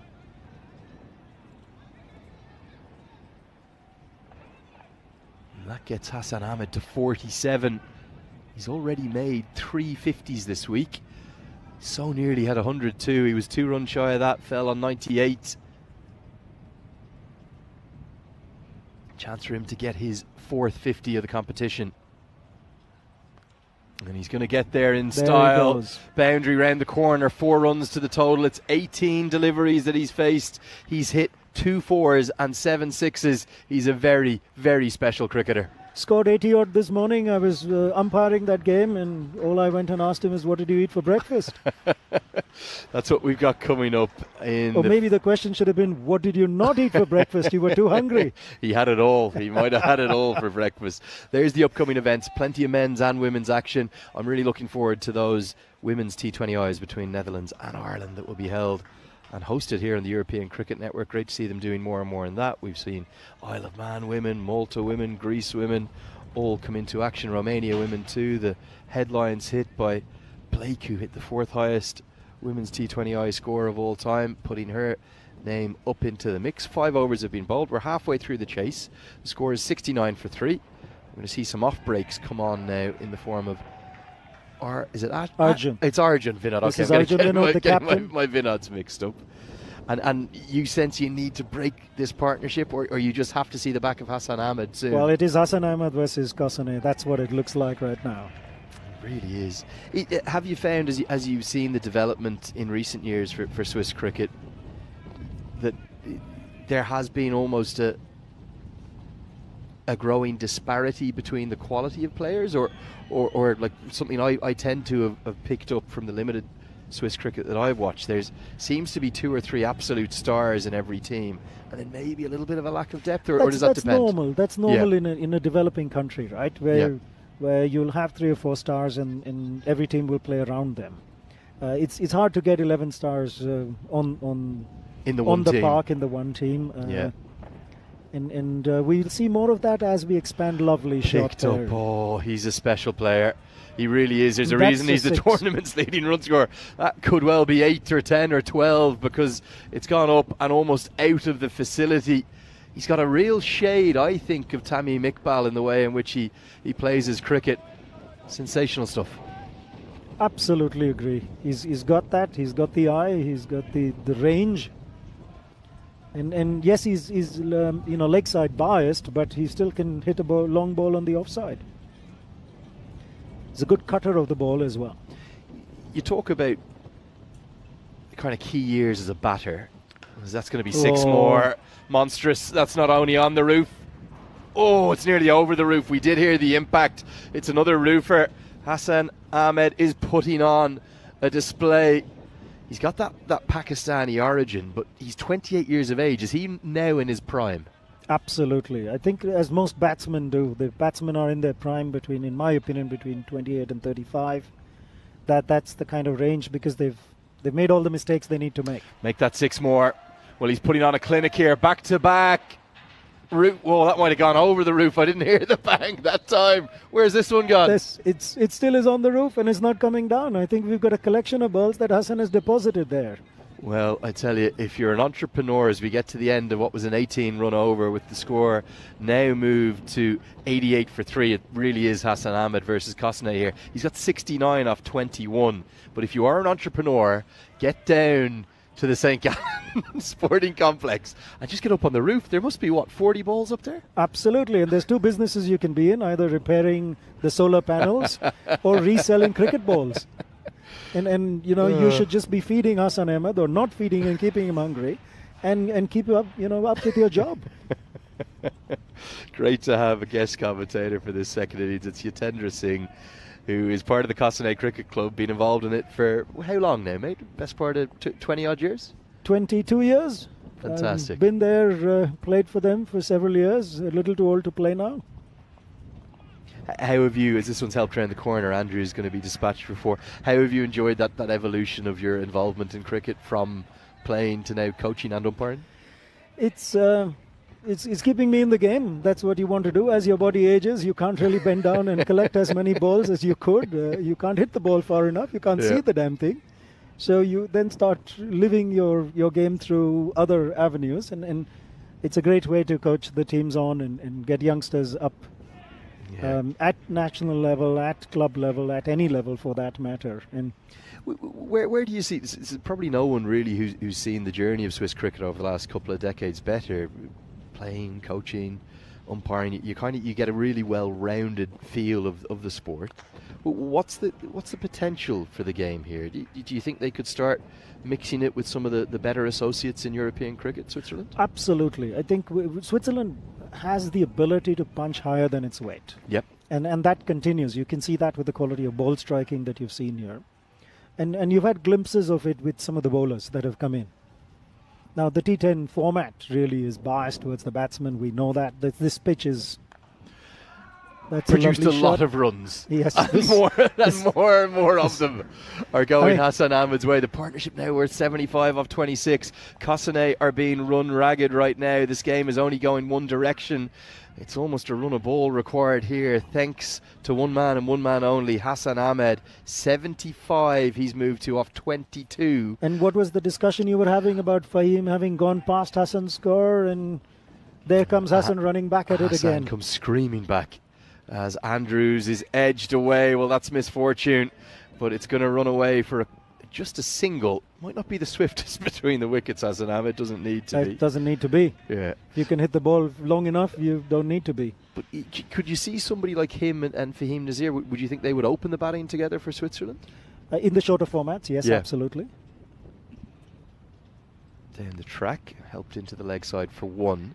And the amount of cricket that's being played now in Europe, stuff like the European Cricket Series, all of your domestic cricket, a chance to go back to that sub-regional level next year, having experienced it last year. Is there hope you'll get through that sub-regional to a T20 World Cup qualifier final, and then you go to play on the likes of Ireland, Scotland, maybe the Netherlands too? No question, we want to do that. No ball going to be signalled, and it's a no ball that's gone for 6. Nazir's ending this game in a hurry, and I think the Nomads are catapulting themselves into top spot contention. It's a big floaty full toss, not where he intended. That's the intimidation factor of Hassan Ahmed. So if we take Switzerland back in, yes, it was above the waist, so it was correctly called. Good and call. The umpire picked it up instantly. Free hit incoming here. We'll come back to that conversation in 1 second. He walks at him, and he's probably going to be happy with the single because it means he can finish it with 2 sixes in the next over. He'll keep the strike. An action-packed 22 run over. It's 110 for 3. We've got a guest commentator. Fantastic to have the father of Jay Singh, Yatindra Singh, here with us. He's your son, you're not his dad. One of those two. Kosane will probably be 1 and 3 in a moment. That's the team for the next game. Good news is Jay is in there. Andrew Ryan is in there, but he hasn't been given a bowl yet. I'm not too sure why that is. And Srinath Sripath, who I heard from this morning, he's back into the team. That's surely a must-win game versus the Zurich Lions for you. Oh, absolutely. If they've lost 3, they will need to get their way back in. Going to have to win that. And likewise for the Lions, I think if they lose, they'll probably be out of contention. It's a must-win for both teams. This is what they're going into. Did you get to watch any of that T20 World Cup qualifier recently up in Edinburgh? I did. Were you disappointed with Austria? I was underwhelmed by them, I felt. Yes, I think they choked. Yeah, that's the way I would describe it. And is that the disparity between playing the vast majority of your cricket on artificial surfaces and then going to grass wickets? That is one challenge, because you migrate from a totally different surface, and you've not understood what your underfoot conditions are. And we've seen that problem with some of the boys that have played cricket in England and then they arrive here, or they've played cricket on turf wickets elsewhere in the subcontinent, and they come here and they struggle. How do you bridge that gap, though? Very difficult. See, I think to bridge that gap, we'd have to get budgets to make our players travel. Yeah. And I've seen certain boards sending their players out, some to New Zealand and Australia or South Africa, during the winters. Dutch cricket. So we've started seeing more of that. And in countries, if they are going to progress, like Switzerland, we will have to do more of that. Going to be probably a single, as Hassan Ahmed none too interested in running the second. Nomads need just 8 to win. They won't get the overthrow either, as it is the main man who's not been given the ball, surprisingly, Andrew Ryan, who does the backing up. So the chance, I suppose, then obviously player availability is the other thing, because all of these boys will be working jobs full time. Absolutely. So getting player availability, getting player mobility, getting them to different environments, that's a beautiful strike. Yeah, 6 runs from the moment it left the bat straight down the ground. Even Azim Nazir getting in the act, he hasn't needed to do much because of Hassan Ahmed, who could well be stranded now in the 80s. He's not going to have a chance at the 100 anymore. Just 2 runs to win. Do feel a bit for Tahir Khan Ahmed's eyes. Bowled nicely. Plenty of potential, this young leg spinner. But the Nomads are just about to get it done. In fact, they might get it done in buys here. It will. It's going to be 4 buys. That's game over. And this game has, well, it's gone in a hurry, hasn't it? A 35 ball partnership worth 98 has changed the game from a very competitive one at 25 for 3 to all over just like that. The Nomads simply too good for your team, Kosane. I agree. Kosane will have to tighten their shoelaces again and come right back.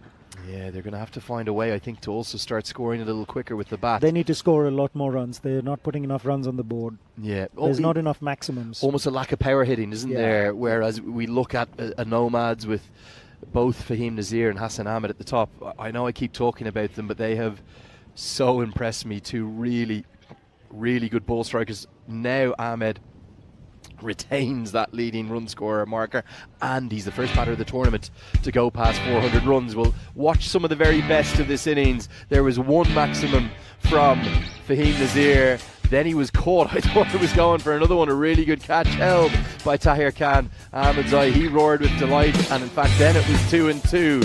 He took another catch out in the deep. This one was even better judged, just inside the rope, and for there it was all Kosane. They thought they were right in the contest. The surprise for me, no Andrew Ryan with the ball. Jay Singh got a few birthday presents that he didn't want. Some were dispatched over the rope. He was a little erratic today, Jay Singh. Maybe those birthday jitters. And then despite this wicket, which made it 25 for 3 as Javed Dinesh came and went very quickly, a good catch, very well held by Uday Kasupati. Kosane just couldn't get anything going, and all you're going to see now is 12 of the best sixes and 12 of the best pieces of ball striking you can imagine from Hassan Ahmed. It's a languid, lazy, full flow of the bat. He loves the leg side, but it's not just there, he can hit them. Wherever you bowl, he'll dispatch them over the rope, and not just over the rope, he'll stick some out of the ground. Couple nearly interfering with our cameras. I think this one goes on the roof, or maybe it's the next one.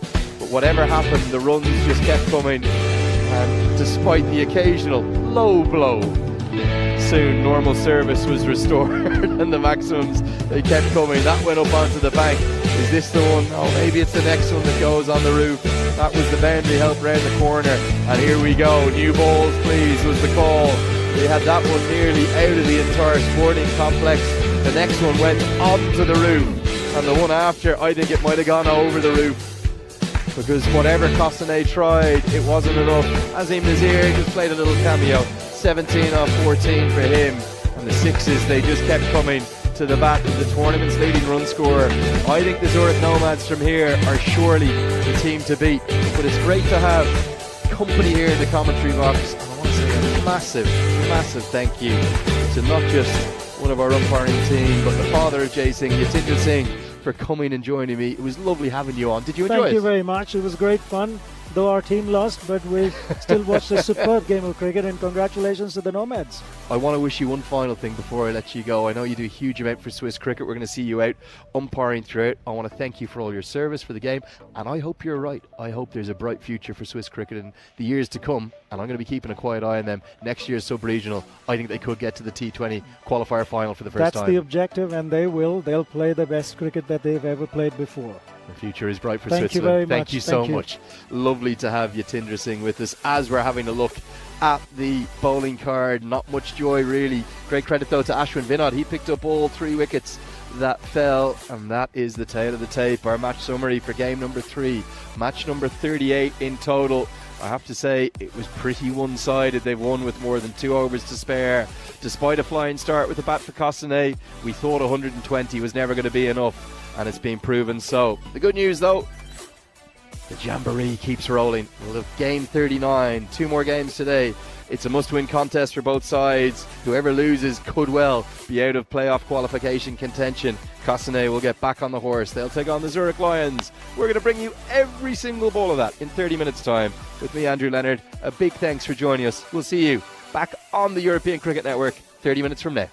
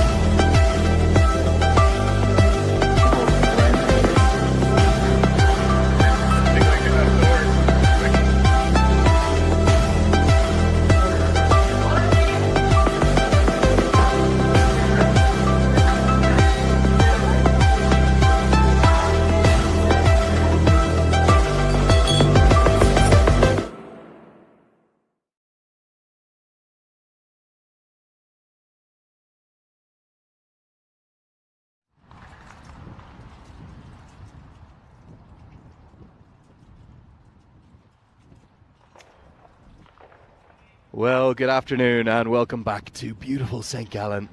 Not the warmest day to say the least, but at least the weather has stayed fair for us in terms of a lack of rain. A little bit of sunshine too, as we're nearly all set now for game 39 of the 55 that we're playing here at the European Cricket Series in Switzerland. Remarkable volume of matches, and this now, I'm going to call it must-win territory for both teams. For the Zurich Lions to get back into playoff contention, they're really going to have to win out. I think they'll need 5 and 5, so they'll need to win their last 4 in the bounce. And also, for Cossonay, they've got themselves into big trouble. They came in with a big reputation, and we felt that they might be in the mix for playoff contention. Here is the bat v ball wall. 2 of the lower predicted scores. That's because both of these sides have struggled to get much going with the bat. Can Cossonay turn it around? Averaging just 107 runs per innings and 115 for the Lions. I think this could be a very keenly fought contest. It really could.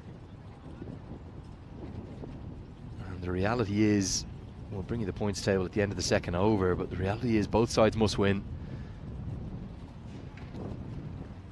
For Cossonay, beaten not just heavily, but taking another net run rate pounding in that last game. They've bowled pretty well on the whole, but Hassan Ahmed just proved too good for them.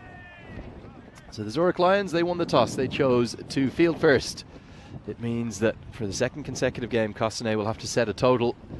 Then they'll try to use their bowlers to defend it. It's a windy, blustery day. It really is. And it's not warm at all. They're telling us that it's now 13 degrees centigrade, but it really doesn't feel a lot more than that. It feels a bit more like autumn than summer. And for those in Fahrenheit, about 55 degrees Fahrenheit right now. 13 centigrade, not warm. Certainly not exotic, to say the least. So we're all set for this game, number 39. Second last game of the day, one more to come this afternoon, as Aidan Andrews again will open up alongside Wasim Javed, and it's going to be the captain Kanik Shah to start, and he's going to start with a no ball that's pitched off the pitch.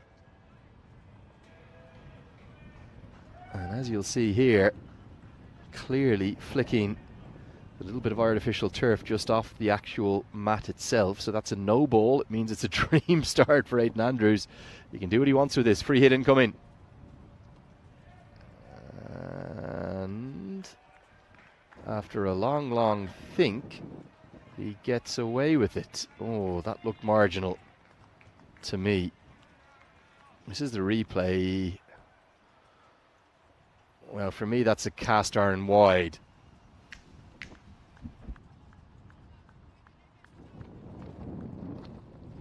And he's got away with it somehow. So the no ball free hit doesn't cost him. This one's going to be another no ball. Can't get my head around that non-wide call the ball before, but this time I suppose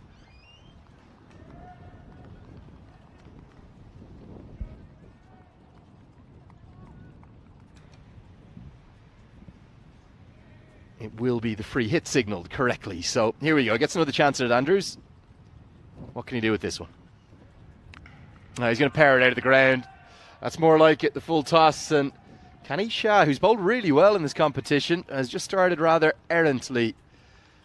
It's not easy, I will say, with the way that the wind is.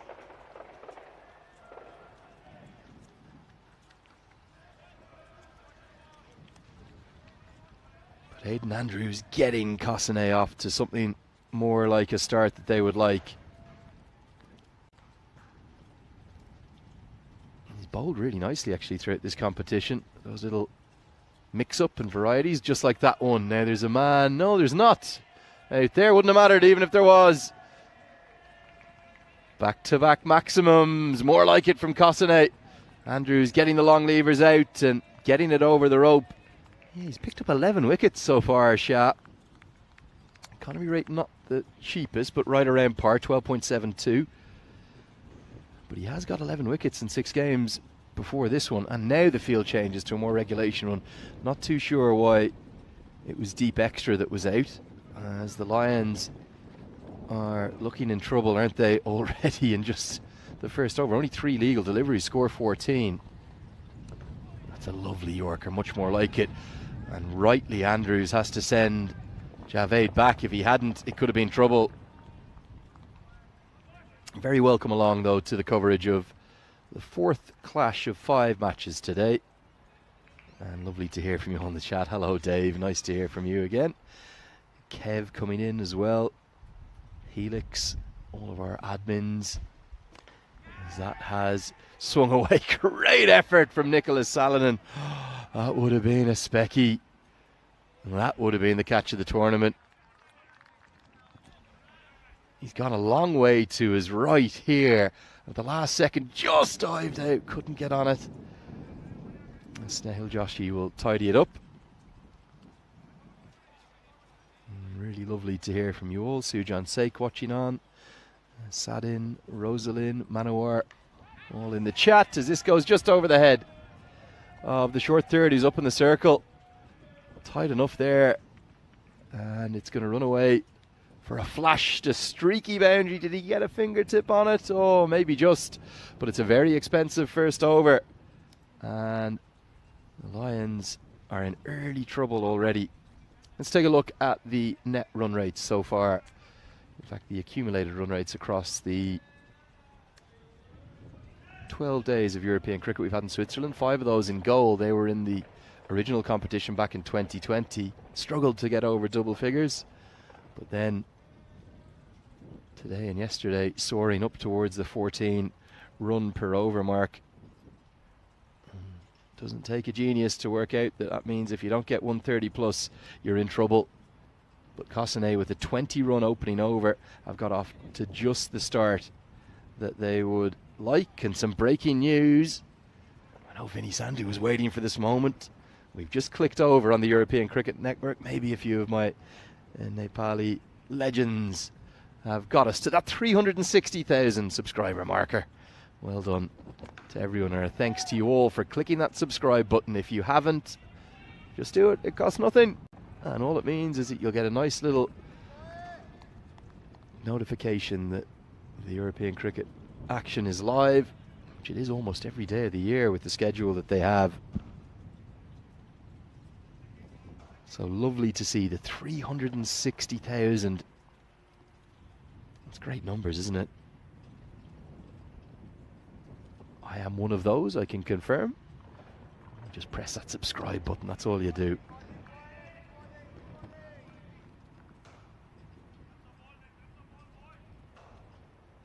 Now, what can Salonen do? He was so impressive, wasn't he, in the previous game?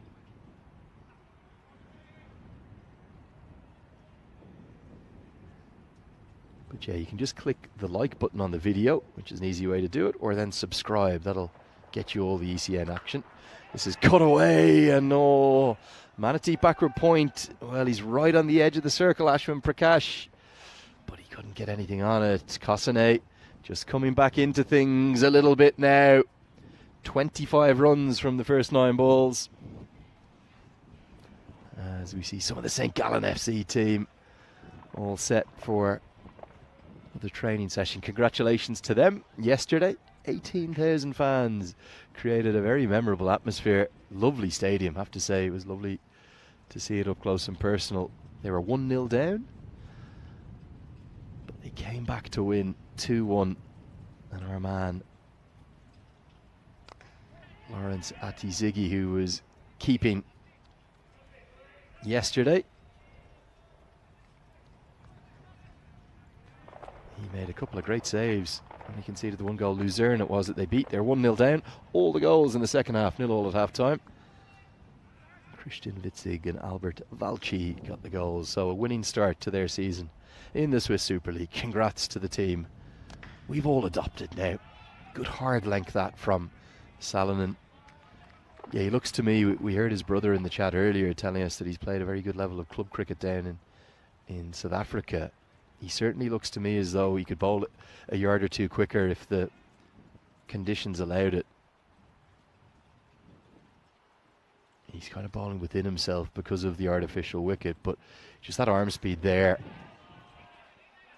It proves difficult to time. Now they want to, and they're going to get it, I think. Throw's gone to the wrong end as well.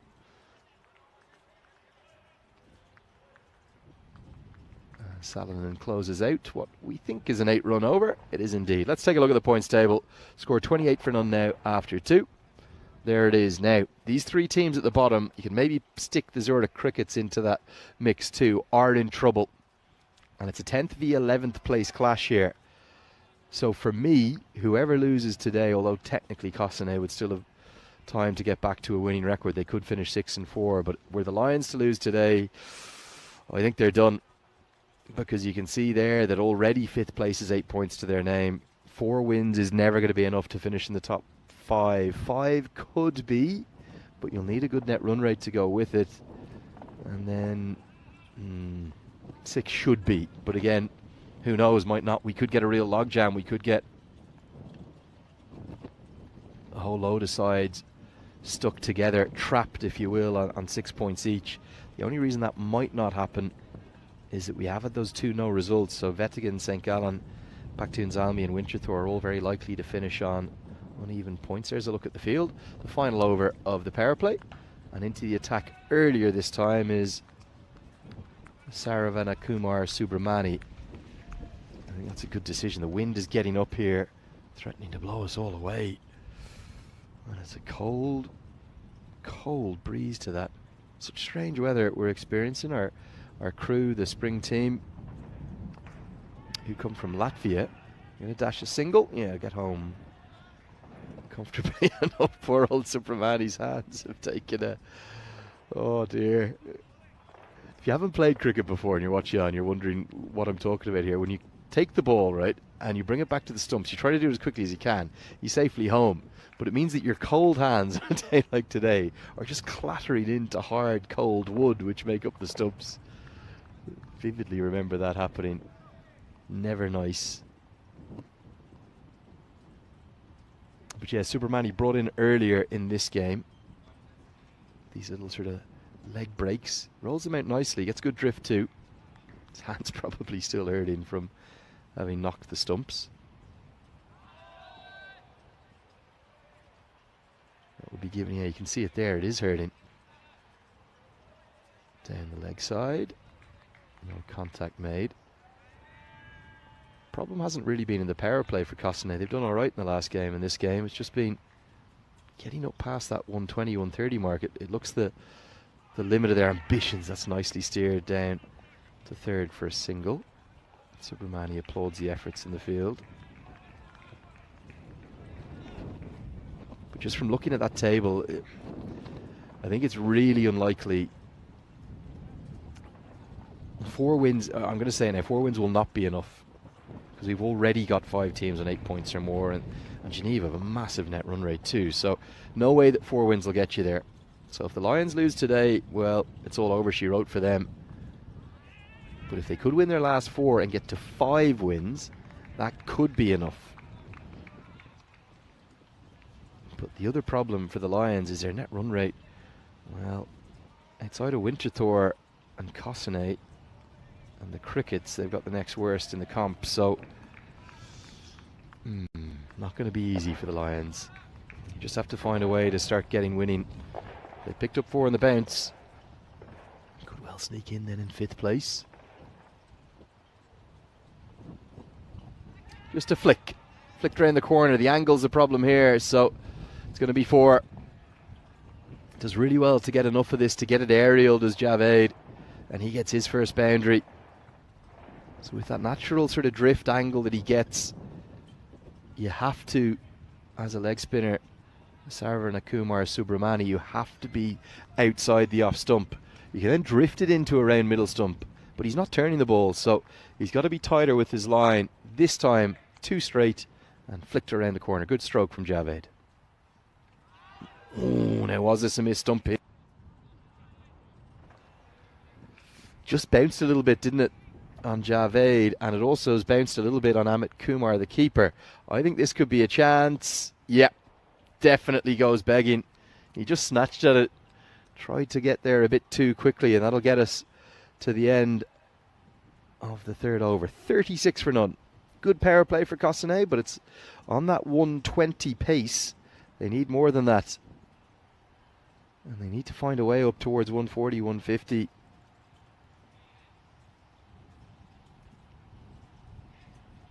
"20 runs from the first over, just 8 from the next 2. 8 and over.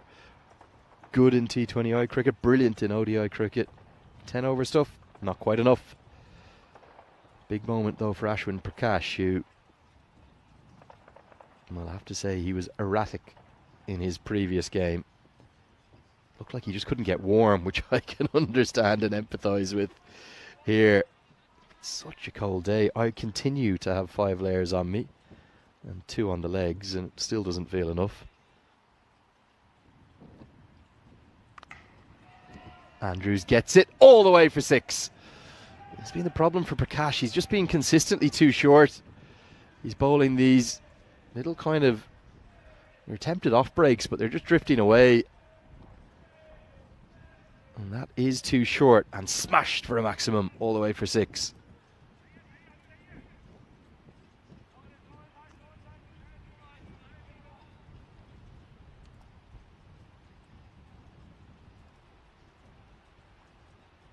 Tossed up, and same result.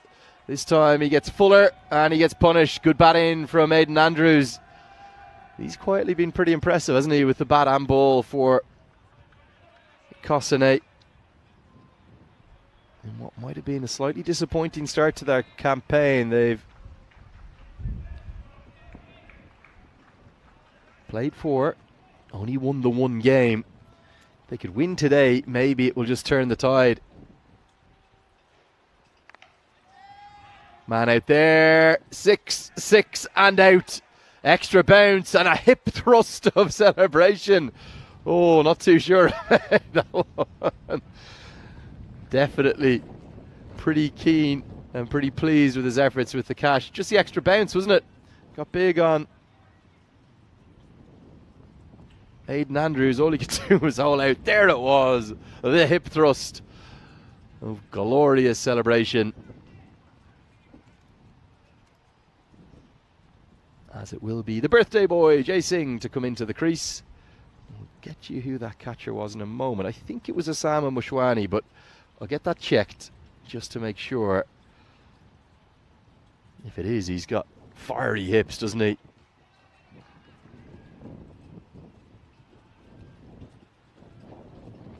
Jay Singh into the crease. He's known as a power hitter. It was indeed Osama Mushwani. Thanks to the team for letting us know.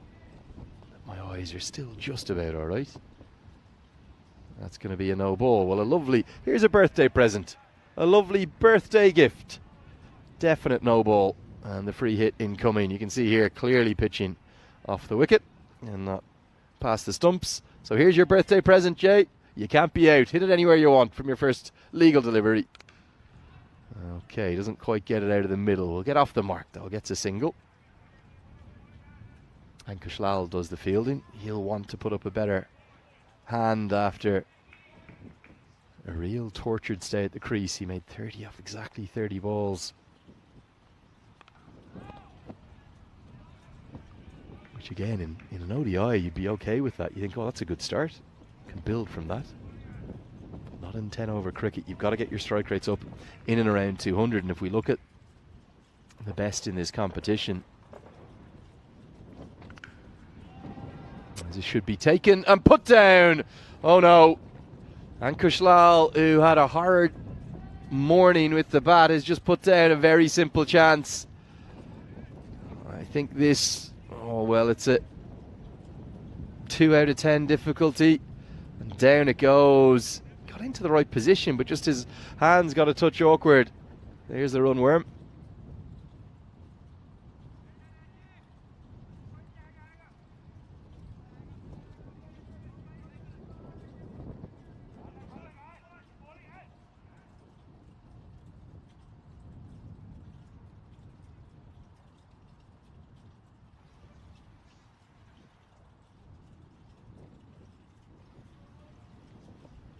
Yeah, lovely to see lots of interest in this inaugural return, not inaugural, the return of the European Cricket Series.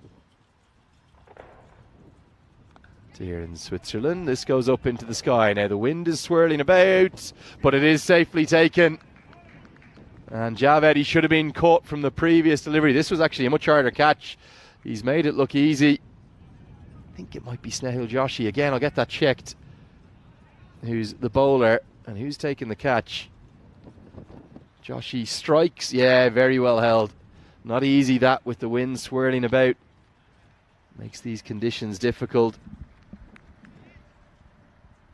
So the 50s come up and Cossonay have lost their second.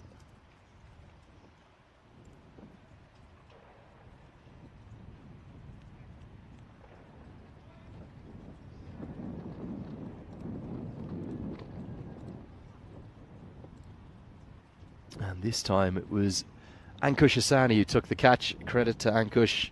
That was a very good catch. And Snehil Joshi's first delivery. He strikes. He's got one to his name. Best way to stem the scoring right now. Here comes Anmol Prabhu, or Praboom as they call him, the boys in the Cossonay bench. Nice little leg cutter. He's going to get off the mark immediately.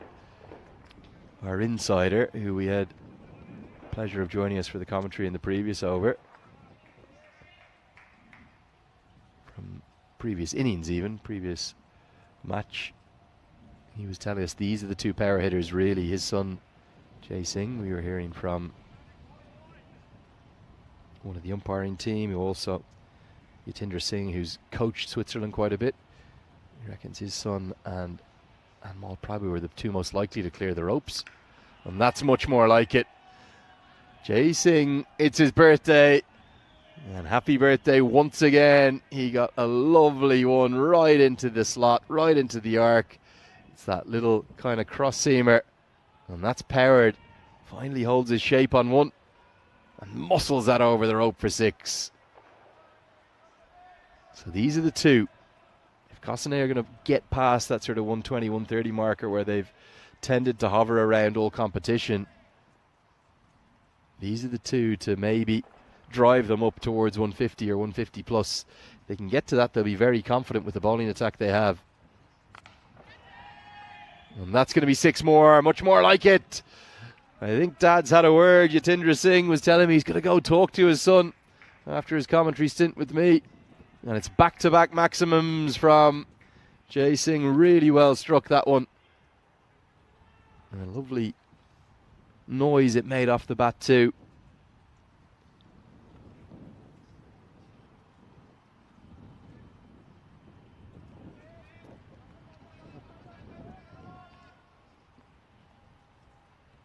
Projected score hovering around the 135 mark. They'd love more than that.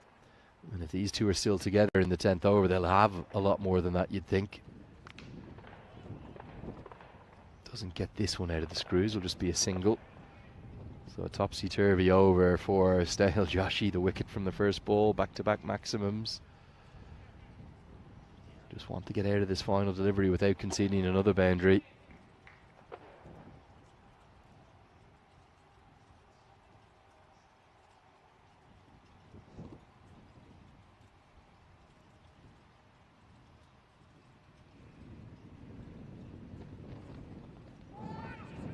Flicked the pad.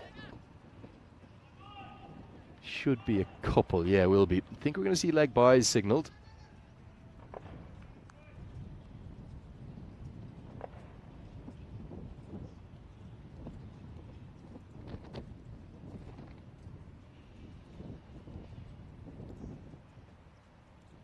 And that will get us to the end of the 5th over, the halfway stage of this first innings. Game number 39.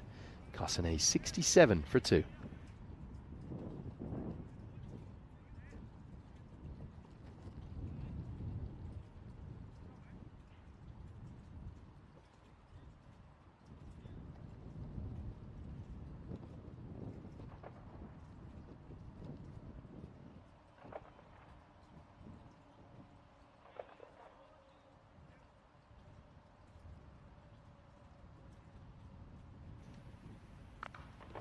So Prakash is going to continue. This might be an over for Cossonay to target. He hasn't got it right today, Prakash. Very expensive in the previous game. His 2 overs going for 35. Surely Prabhu's the man to take him downtown. Oh, well, if he leaves that, it's going to be a no ball. That wasn't going to pitch even close to on the wicket. And remember, he couldn't have been stumped either because it would have been a no ball. Well might he smile. Because look at this. If he doesn't hit this, that's not... Oh, it might not even pitch on the artificial. It's going to go on the grass. Back live with you now. Better. Gets it into the block goal. Run out chance, but safely home.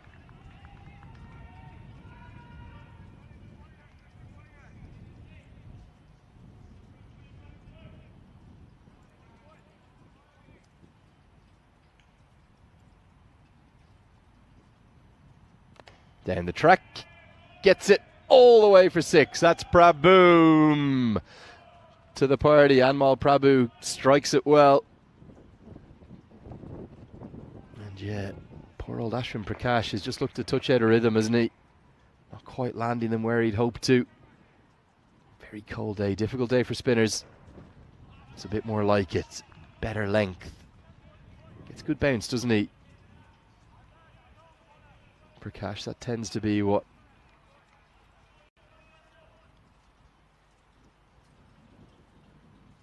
causes the batter problems when he gets it right. Short and wide and a misfield. Well, that should have been stopped. It's going to scoot away for 4. You can't blame Prakash that time. Should have been a single or a dot. Instead, it's a boundary to close out his 2 overs. He'll finish with 1 for 28. Kosane, 80 for 2.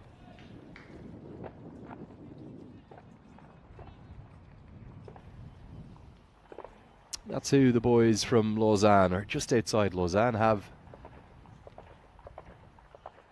left to come. The 2 Vinod brothers. Might see them in next at 5 and 6, although originally Arjun Vinod was down to come in at number 3, so they've had a bit of a shuffle in the lineup. Often see teams do this. They might set out a certain attack and then change their batting order. This is hit towards the man and another misfield. Well, that's back-to-back misfields. Again, this should have been stopped. You could maybe argue it was a catching chance. Ankush Lal, oh, he's not having a day to remember, is he? I can understand why he didn't come in for it, because he was just trying to stop the boundary, but disappointment for Lal. You might be able to hear some shots fired in the background. We're right next, or not right next, we're probably a couple of kilometers away from, I think it's a Swiss artillery range or part of the Swiss Army setup. Just echoes across the valley, surrounded by beautiful lush hills here in St. Gallen. A lot of forest about too. Inside edge is going to save Jay Singh on the birthday. You wouldn't want a bad umpiring decision on your birthday, would you? Yeah, clear inside edge. He's just even checked it there in front of the umpire to emphasise that he has hit it. So that will be a run to the total. Projected score hovers around 130. Even to get there, though, they'll need one of these 2 to keep going. Singh started really nicely. Could be a chance. No, it's going to be 6. Just a flick of the wrist from Prabhu. Deep extra cover out there. I think he thought he had a chance at making a play on it, but it just kept going. It's difficult with the wind. He might have just flicked his fingertips too. It's Nahil Joshi out there, but yeah, not easy.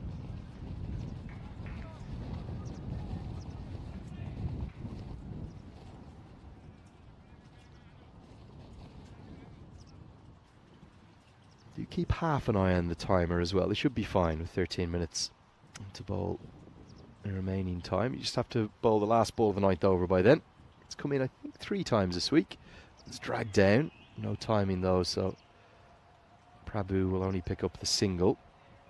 Do let me know where you're watching from. I'm flying solo for this game number 4 today, so get in touch. Let me know where you're enjoying the action from. Lots of comments too in the live chat. Really nice to hear from you. Tell us also where you are in the world, what city, what country you're in. This is picked up into the leg side. 6 more. Probably not out of the middle, but didn't need to be. He got it up into the wind and well, whichever way it's blowing, it seemed to get a little bit of assistance. You can see there, yeah, clearly angling with that ball. So blows over the rope and over the head of Osama Mashwani, who's out at deep backward square leg. Maybe tell us what the weather's like with you as well, because even though it's bright and sunny and it looks beautiful on the screen, it's about 13 degrees here. As this one's helped around the corner. Well, Singh is playing a gem of a knock on his birthday, 25 today. And he's going to get 4 more to his name. The hundreds come up. He looks on track for his highest total of the tournament. And he's maybe driving Kosane towards a winning position. Will keep them in the qualification, the playoff mix. And that's what we've got to look forward to for the rest of the calendar year. As we get to the end of the 7th now. Score has moved to 102 for 2. Current run rate 114.5, so they should get up to 145, 150 if they can. Great to see Jay Singh batting well. And the Jamboree, the travelling roller coaster of emotions, it moves on to Germany next. Back-to-back events there. There'll be a bit of a break for the Euros of cricket that will kick in then. And then on to Croatia. Could be a good one. Beautiful part of the world, Croatia. Here comes Nicholas Salonen to bowl his 2nd over. I think it's fair to say he's been the pick of the attack again this afternoon. Can Salonen get away past one of these 2 power hitters and swing the game back towards the Lions? If the Lions could somehow keep Kosane to 130, 135, maybe they could hunt that down. But remember, Kosane have a good bowling attack themselves. He just got that extra bit of pace, doesn't he? Hits the bat hard. There's a funny concept in cricket that you may have heard before about bowlers bowling a heavy ball. Obviously they're bowling with the same ball, but I think what people are trying to describe there is that when it hits the bat, it comes much harder at it. Because even there's some really quick bowlers who wouldn't be known to bowl a heavy ball. It's a particular style of bowler. And certainly Salonen has shown us that.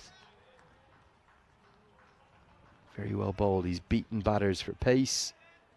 Just that, it's probably because of the almost, I don't want to say amble to the crease. It's a bit more than that, but he's very measured in his run-up as he comes in off really just 8 or 10 paces. And because he's so measured and then still gets it down at a good velocity, I think it's surprising the batters. They're generally mistiming it. Goes short. That's not where to bowl, though. That's going to be 6. He's got the pace to bowl the bouncer, given us the one over shoulder height allowed for the over. But he's got to go back of a length, not that bouncer length. That's very well played. Good stroke all the way for 6. Cannons into the Cricket Switzerland Let's Play Cricket banner.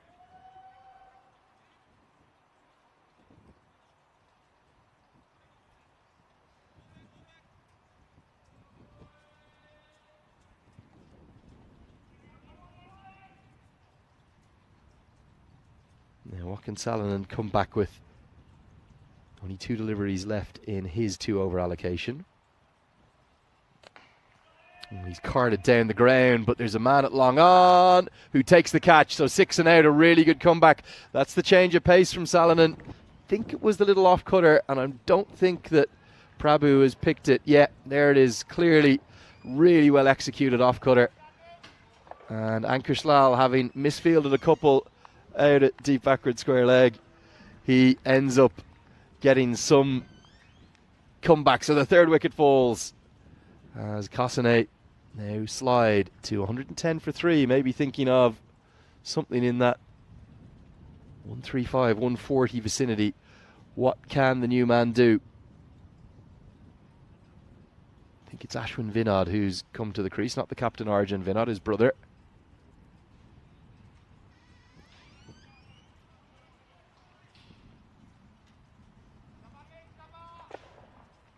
So it's 110 for 3. Just 2 overs remain after this delivery. Can Salonen close out well? It's been another good spell from him. Oh, really good Yorker. Great skills from Salonen. He's one to watch. Definitely has a bit about him, doesn't he? Good quality of cricketer, well bowled mate is the shout. 8 have been bowled, Cossanet 110 for 3. Oh, it just senses like another one. Excuse me, they're 111 for 3. Another total where they're going to be in and around that 130 marker. They can't seem to get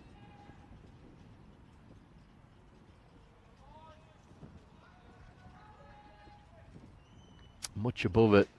Another good start in the power play, but it's just literally been a case of more of the same.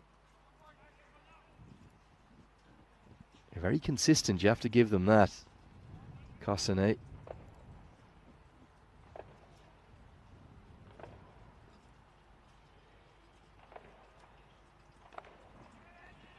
We run through their batting innings thus far. 127 for 7. They made against Geneva. That was when they chased that total down. This should be safely home.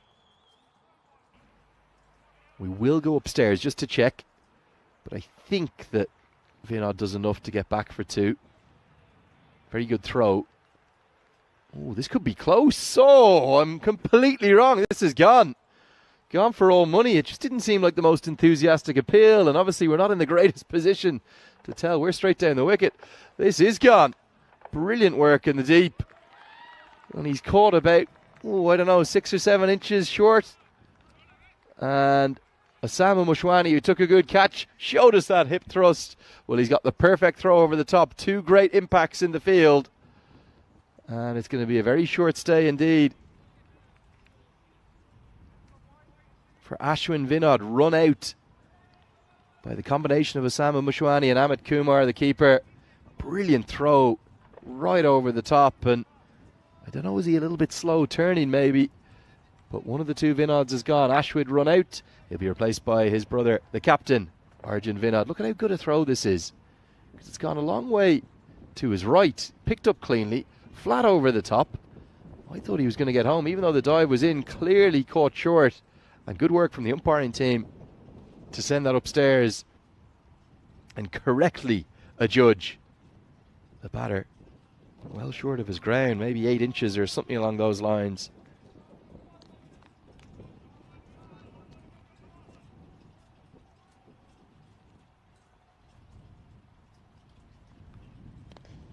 This one's flicked away, out again towards Mushwani. In fact, it will be Salonen who juggles and then fields it, but Vinod, despite the direct hit, will get home safely for a couple. Just couldn't quite pick it up cleanly there, could he, Salonen?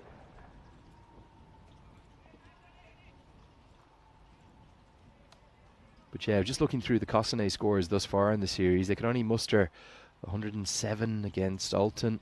Came up short by 22 runs. 84 against St. Gallen, losing by 46. They did chase down 126 against Geneva. That was their first 3 games, where all of those games they bowled first. And oh, that's a big hit into the leg side. But again, it's Mushwani. Oh, well, he's been on fire out there. 2 catches and a run out. Are we going to get the hip thrust? Not this time. Not this time. He's happy just saying thanks very much and a thumbs up. And it's another wicket for Kanik Shah, who's one of the leading wicket takers in the tournament.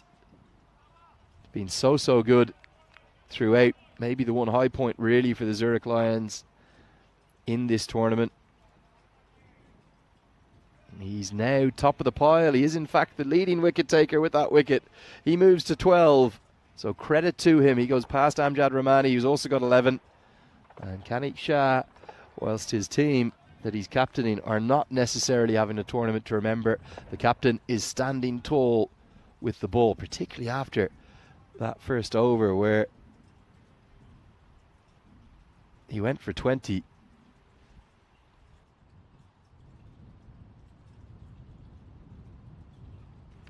This goes into the sky. Could be another chance. It is going to be another chance. The captain holds on. Good catch. Well, excellent work off his own bowling. And you talk about bounce back ability. Well, that's what the Lions are showing here, particularly their skipper. It's a little change of pace. The off cutter, he recognised immediately it was going to need to be him. And look at how good a catch this is. And the little backward somersault to boot. So the wickets are tumbling here at the death. And they're coming quickly as the shots ring out in the distance to go with them.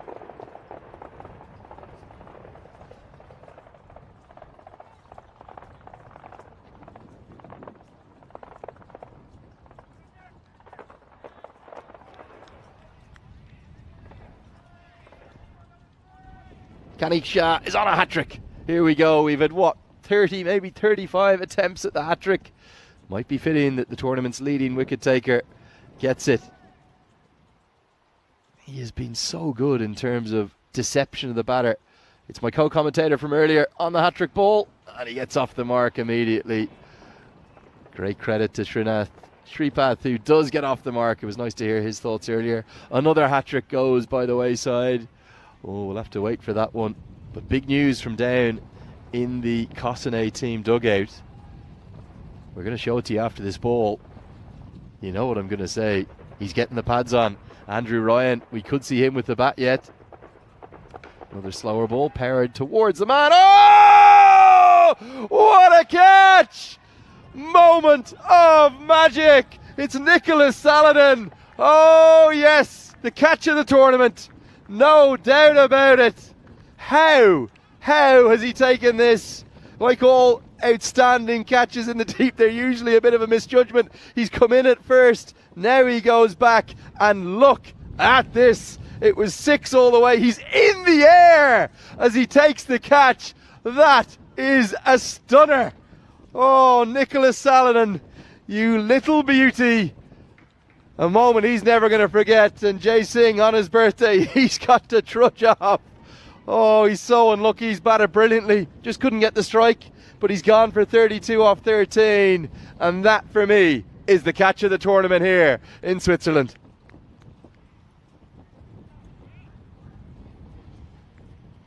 Nicholas Saladin. And there is the Cossonay bench. Can confirm that 100%. We're going to see Andrew Ryan if we have another wicket. He's in next at number 10. But the wheels are coming off again for Cossonay. They just can't get past this 125, 130 marker. Nicholas Saladin, oh my. Very, very special. What a catch that was. Sensational. Let's get one more look at it. Here it is. Oh, that's fitting of any stage. A spectacular grab of the highest quality. And doesn't he love it? Now, new man in. Oh, in fact, it's my man, Srinath Sripath, my co-commentator. Maximo will give you the shout. We know how you love Vinny Sandhu shouting that. It's just me, your old pal here instead. Well done to Srinath Sripath. Gets one over the rope just to swing a bit of momentum back. More like it for Cossonay. They need these runs. Oh, he looks pumped up, doesn't he? You heard his voice this morning, and now you see him smashing one over the rope all the way for 6. And credit to you, Srinath. That's a nice little moment for you to remember. You'd like a few more though, wouldn't you? Get some more over the rope. Cossonay past that 120 marker. Can they get up to 135? 5 balls left to do it. New man to the crease at the non-strikers end. That's Venu Agarwal.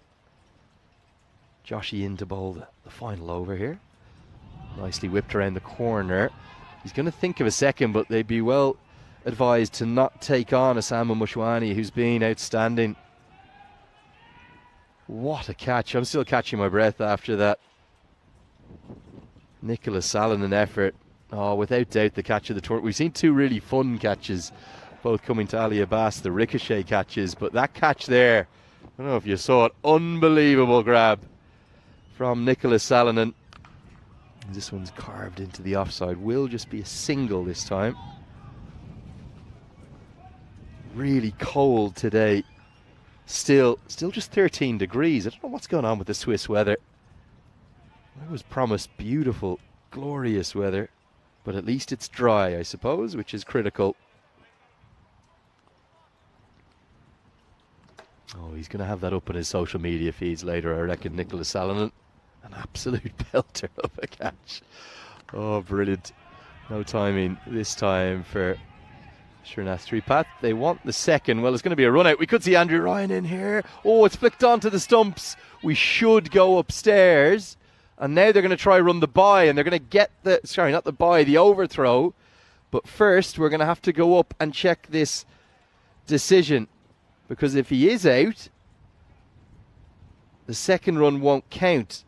So the flick onto the stumps is the key aspect here. Let's have a look. Oh, he could be in trouble here if the flick comes out quickly enough. Oh, here comes the batter. He's gone. No doubt about that. Yeah, long gone. That is out. Brilliant work. Really brilliant work. Keeper's had a very good day, hasn't he, Amit Kumar? So that's going to be 1 run to the total. And then the run out. And here he comes, the man of the moment. The one we wanted to see.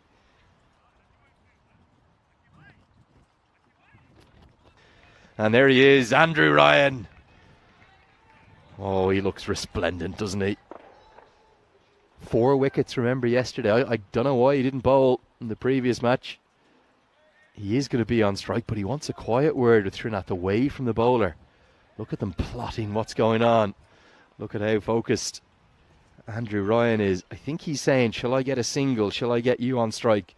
There's a bit of confusion with the scoring, but I'll just tell you what happened again. They ran 1 run, which was completed, and then in an attempt to get the second, it wasn't Tripath that was run out, it was Agarwal. So just 1 run to the total to Sripath. And it will be Andrew Ryan to take strike, who's very sportingly just giving us a moment for our scorers to catch up. Never easy when the run-outs happen. So Andrew Ryan will have 2 balls left. It's 1, 2, 4 for 8 right now. This graphics just haven't updated just yet. Oh, hold on. That's going to be, I think this is going to be a dead ball. Yeah, dead ball. Yeah, dead ball is going to be signalled. The umpire wasn't ready. I think everyone's got a wee bit confused here. Sripath was on strike for the previous... Yeah, the umpire's just had the bit of radio in his ear. I think what we need to emphasise, the previous ball, Sripath's hit it for 1. They've tried to run the second, but then he got sent back. So it wasn't Sripath that was run out. It was Agarwal that was run out. So 1 run to Sripath and the run out. The score should be 1, 2, 4 for 8. Everyone's got themselves in a bit of a muddle, and as a consequence, we've had a dead ball signalled. So it should be 1 run to the total and the run out. As we see lots of the St. Gallen FC Academy boys all set for a big day on the training pitch. A few little star footballers walking by me here. Lots of confusion, understandably, but just to confirm, I can give it to you again. Sripath has hit it down the ground for 1. They've looked to run a second run, but then Sripath sent Agarwal back, and it was Agarwal that was run out. And that is now what's kicked in on the scoring. So our thanks to the team for doing that. 2 balls left. The previous ball, it was signalled as a dead ball prior to the release. The captain's not happy though. He wants the 1 run to count. He doesn't want this potentially to go for 6, but he's not going to win that argument. And now Andrew Ryan is shadow batting. Maximo's over the rope. Now it could be a big swing here. He got a single. Would have had Sripath back on strike, but instead, 2 of the men you've heard from in the commentary box this week, they're in the middle together. 2 deliveries left. Ryan on strike. And it's probably going to be the same result because I can't see them getting back for a second here. He has been brilliant. Absolutely brilliant. Osama Mushwani. He really has. He's taken 2 catches. He's had a run out. Another bullet arm over the top. And it means that Andrew Ryan will likely end 1 not out. Be pretty pleased with that, I reckon.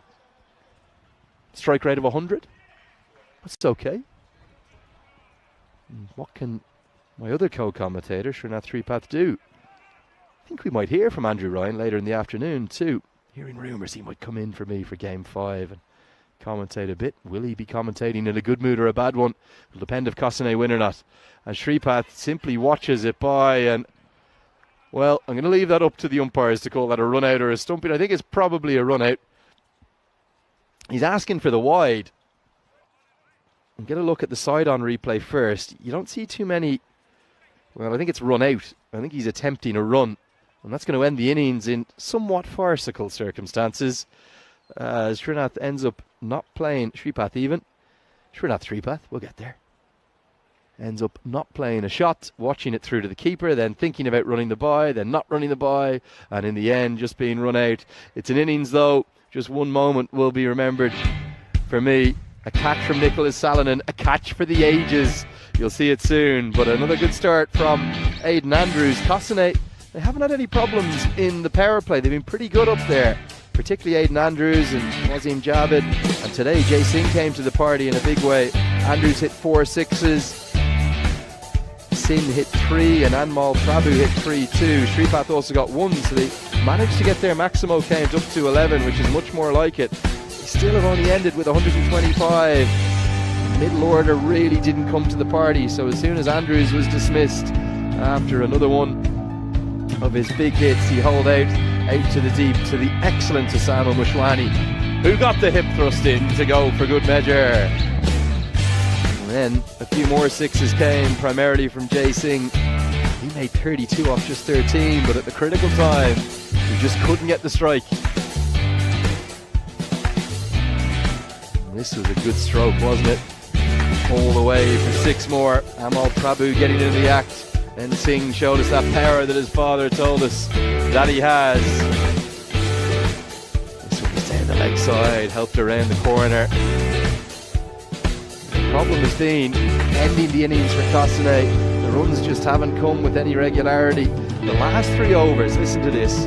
Salinans went for 8, Shaz went for 4, and Joshies went for 10. Just 23 for the last 3.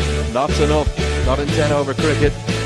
Good run out here. This was excellent, not just from Osama Mushwani, but also the keeper, Amit Kumar, who used that brilliant technique to get him down onto the stumps and short by 6 inches or so. But here was the moment. Oh, this wasn't it. This was the catch held by Mushwani. Wait till you see this one though from Nicholas Salonen. It's after another excellent catch. I forgot about this one. That's how good Salonen's was. That was off his own bowling. Kanik Shah. I think this is it. Here it is. Oh yes, right on the money. And the camera work was too. Sensational. And well might he celebrate, Nicholas Salonen. A moment for the ages. And then, despite that 1-6 from Srinath Tripath, not a huge amount more to cheer really. And a couple more wickets right towards the end, including a couple of runouts. This was the first one, a brilliant piece of work with a flick onto the stumps from the keeper. Wasn't he delighted, Amit Kumar? And then it all ended in rather surreal circumstances as Ryan and Tripath trudge off, none too pleased. They'll have to do good work with the ball to get them into the contest, because again they've ended up under par. Cossonay's lack of power hitting, well, they might have solved that, but then the middle order just crumbled, didn't it, when the pressure came onto them. The 2 Vinods made 2 off 2 balls each. Bharat Narayan, he was gone for a first ball duck, and Venu Agarwal could only make 1. And with just 6 extras, the Lions were pretty disciplined. So 1-2-5. Is it going to be enough for Cossonay?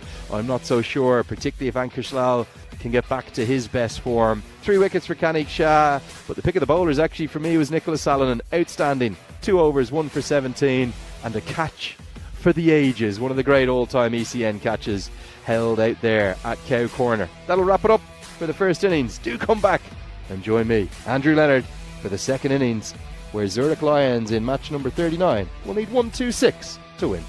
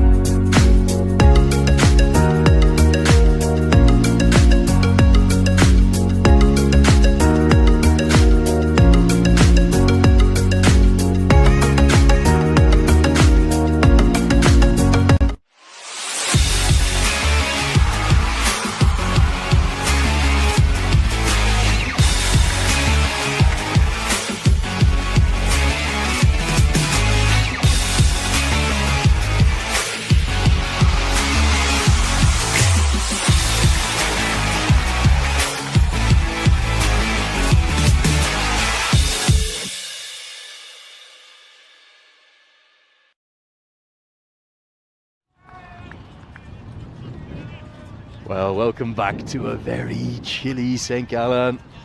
It feels a lot less like August, a lot more like November. The mercury has not got above 12 or 13 degrees all day. And an interesting move, a big change from the Zurich Lions. They're going to go with the man who's been brilliant with the ball in his hand and outstanding in the field, Nicholas Salonen, to open up as, oh dear, that's ramped off the edge of the mat. And just as well Aidan Andrews wasn't in the way of that. You're very welcome along to the coverage of this chase. It's game 39. We're past the 2/3 way stages of this group contest where 55 matches are being played between 11 sides to find out the top 5 that will advance to the playoffs.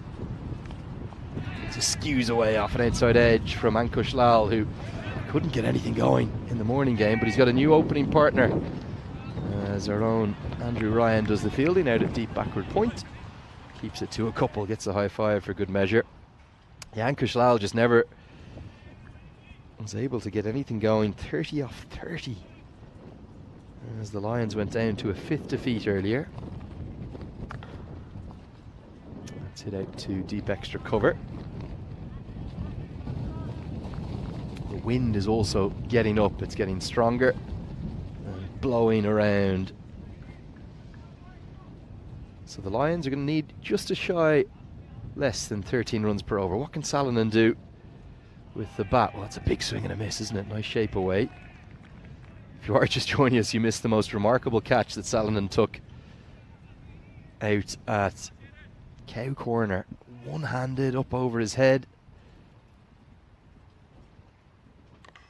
And he might be giving a catching opportunity here as he juggles it and holds on. Arjun Vinod means that the change in the batting order for the Zurich Lions does not work, and Salonen, despite being brilliant with the ball and in the field, well, he's just chipped this one up really. It's the shape from Aidan Andrews who swings it nicely away, and his heart will have been in his mouth for a moment there, the captain of Cossonay, but they keep continuing to impress with the ball as Salonen, well, he'll have to make do with that highlight moment in the field for today. He's dismissed for just 1 run, and the Zurich Lions, they are 4 for 1.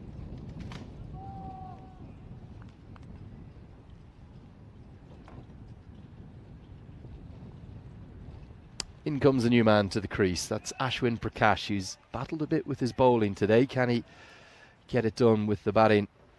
I think one of the big problems for me with the Lions just being a lack of runs in their batting lineup, with the exception really of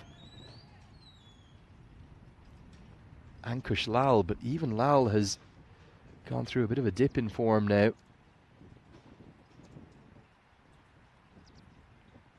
Big swing and just an inside edge. Lal sent back. Brilliant opening over from Aidan Andrews. That brings Cossonay into the contest. Score is 4 for 1.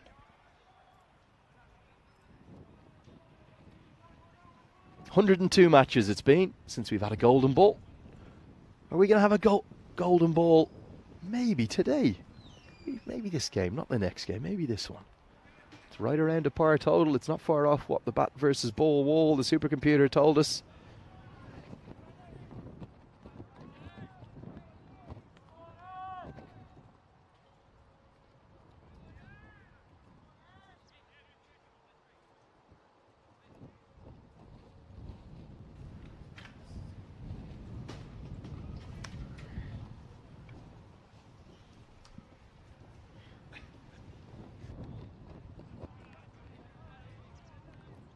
That'll be a wide down the leg side. It is a chilly day, no doubt about it, and it's also now very blustery, so not easy. You can see here Ashwin Vinod trying to bowl a big in-swinger, and it swings too far down the leg side. Free run to the total. This time he goes for the outswinger, but he's heaved into the leg side and over the head of Tahir Khan Ahmedzai, who took a couple of good catches in Cossonay's earlier game, but that is a maximum. Good strike. Just a tiny bit too full, wasn't it? And he's heaved it against the swing and against the angle of the delivery all the way for 6. This one's pulled away, going to be back-to-back boundaries. 6 and now 4. And the Lions, through their leading run scorer, Ankush Lal, are looking to get going in this chase. They've relied very heavily upon his runs, haven't they, throughout this competition. He's hit 14 sixes. There is my co-commentator from earlier. It's a very nervy watcher. The great man. We've also seen him umpiring, Yatindra Singh. He's the dad of Jay Singh. He's gone and found a coffee somewhere, which I think is a good call. This is skewed off an outside edge. Should be a couple. Lal wants to get back. Third man up in the ring, so runs away for a couple. Zurich Lions, just about 2 runs per ball they'll require. A little bit more than that. But Lal, well, he's been the solo man to show anything, really. This one's cut away, inches over the head of Bharath Narayan. And I just wonder, are we going to see Andrew Ryan with the ball? Didn't bowl in the last game. I know they took a heavy defeat from the Zurich Nomads, but the Lions are pumped up. They know this is must win. The only route into the playoffs for them, I think, will be 5 wins and 5 losses. They're 1-5 at the moment. Win today, you'd make it 2-5. Will give them a chance of winning out. And Kosane aren't too far from being put into a similar position, really, because Kosane have played 4 and only won 1, with a rather horrible net run rate too, the second worst in the competition. So these two sides are staring down the barrel of difficulty. It's must-win stuff. Remember, it's 10th versus 11th in the table.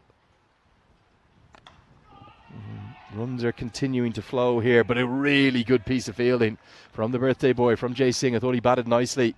How they'll need him with the ball too, and possibly Andrew Ryan as well. We get to the end of the second over, and the score now, it moves to 22-1. Here is the points table. And you can see why it is so critical that both of these sides win today's contest. It wouldn't be losing out for Kosane. They'd still have time to get back into it with 5 games left. But for the Lions, it is, in essence, an absolute necessity for them to win. And they're maybe just ahead of the game right now. 22-1, 2 bowled. Andrews is going to bowl his second. It's very accurate, isn't he? Aidan Andrews. And like a bolt from the blue, and I know this will please all of the YouTube chat ever so thoroughly. You've had to listen to me for the whole day so far, a little bit by myself, a little bit with some guest commentators, but delighted to welcome in my great friend Vinny Sandhu, who's going to come and join me as we see a couple. Well, we don't see a couple, we just see the one run down the leg side. Vinny, great to see you, mate. Thanks for helping me out and giving me the day off yesterday. Good morning everyone. How are you? Good I say afternoon. good morning. It is currently 10-4 in the afternoon. Yeah, great job so far, Lenny. I've got to say, Thank you. Really liked some of the guests. We've had a bit of a Kosane flavour about the box so far. That's clubbed to the man and held, really well held. Ashwin Vinod gives Andrews another wicket. He's been in hot wicket-taking form, hasn't he? Kosane's bowling, no problems at all. Their batting, it continues to struggle. Have they enough on the board? Yeah, well, maybe. Definitely maybe. This is a hot zone out here, isn't it? What about Salden's catch in the first innings? One of the catches of the year. If you go back to 2020 in the final, Hassan Ahmed took one out there in the deep, in the wet, which was a real match swinger as well when the match was in the balance.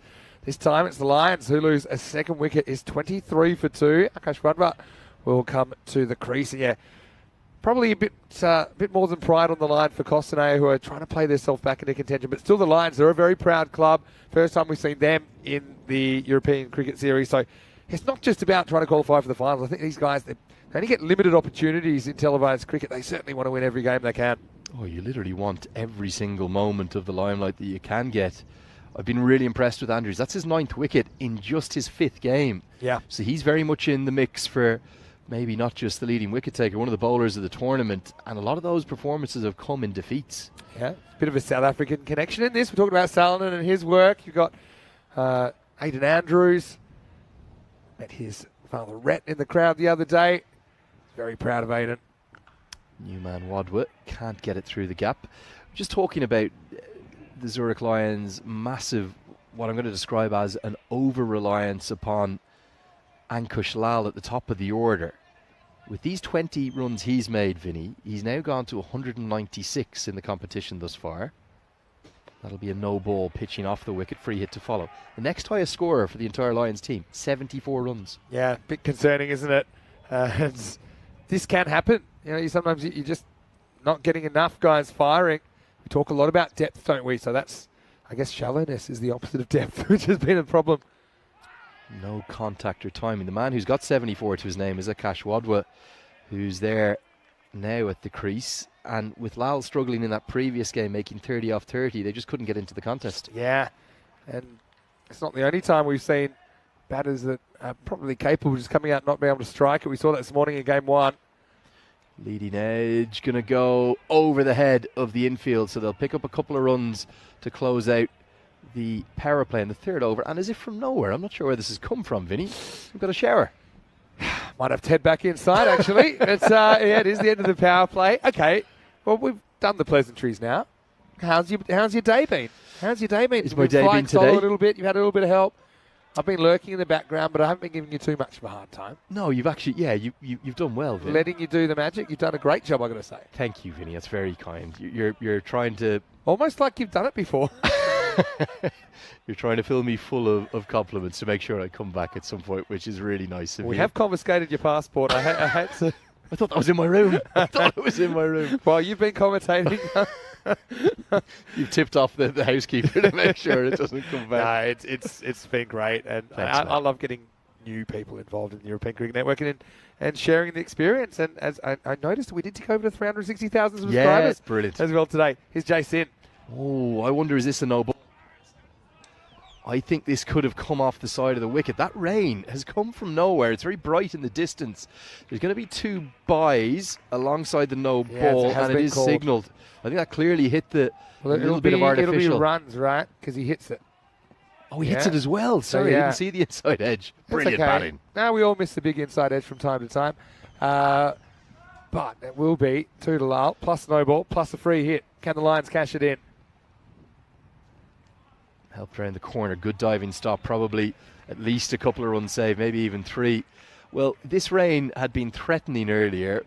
And I just can't believe literally the minute I've walked out the door, it's rained, as if I'm the jinx or something like that. Well, I'm going to say quick hello to everyone in the YouTube chat, though. I've been lurking. I've been liking the interaction there as well. Hello to Wayne. Nice to see you watching. Hello to James Stewart as well from Estonia. I like the big man Andrew Ryan's 1 not out in the first innings as well. And I was a little bit worried he's going to make a fake duck because he made one that was called a dead ball and then he had to face up again. That would have been a bit rough on old Rhino. Yeah, there's been great interaction in the chat today, I have to say. Plenty of people enjoying their Monday. Bit of cricketing action. This has helped into the leg side. It'll just be a single. Isn't it interesting, though, that this kind of 132 is par based on the run rate we've seen so far? Yeah. But this 125, normally around par, you'd say, yeah, they got a good chance. They got a chance. But it just feels light on, doesn't it, in this series? It also just feels like Kosane can't get by that sort of marker. They've got off to 2 flyers in both power plays today, and then kind of gone nowhere from there. A lot of cricket they've played, remember, in recent times. 2 T20s yesterday. They won both of those. Yes. But the big question I have for you, Vinny. Yeah. Andrew Ryan, 4 wickets in those T20s yesterday. Picked in both games. We're into the 4th over now. Didn't bowl in the first game. Yeah, he's being rested. He's resting this year. Why is he not getting the ball? I don't know. Look. He's chomping at the bit. He is. He is. Rhino coming off a 4-for. I'd like to see him out there, but I'm not the captain. Swings in to Ankush Lal. Should get at least 2 here. Have we had an all-run 3 without an overthrow in any ECN stuff? Well, probably the most famous one that you'd know was one of our viral moments. The 7. No, it was the one where the batter running the 3rd unfortunately got hit in an uncomfortable area. That was a genuine 3. That was an actual 3. Misfielded it mid-on. So there has been some 3s. Yeah, happens very occasionally. Whipped away, man out there. Can't cut it off. It's my co-commentator from earlier, Srinath Tripath. He apologises. It's not easy with that rain. I'm not sure why he's got the sunglasses on. He needs to get the little sunscreen, the windscreen wipers for the sunglasses, doesn't he? Because that just skids on to Srinath, who I've got to say did a magnificent job in the commentary this morning. Also, wasn't it great to get Sin Senior out there chatting? Yeah, that was lovely. Yatindra Singh, yeah. I thought he was really interesting, particularly the umpiring stuff he was telling me, and also the history stuff. And that's the second time this has happened to Jay Singh, where in his follow-through, he's just landed off the wicket Don't tell me it's a half-halfer because I hate these. His ankle's nearly gone. Look. And yet, you know, he did that the other day. Something you just got to be. I would actually just consciously be trying to run on the wicket if you're not sure how you're getting off. I know I normally say the opposite. He looks almost like, I know they won't have studs in them, but I think he's got bowling boots on with no studs in them. So that's just making it trickier. This goes into the air, going to fall in between two fielders. It's got to be on your mind, though, doesn't it? That when you're bowling, you're 2 steps away from potentially snapping your ankle in half. Yeah. But anyway, happy birthday, Jay. Hopefully we can keep you on the park. I mean, they're not tracking too badly here, Costner, on the defence. I mean, Lions, like you say, not really brimming with confidence with the bat. That doesn't look overly promising for the final game. How the rain seems to be favouring the batters this does. year. Not just in this series either. Club down the ground. And I think it's going to be 1 bounce and 4. Very fairly signalled by the Zurich Lions team. We won't need a boundary check on this, but we'll just show you for good measure. 44 for 2 at the end of the 4th with that 4. It tries to cramp him, but the batter just too quick to get the hands through it. So we do get to the end of 4, and they're 11 and over at the moment, so a little bit behind, but nothing they can't make up the lines. But yeah, I think Ankush Lal, he is the key, isn't he? You get him, and you're feeling pretty confident if you're Costinate. Vinny, I have to ask you about those 2 left-handers at the top for the Nomads. Oh. Like, I watch a lot of cricket, you know that, at all levels, and I'm genuinely really, really blown away by Hassan Ahmed and Fahim Nazir. It was class, wasn't it? And I had a great seat there as well, first game. 46 sixes. They smashed the record in game 1, not just those 2, but between both teams. 46 sixes in the game, which beats the record by 5. Incredible. Isn't that crazy? That's Bob Beeman-esque, isn't it? Yeah. As we see the leg spinner come in, Tahir Khan. But Ahmedzai. The scary thing is it's not just them that are threats for the Nomads. You can see why they're defending champions. Yeah, but it's not just the runs, but the way they scored their runs, I think. And isn't it interesting how they are both left-handers, they're both openers, but they kind of complement each other in a way. Very different styles. The amazing thing is Hassan Ahmed, who was very briefly overtaken by Fahim Nazir in the last game before Nazir was dismissed early for 6 as the leading run scorer. He's now gone surging by him. He's moved to 431 in total. And Fahim Nazir is quite a long way behind now, 348. But Hassan Ahmed's runs, he's the only batter in the tournament. There's one other striking at more than 300. Him and Idris Ul Haq. Yeah. More than 3 runs per ball throughout all of the balls they've faced in the competition. And how about Idris Ul Haq going at over 400 in the reply? Gone. This is going to be gone for all money. We might go upstairs just to check it, and that's great reward for Tahir Khan. Ahmedzai, it's the big one. It's Ankush Lal. We will have to get it verified, but a big pat in the back from Andrew Ryan. He's a talented young leg spinner. We'll have to see it again. It might be closer than I first thought, Vinny. I've still got him down. He's a fair way back, so he's not going to be in trouble for encroaching, you'd imagine. I think. And well, it's gone for sure, but has he taken the ball in front of the stumps? It's definitely out, Vinny, but I think he could be in trouble here. This is so close to a no ball, and the law we're talking about is whether or not his gloves are taking the ball in front of the stumps. Maybe just okay, Vinny. Yeah, I think it's just okay because, at the time the ball passes the stumps, for me, he's just. And this isn't a perfectly side-on angle, so I think for me, he's okay, but he needs to be careful because he's moving forward. He just overdid it. And the thing is, the rule actually is that was the law.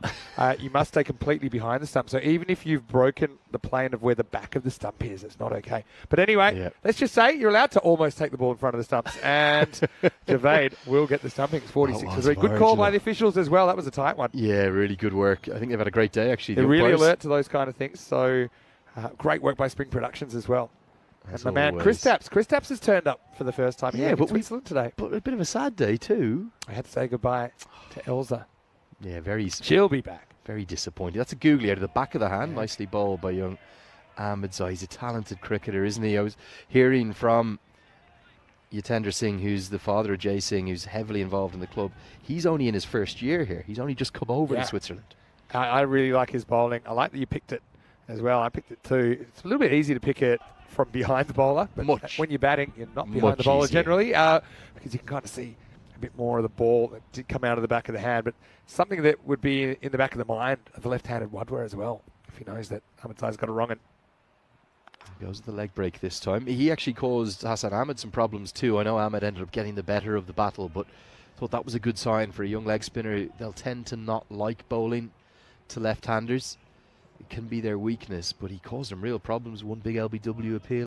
Yeah, no, I think he offers something different, doesn't he? And even guys that are in hitting the ball well, if he bowls well, then they're going to struggle. Just bowls a good pace, and he's got another. It's a good catch off his own bowling. The wheels very much coming off this Zurich Lions chase. Kosane, are they about to turn their day around and finish with a win? Pretty good catch. I mean, it wasn't quite smashed, but it was semi-smashed, wasn't it? And a few people, I think, around the ground thought this might have been a bump ball, but for me, it seemed to be down straight off the bat. And they're nice and low, but high enough so that Ahmedzai could catch it. Nice catch in his follow-through. He's got 1 foot on the pitch, 1 foot off. Takes it before he has to think, and sometimes that's the key. So well done by Tahir, who picks up a second wicket. What an over. And now we're halfway through. It's 48 for 4. He took 2 brilliant catches out at Cow Corner as well against the Zurich Nomads. The second one he made look so easy. It was a really difficult chance right along the rope. This problem for the Lions batting lineup, if it's not Ankush Lal, who's it going to be? And right now they're staring down the barrel, needing 15 and over. Vinny, this is what we've got to come up. So much to look forward to. Updated it now. You might see that Rome has snuck onto the bottom of the list today, because now we finished with the Continental Cup. Be a good one, won't it? So these are all the events that are in the calendar up to the ECC starting, which is the 25th of September. So we've got, obviously, we're still in Switzerland. We've got Dresden, 2 weeks there in Germany. We've got 2 weeks in Krefeld in Germany. And all these little internationals, which all come up in the next, I think, 3 weeks. So it's going to be a really busy time, but also a great time to see different formats, different players, different internationals team, and a mix of men's and women's international cricket as well. Great to see the amount of attention that Rebecca Blake, isn't it, for Romania? Yeah, Rebecca Blake. Her century has garnered all around the cricketing world. As this is clubbed down towards long on and taken. Well, we have to say Kosane have been excellent throughout their efforts with the ball. Their fielding's matching it now today. The 5th wicket goes down. Yeah, and so I think some of the Lions supporters, they'll be gasping at this batting effort. It's just been, the more things change, the more they stay the same, though. And the Lions just a long way behind in the game. And Kosane, they've always threatened. Never times you've said they've been completely outclassed. You feel like they're a cricket team with a lot of good players. Yep. Just you're not necessarily able to put it together. And even when they have, for example, in some batting innings, they haven't been able to stick it out through 10 overs. It's 5, 6 overs. And then same thing in the field. There's times where they've played really well, but often it's not putting a whole innings together. This is a more complete performance, I think, particularly in the field. And maybe they can get some momentum. One thing I am a little bit worried about is the clouds, which have just come in. They've rolled in pretty much out of nowhere. Not a lot of rain at the moment, but certainly a lot darker than it was a little bit earlier in this match. Yeah, I think certainly there is a chance that last game might be a little bit... You had a horrible day yesterday, Vinny. How did you get through that? There was all sorts happening. Made it pretty clear in my contract that I get paid for the 20 overs in the game. So if it's short, it's short. Just get to the conclusion quicker. Now, we did have one... Wind and rain. Yeah, we had all sorts, one wasn't it? Completed match, and then we had the rest affected. But we did get 4 results. That's good effort. positive. Really good effort. Yeah. And big thanks to all the operations team and everyone who was able to get it together. In comes Agarwal again with the Here we go. Mohammad Abbas or Javagal Srinath-esque action. Certainly is. Yeah, for me it's Srinath, a player I grew up watching. Hello to Aspen Lakaraju. Now he is part of the furniture here in cricket in Switzerland. Aspen, how are you? He's welcoming me back to Switzerland, and I hope I have a great time. I am having such a great time, Aspen. Hopefully I see you sooner rather than later as well. All right, here's Shah on strike. Picked up. That's going to be picked up all the way for 6. And Shah, the skipper, he says, we've got to keep fighting. We've got to keep believing, because if we lose this, we're out of the competition. Pretty much the 50 comes up. And so never predict anything. That's probably the thing that I've learned. I mean, when we saw 200, that probably should have been chased down this morning. I think I said at the halfway stage, well, we know what the result It was only be. 2 really good overs from the Nomads that stopped that happening. They were definitely favourites, Geneva, in that chase after 6 overs. Remarkable batting from Idris Ul Haq. That's going to be 6 more. Ooh. And just like that, the angle has changed from Agarwal. He's dragged 2 down, and his first 2 deliveries have gone 4. Yeah, it's a Maximo. Hey. But asking for trouble, bang it in. Unless you show back to it's probably not the length for you. We've missed that, Vinny. I have to say, Srinath Tripath, who we did really enjoy hearing from the first 2 overs, he was desperate to give it a few Maximos. Didn't quite sound the same. He's going to need some. Everything else was brilliant. He needs some Maximo practice. Yeah. Well, I mean, I think I appreciate the effort. You can send him a few voice notes maybe with it. And he You can know just. what? It's open. It's like certain companies, they have open. Our software's open. Anyone can use Open it. source. Yeah, open source, that's the one. End Oh, of it the does make me a 6th little bit over. hungry, and you won't be around for food chat last game of the day. 61 for 5 after 6. Hey, throw some random questions in because I'm here. I'm excited. What have you got for me? You got anything random to ask me? I just want to talk about this points table briefly Okay, let's do first it. because I think this is so critical to get across. If the Lions lose, the reason I'm saying they're gone from contention, even if they won their last 3, they could only get to 8 points. Yeah. And we already have 5 teams on 8 points or more. And obviously, Alton, Vettigan, one of those is going to win another game as well. Not going to do it. For Cossonay, though, things are a bit more open. If they could win today, get to 4 points with still 5 games left, they'd probably only need to win 3 of those 5 games left to get to 10 points, which should give them a good chance. You're in the mix. You're in the and mix. Remember, we've got a couple of no results sprinkled in there as well. Correct. So maybe 5.5 wins gets you there. There's no way 8 points is going to be enough. Wrongin'. This goes And- down the ground, Vinny. I think it's going to be 6. It is. Unlucky. It was a nice piece of bowling, but he goes the distance. Subramani and Shah, they're fighting for the Lions. Nice shot. Whether he picks it or not, I don't think he cares. He just swings the bat and horns it. But, yeah, I like it. Kind of plays it on length. And Subramani, you can just tell from his stature at the crease, he's a no-nonsense character. And he's going to give this a shake. And with that 6, I mean, 15.4 and over. Possible. Does bowl a good pace, Ahmed Zai. It's good variation. Okay, it's not a huge spinning leg break, but it is the one that is kind of the orthodox turning leg break. The other one certainly broke back in towards the right-hander.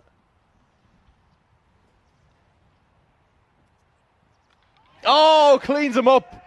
A beauty. The top of off stump is rattled back with a very nice leg break that just straightens and really beats Subramani for pace. Ahmed Zai, oh, he's a precocious young starlet. What a talent. I couldn't agree more. I love this length, and you can see Subramani, he was in a bit of a conundrum whether he was going forward or back to this. It slides on. I won't quite call it the Shane Warne flipper circa 1994, and it wasn't really, but I just love the way it hurried onto him here. Yep. It's more or less a top spinner, and you can see how he's kind of caught back behind the crease, and it's not even a real aggressive shot he's trying to play. He's just trying to keep it out, and he wasn't able to. Great bowling.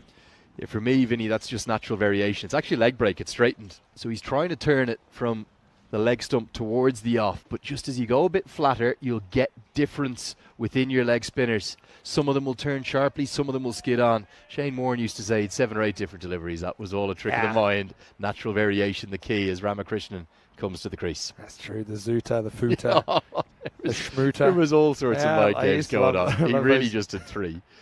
That's a leg break, and it's heaved away for a maximum. How often do we see this? The first ball going the distance, and in fairness to the Lions, they may go down here, but they're going down swinging. I wouldn't even say they're out of this contest yet with the run rate required in the 15s. I mean, that's certainly within the realm of possibility. Okay, yeah, the wickets are a concern, but you just need a partnership where they can get those couple of maximos and over. Obviously, it wasn't a flipper from Tahir Khan, but I kind of acted like one because it hurried on. 'Cause it But skidded on. and you don't see it very often. Oh, bowls him! How unlucky! Hammered into his leg, and cannons ricochets back onto the stumps. Ahmed Zai, he's got another. Poor Ramakrishnan. I mean, I suppose it wasn't a shot that was going anywhere anyway, but it it finds its way onto the stumps. Got to say, though, loving this effort at the moment from Tahir Khan. He just keeps racking up the wickets. 4th wicket, outstanding. We've got a chance at our first 5-wicket haul of the week. And although there's a bit of fortune about that, he deserve it. He's got a bit of swagger to him too. Nice little celebration, wheels off. He's fielded well. He's a cricketer to watch, Vinny. He's enjoying it as well. Yeah, look at that. Inside edge, and then, little celebration. He's probably run through his whole gamut of celebrations as he does have 4 wickets. Could this be the first 5-wicket haul of ECS Switzerland? We've had a few. Cosmin's Voy, probably my favourite. That one went viral because Cosmin's a self-taught bowler in Romania that went for 32 in his first over, but then brought himself back on immediately. He's the captain. Didn't even think about taking himself off. Took 5 for 2. Anyway, could this be a 5-for? No is the answer, but a brilliant spell of bowling, maybe a match-winning spell of bowling from the youngster. He's got 4 for 16 from his 2 overs, and the Lions in big trouble. They're going to need something special. 73 for 7. Yes, imagine that. Going for 32 in your first over and then bring yourself back on and taking 5 wickets. That's something in else. One over. Second time it's happened. The other time was actually in Switzerland. Let's have a look at what's coming up. Well, Nomad fans, get out the popcorn because it is going to be the Nomads on again against the Lions. Well, this is a proper David versus Goliath. Isn't it? I think that Nomads might outline the Lions in this one, but you never know. That's the thing on ECN, and the Nomads, they've won the toss. They've elected to bowl, so they will be chasing in the last game of the day, starting in 30 minutes. Ashwin Vinod to bowl now. Still no Andrew Ryan. Specialist number 10 He's getting batter. a bowl in the ninth. I'm telling you that's going to happen. Because if this run rate goes above 20, there's no reason not to. Otherwise, you might see Ryan on the free trade market before you know it. All right. He might be putting out transfer inquiries by the end of the day. So. His manager will be making the good inquiries. Nicely bowled into the block hole and a good diving stop at extra with the ball. Just Can being I? a So I bit more mentioned slick across the turf. Go I on, mentioned that Cosmin's Void got 5 wickets Yep. in an over. It had only happened once before, and it was in Switzerland back in 2020, where Dish Banirka took a quintuple wicket maiden on this ground. That's good going. And this is going to be muscled out of the ground. I have to give great credit to the Lions. They may have lost 7 wickets, but they just keep swinging, and it's another maximum. If they're still there at the final ball, maybe they'll be in the hunt. Yeah, just every time you think it's drifting away, they find the Maximo, brightening up a little bit, the sun poking through. Yeah, so Dish actually took a quintuple wicket maiden in figures of 5 for 13 versus Alton. That was for Winterthur back in 2020. Only time we had a 5 wicket maiden. You say it's brightening up, but at the same time the rain's getting heavier. yeah. We really have to have a word with the Swiss weather gods. Yeah, well, there's a lot of red tape before you get to him here in Switzerland. Full toss. Oh, he's missed out there. He was brilliant in the field. Going to be given as a no ball. We'll check it. Right. Well, if it bounces actually on the pitch, it's probably not quite past the stumps because there's only a little bit that it isn't. So, yeah. Oh, just a flick. That's a great call. I didn't see that first time. Good call. No ball means a free hit's incoming. Washwani, 2 catches and a run out in the deep. Trying to get it done with the bat now. It's going to be another no ball. And, I thought that Shah might try to run that to get onto strike. Yeah, maybe. You see, Ashwin actually gets pretty good outswing at times. That one really went. About halfway down the pitch, it just started going sideways. So, yeah, maybe just put it away, go cross seam here. Or the other thing you can do is have your run-up stand a little bit wider. Just kind of get yourself approaching a better angle. Free hit again. The helicopter shot comes out. Won't matter if it's caught. And they will not go back for the second wisely, as it could well have been run out. Excellent fielding, following up by Vinod. Tahir Khan knows, doesn't have to catch us, just has to keep it in front of him. But I love this bounce throw. I don't know if we can keep this going, but Arjun then throws it in on the bounce, makes it super easy for the bowler to take the ball. And if they had taken a second, it would have been a certain run out. 43 to win off 14. 18 runs required per over. Shahan Mushwani fighting back the very best they can.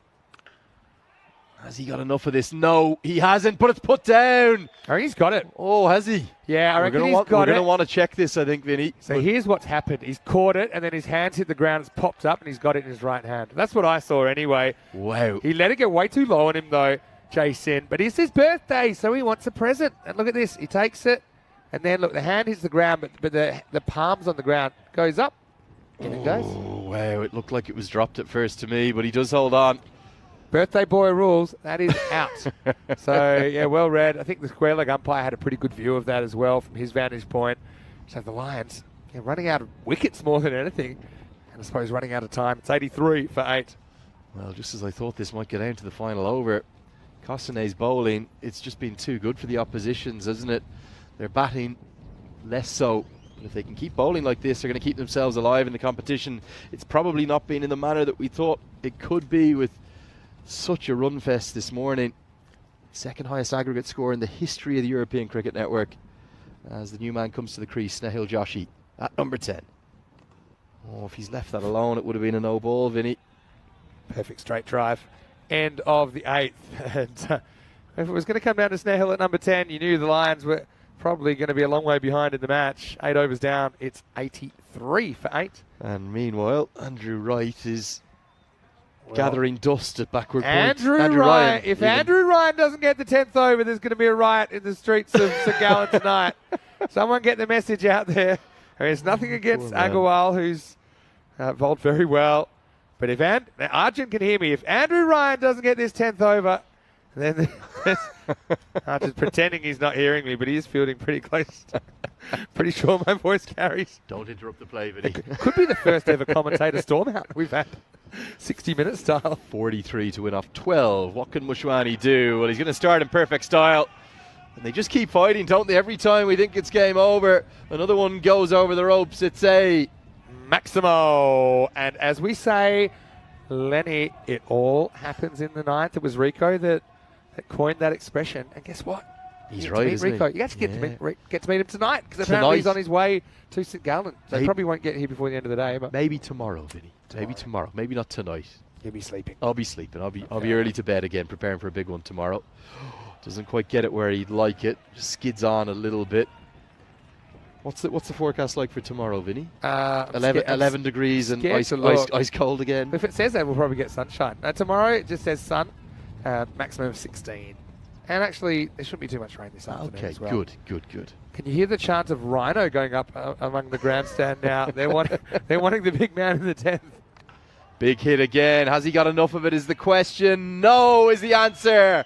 And it's another birthday present, a gift gratefully received by Jay Singh. And with Mushwani gone, surely Kosane are going to get it done now. Yeah, Mushwani, not a bad effort actually.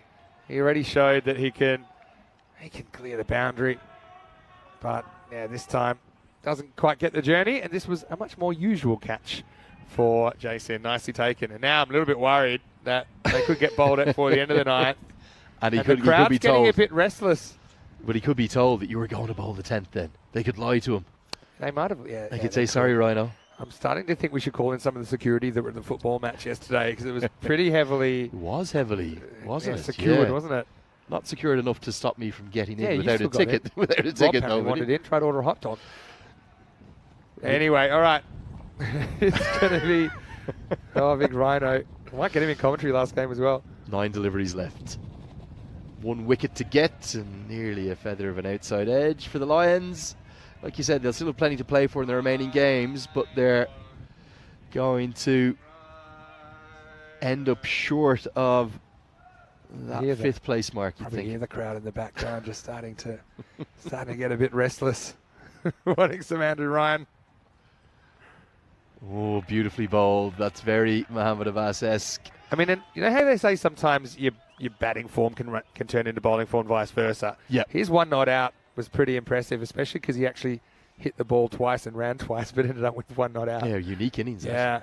Very much so. I just think 1 off 1, you'll always take that. I'd like to see the Merv Hughes style stretches as well at backward point, maybe just to send a message.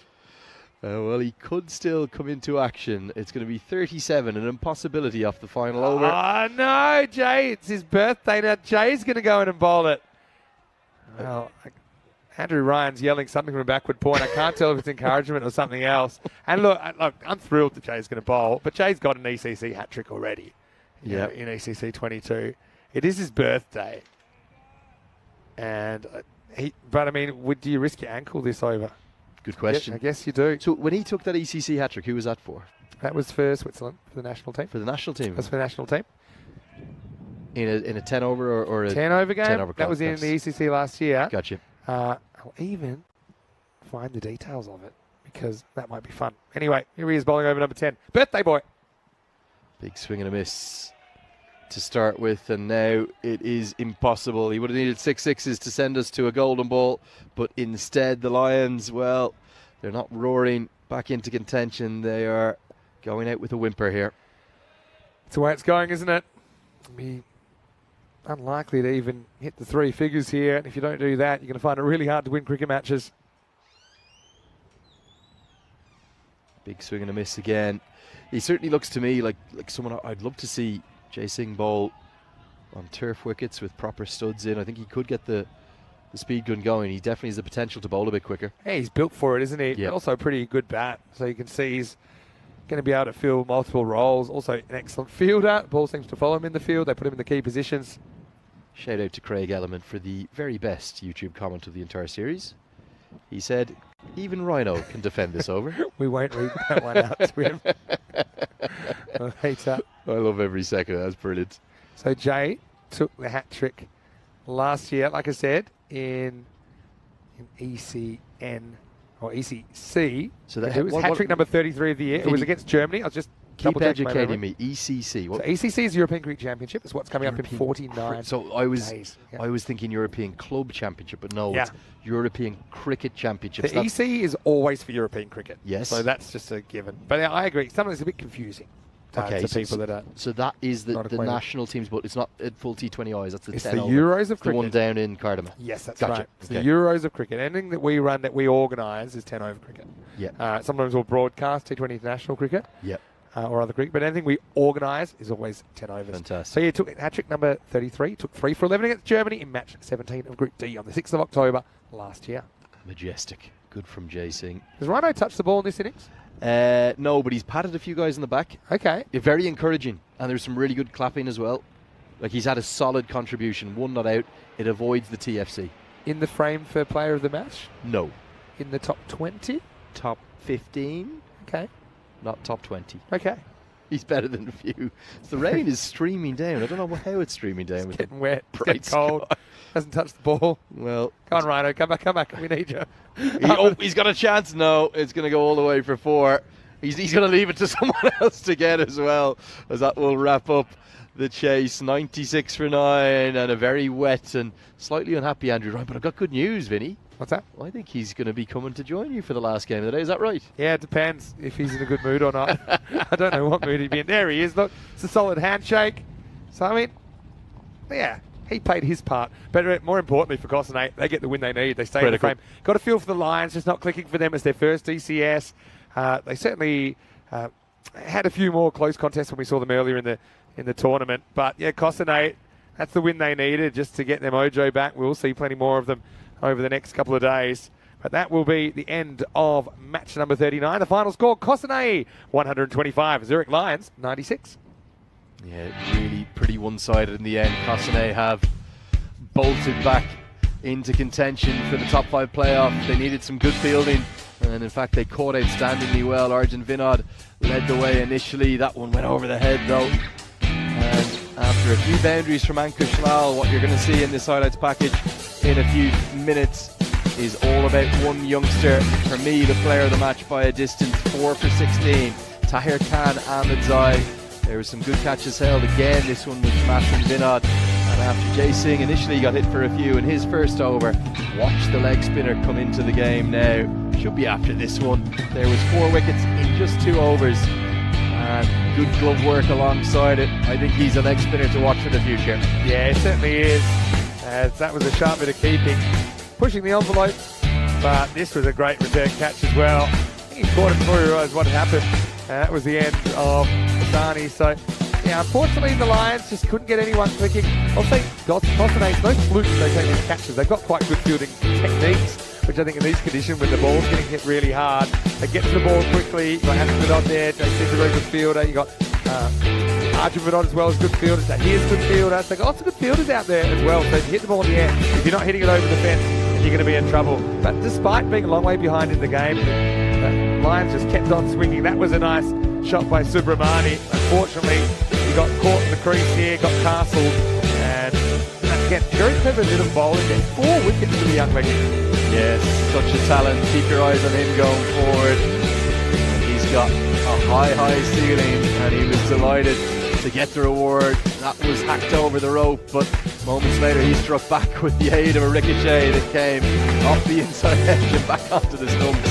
The batter couldn't quite believe it, but there were 6 catches held in total to go alongside the stumping. The keeper just saying, yeah, you're out.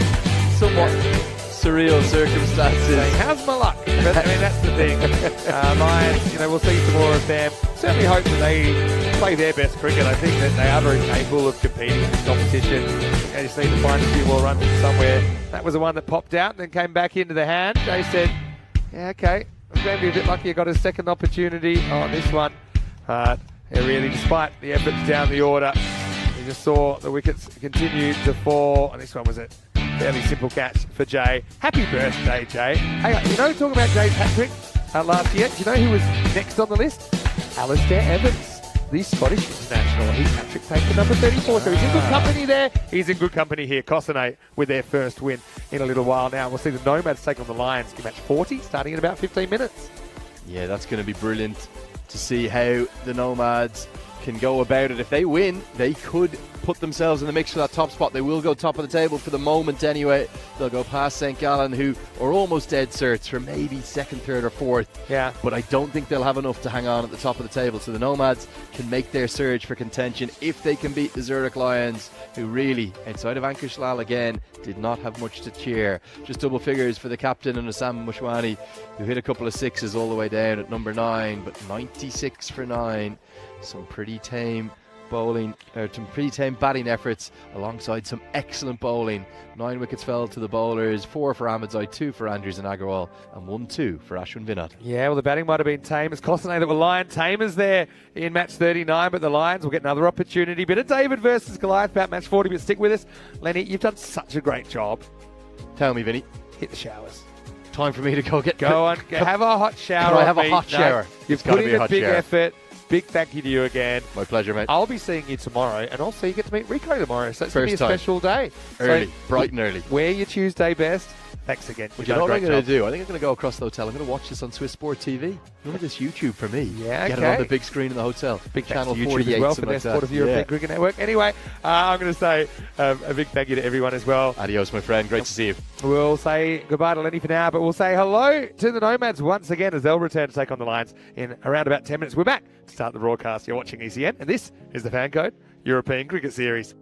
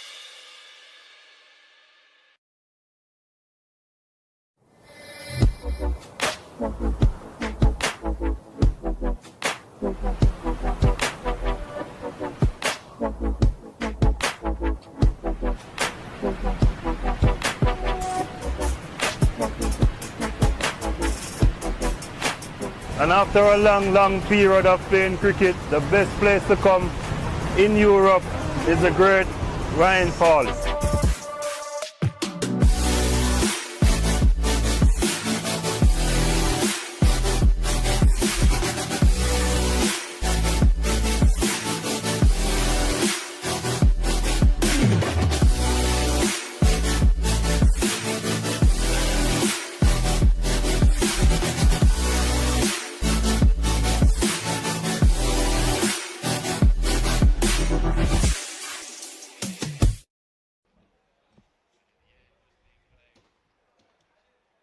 Hello and welcome back to Switzerland. Time for the last game of the day. It's match number 40. And this one, we'll see the Zurich Nomads taking on the Lions in the Zurich Derby. Great to have your company wherever you're watching from around the world, whether you're watching on our YouTube channel, ECN European Cricket Network, or on Fancode in the subcontinent. Or, of course, all of our viewers, one of them will be Andrew Leonard very shortly on Swiss Sport TV. These are the two teams. Nomads winning the toss and electing to bowl here, so they'll get to chase in this match. Lions struggle a little bit in this series, to say the least, but they do have a win on the board. 1-5, actually 1-6 now after that loss to Kossane in match 39. Nomads, they were part of a history-making match in the first match of the day. 46 Maximos, a record, smashing the record actually for the most sixes in a game, which was 41 previously in a match in Barcelona last year. Pretty bright conditions now. The clouds have rolled in, they've rolled out. There's been a little bit of rain at times, but nothing too heavy today, so we haven't had any interruptions. Fairly windy as well. It's going from right to left on the screen at the moment. Nomads credited with 111, but I've got to say, sometimes the supercomputer has a few late nights, and I think it's been undercounting. They're going at 153 per 10 overs in the series. So against a team that's kind of rooted to the bottom of the ladder at the moment, you'd imagine that we could be up for some big runs in the second half. It depends what they're chasing though, I suppose. Lions, 99, probably a bit more of an indication about how their batting's gone so far in this series. Yeah, so Lenny has been given the green light to go and have a hot shower. It has been pretty chilly here today, to be honest, but with the sun out, it's not too bad at all. You can kind of see the wind there. It's even blowing the camera around a little bit at the moment. So, almost ready to go. It is the last game of the day, so it is random questions time if you'd like to get involved. Always a pretty fun time of the day. And we're going to see Azim Nazir opening the bowling for the Nomads. They've tried a few things just to try and keep the opposition quiet. It hasn't been too easy.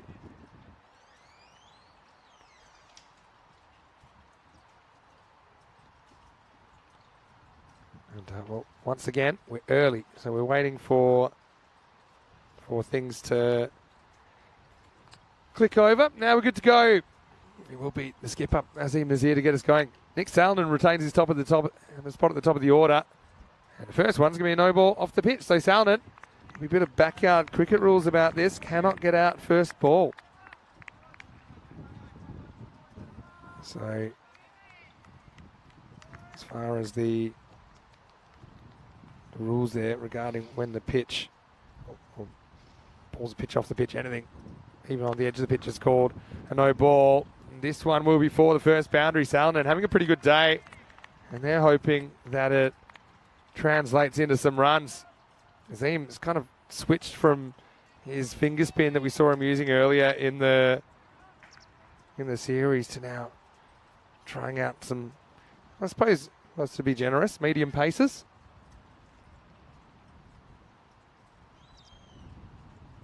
Nice confidence booster for Saldon.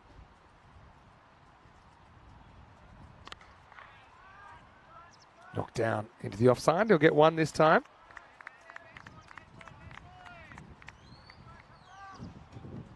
So what are we thinking? Anyone think the Lions can bounce back here? No, it's a tough one. In the last game, just haven't had enough guys that have contributed with the bat. That's the problem that Andrew Leonard identified.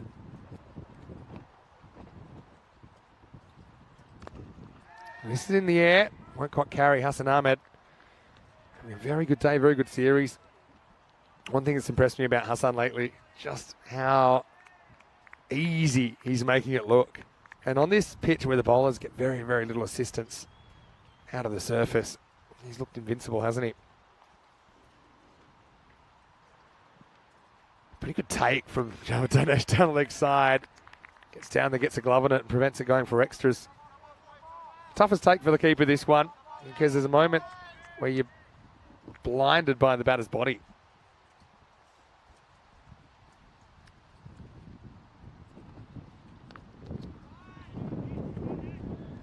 This one's worked away leg side, and that's going to be 4. So Nazir not really getting any swing here. He's hoping to straighten it down the line, but just slides into the pads. And Salonen puts it away. So Lions with a pretty bright start here.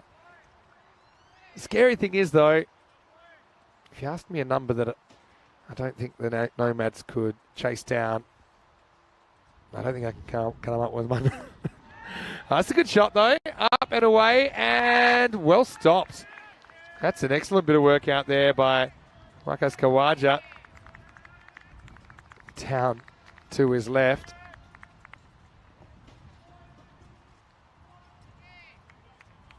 Did very well to get down.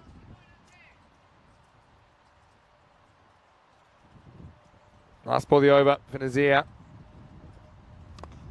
Pitched up, driven. Just away from the infielder. Hussey will clean up.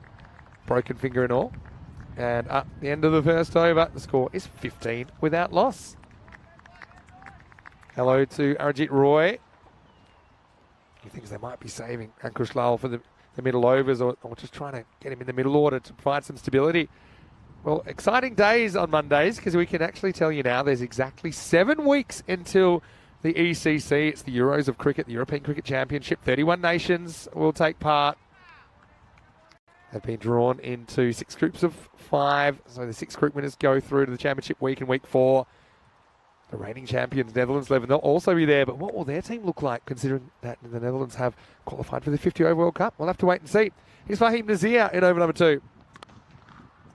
Cracked down to long off. This will just be a single. If Fahim just a class act. I remember when I saw him batting in Malta recently, and I've seen him before. I've seen him a fair bit actually, but he just seemed a cut above. And he's another guy who just is able to score at a furious rate, but look very stylish doing so.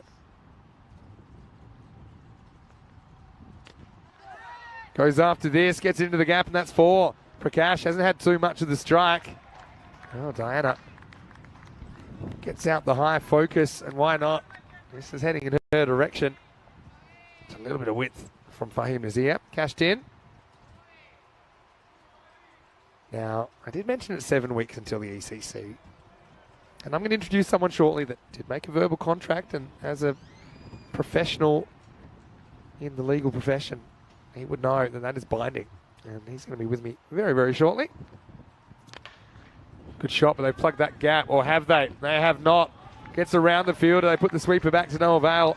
Cuatro carreras. Prakash gets another 4. Now here's a man whose little red inked one set the ground on fire earlier on today. Part of the winning Cosnay side in match 39. It's Andrew Rhino Ryan. Welcome to the commentary, Rhino, for the first time today. Great to be back with you, Maximo. How are you? Yeah, very well. Had an interesting day so far. It's going to be wide, I think. Straight over the tram line. Firstly, congratulations on the win in the last game. I know you guys had a bit of an unwanted losing streak going, but a pretty good performance from the guys. Yeah, not too bad at all. I mean, Andrew Ryan's currently 2-1 for the tournament, so my record on the table's actually looking very good. Costin 2-3, back up in the winner's circle this afternoon, which I'm sure we'll have a little bit of a chat about. Oh, that was almost taken. That guy, Raheem Nazir, is probably one of the few players that could take a chance like this. It was instinctive, but it just bounced in and bounced out. Yeah, supremely talented cricketer, this young man for him. There's not too much he can't do on the field, and the Lions very lucky not to lose Prakash there. You'd expect him to take that, and he's still wringing the hand out. So may have gotten it in fairly uncomfortable part. Yeah, you wouldn't want to do a finger or something like that. He's dropped the ball, and He wouldn't be the first superstar in this tournament to have a finger issue. We've already had Osama Mahmood. I think Hassan's carrying a finger injury. Yep. Fahim now doing the digits. There's a few injuries going around the place. It's the right hand as well, which is his bowling hand. Well, Rhino, we were talking play of the day, and here it is. You know, we've had some big moments, but yeah, well, the one not out from Andrew Ryan, the shadow batting was very good. How good was the shadow shot? Yeah, and just imposing yourself at the crease. Have you compressed that picture? No comment. But let's have a look. And now you also you got your iron with a fake one first. I was a bit worried you were going to go for a duck. But yeah, opening up the front leg. Look at that speed looking across the for turf. 2. I mean, unselfish. You probably could have got 2 there. But, and yeah, that's it. Sometimes you've got to let the youngsters have a hit. But you're right. It was a hard-won single after having to basically replicate the same shot from the previous So do you ball. know what the delay was for? Because there was some confusion. They were just making sure the right batter had been given out because there were 2 attempted run-outs on the ball before. And then at the last moment, they basically instructed the umpire to stop the game as the ball was being bowled. I think we were fairly sure that the right man was on strike as Fahim continues. And good to see Fahim able to continue as well as the throw comes in. Pretty tight one. But anyway, in all seriousness, I was a little bit disappointed. You can put your real hat on now. You didn't get a bowl. You're coming off 4 wickets, Rhino. Did you not press your case enough? That's true, and it's a nice segue, Maximo, to have a talk about yesterday, because we did, in between our T10 duties, had a pair of T20 Premier League games. Last ball for Nazir here in the second. Cutter and skied. Salinan knows he's done. He's dead. He's dropped. Well, there you go. Nick, don't say everything doesn't go your way. And unfortunately for the Nomads, a rare dropped opportunity. Yeah, I don't think Fahim's going to be too happy with that. So the Lions end up 27 for none after the first 2 overs. Pretty bright start for them. And actually, Nicholas Salinan continuing to impress in this tournament with both the bat and the ball. But good opportunity to have a look at how that table is shaping up. Poles apart, really. The thing with the Nomads, they win this, they go top of the table, and really only Alton could catch them, you'd imagine. And so it's a huge game. Remember, St. Gallen didn't get the chance to win their 10th game because they had no result. So we'll never know. As this has worked away leg side, and this is going to be 4. So Salinan, he is living on borrowed time now. Skied one, thought he was gone. He survives, and now he thrives. 4 runs. He's a pretty good athlete, isn't he, Max? I saw him took an amazing catch. One of the catches of the season. Yep. Bit of the old John Dyson from the early 80s. Do you remember that one? Actually, from the dugout, we did wonder whether or not he'd actually fallen back over the rope, but he'd stepped a few metres in, and it was just an amazing grab. Great athleticism. He's clearly a fair physical specimen, and get to have a look at his interesting bowling action later in the game, I'm sure. Yeah, it was a clever misjudgment from Salinan that drew him in a little bit too far, but then he was able to take one-handed. Brilliant catch. You could hear Lenny's voice from anywhere in this facility, who was so excited by it. I've enjoyed introducing Lenny to some ECN cricket as well. Been an absolute treat for the listeners, having it, the dulcet Irish tones of the man from Dublin. Hit straight down the ground. Bit of work for Hussey. He's going to do well. He's going to bat it back in. And he'll keep it to 1. So, yeah, fielding super important. I've got to say, I think that your guys, Cosnay, you held your catches pretty well in that last game. And that is a fefeature of your performance. You do pride yourself on your fielding. True. I wouldn't call this the most prototyped T20 batting lineup, but certainly enough there to work with. And the fielding and bowling unit is pretty strong, which we'll get a look at afterwards. Yeah, this is going to go leg side, and the ball's going to win the race. 4 runs. Salinan gets another boundary. And so, the Lions giving a bit back here. Yeah, as long as this top order paired. I mean, the Lions probably, when they get into their lower middle order, struggle to keep the run rate going. But they've got some strong hitters, particularly square of the wicket up the top. Salinan's a good player. Ankush Lal, who we maybe haven't seen the best of in this tournament. He's been in and around the Swiss squad. He's a very, very capable hitter. And certainly Prakash has started brightly enough here. Yeah, he sure has. I think power play in the 40s with a bit of luck here. It's a good platform for the Lions. Can they go on with it? Edged and gets away from the fielder. So a bit of luck again for the Lions. And so Nomads, they've had a long day. They've been here since early this morning, the 3rd match of the day. Maybe the Lions can catch the Nomads napping here. Yeah, maybe so. 3rd day, it's always a danger game, no matter how heavily favoured you are. I might say there were a few, I wouldn't say cracks that revealed in the Nomads in that game against Cossonay. Certainly Cossonay, I think the team probably felt we were about 20 runs short of where we could have been. A few sluggish overs in the middle, but you get the two left-handers out early. Great keeping again by Dinesh. Second time he's mounted a block ball down the leg side off Nazir. That'll be rebowled. Had a question from Alan. Any cricket in Switzerland in October? I don't think there's any cricket in Switzerland, but I know where Switzerland will be. They'll be at the ECC in Spain. So if you want to watch the Swiss team play, then get down for Group E, which I think is the 9th, 10th and 11th of October. So that's going to be a great group. Involves the England 11 as well. Involves Cyprus, Malta, Romania, and who did I forget? Is that it? England, Cyprus, Malta, Romania, and Switzerland. There you go.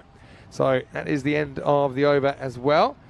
And Nazir decides to bowl himself out in the third. We had an all-Nazir power play, in fact. 15, 12, 15. That's 42 runs in the first three. Yep. It's interesting to see, as you've said, he's generally favoured his loopy off-spin over the last couple of years. I have a feeling, a couple of points, that they're probably looking at him as the second most reliable bowler in the team after Fahim. And he also bowls a pretty useful outswinger, Azim. And for anyone who has been watching the coverage today, there's a hefty breeze going down to where I guess backward point is probably. Certainly has helped the left-handers today in terms of you just need to get the ball up in the air and you'll get a good bit of carry.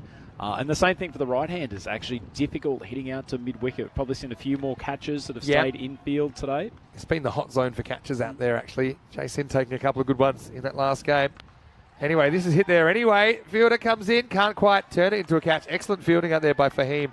Got to say, though, I kind of like Azim as a spinner because he's the one guy he seemed brave enough to toss it up, but maybe he's just sick of getting smashed because that's happened as well. But he's also, sometimes when the medium paces haven't broken through, he's been able to be that something different that has been able to find that wicket and break that partnership.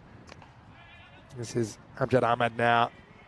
He's going to get knocked away for a single, fielded there by Amjad Rahmani. Yeah, they're carrying an interesting side at the moment, the Nomads. Probably, they're generally a very experienced team that they will roll out in Premier League cricket in Switzerland.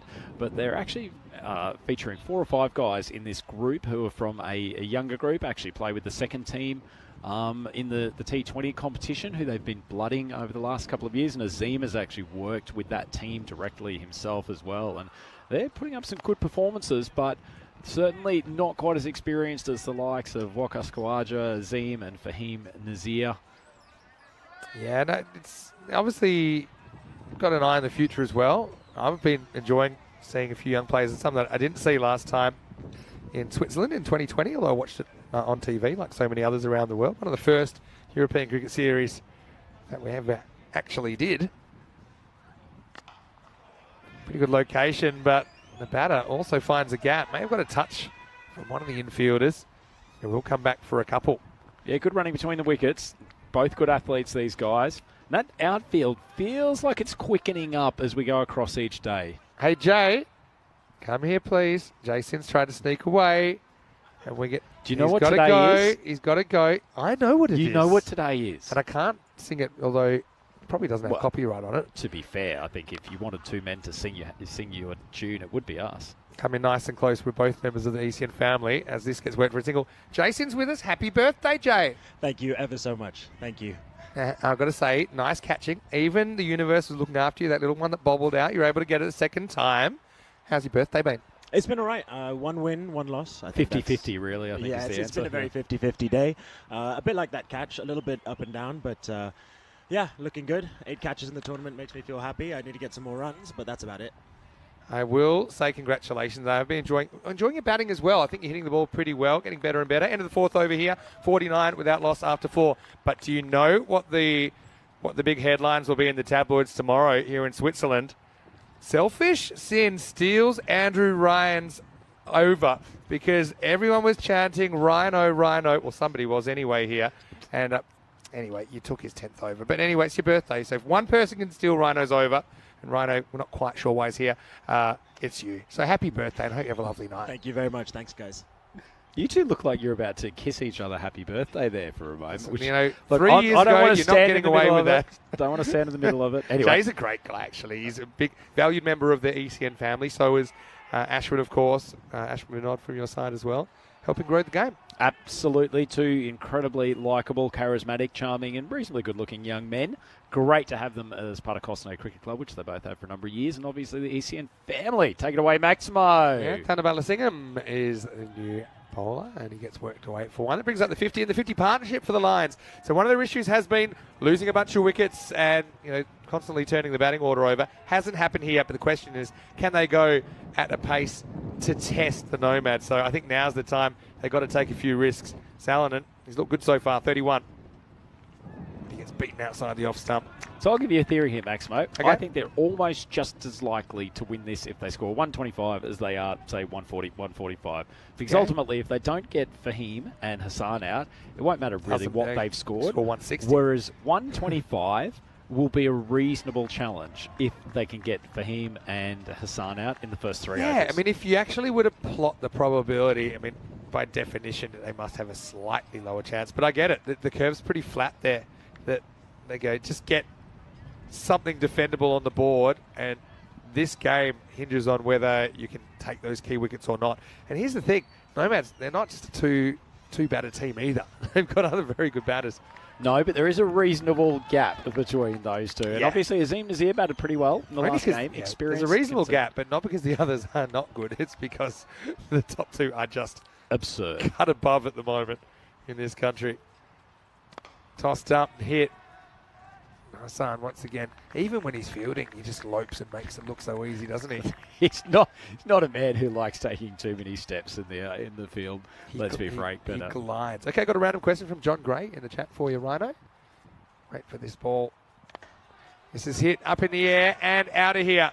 Maximo! Well, just what the doctor ordered for the Lions, who are trying to roar at the halfway point of the first innings of match 40 there, 57 without loss. Nice shot by Prakash. Yeah, lovely shot from Prakash. It's probably something that people here in Switzerland don't do enough about against Thunithera. Actually use their feet. He's not going to pop over the bat. Very flat. So I'd like to see it. But things I like to see, Maximo. There's a fair bit coming up on the ECN. So it's pretty stacked at the moment. You can see through August. So we have the ECS and ECI continuing. We're in Switzerland at the moment. Then we go to Dresden in Germany. We go to Krefeld in Germany. Then Rome.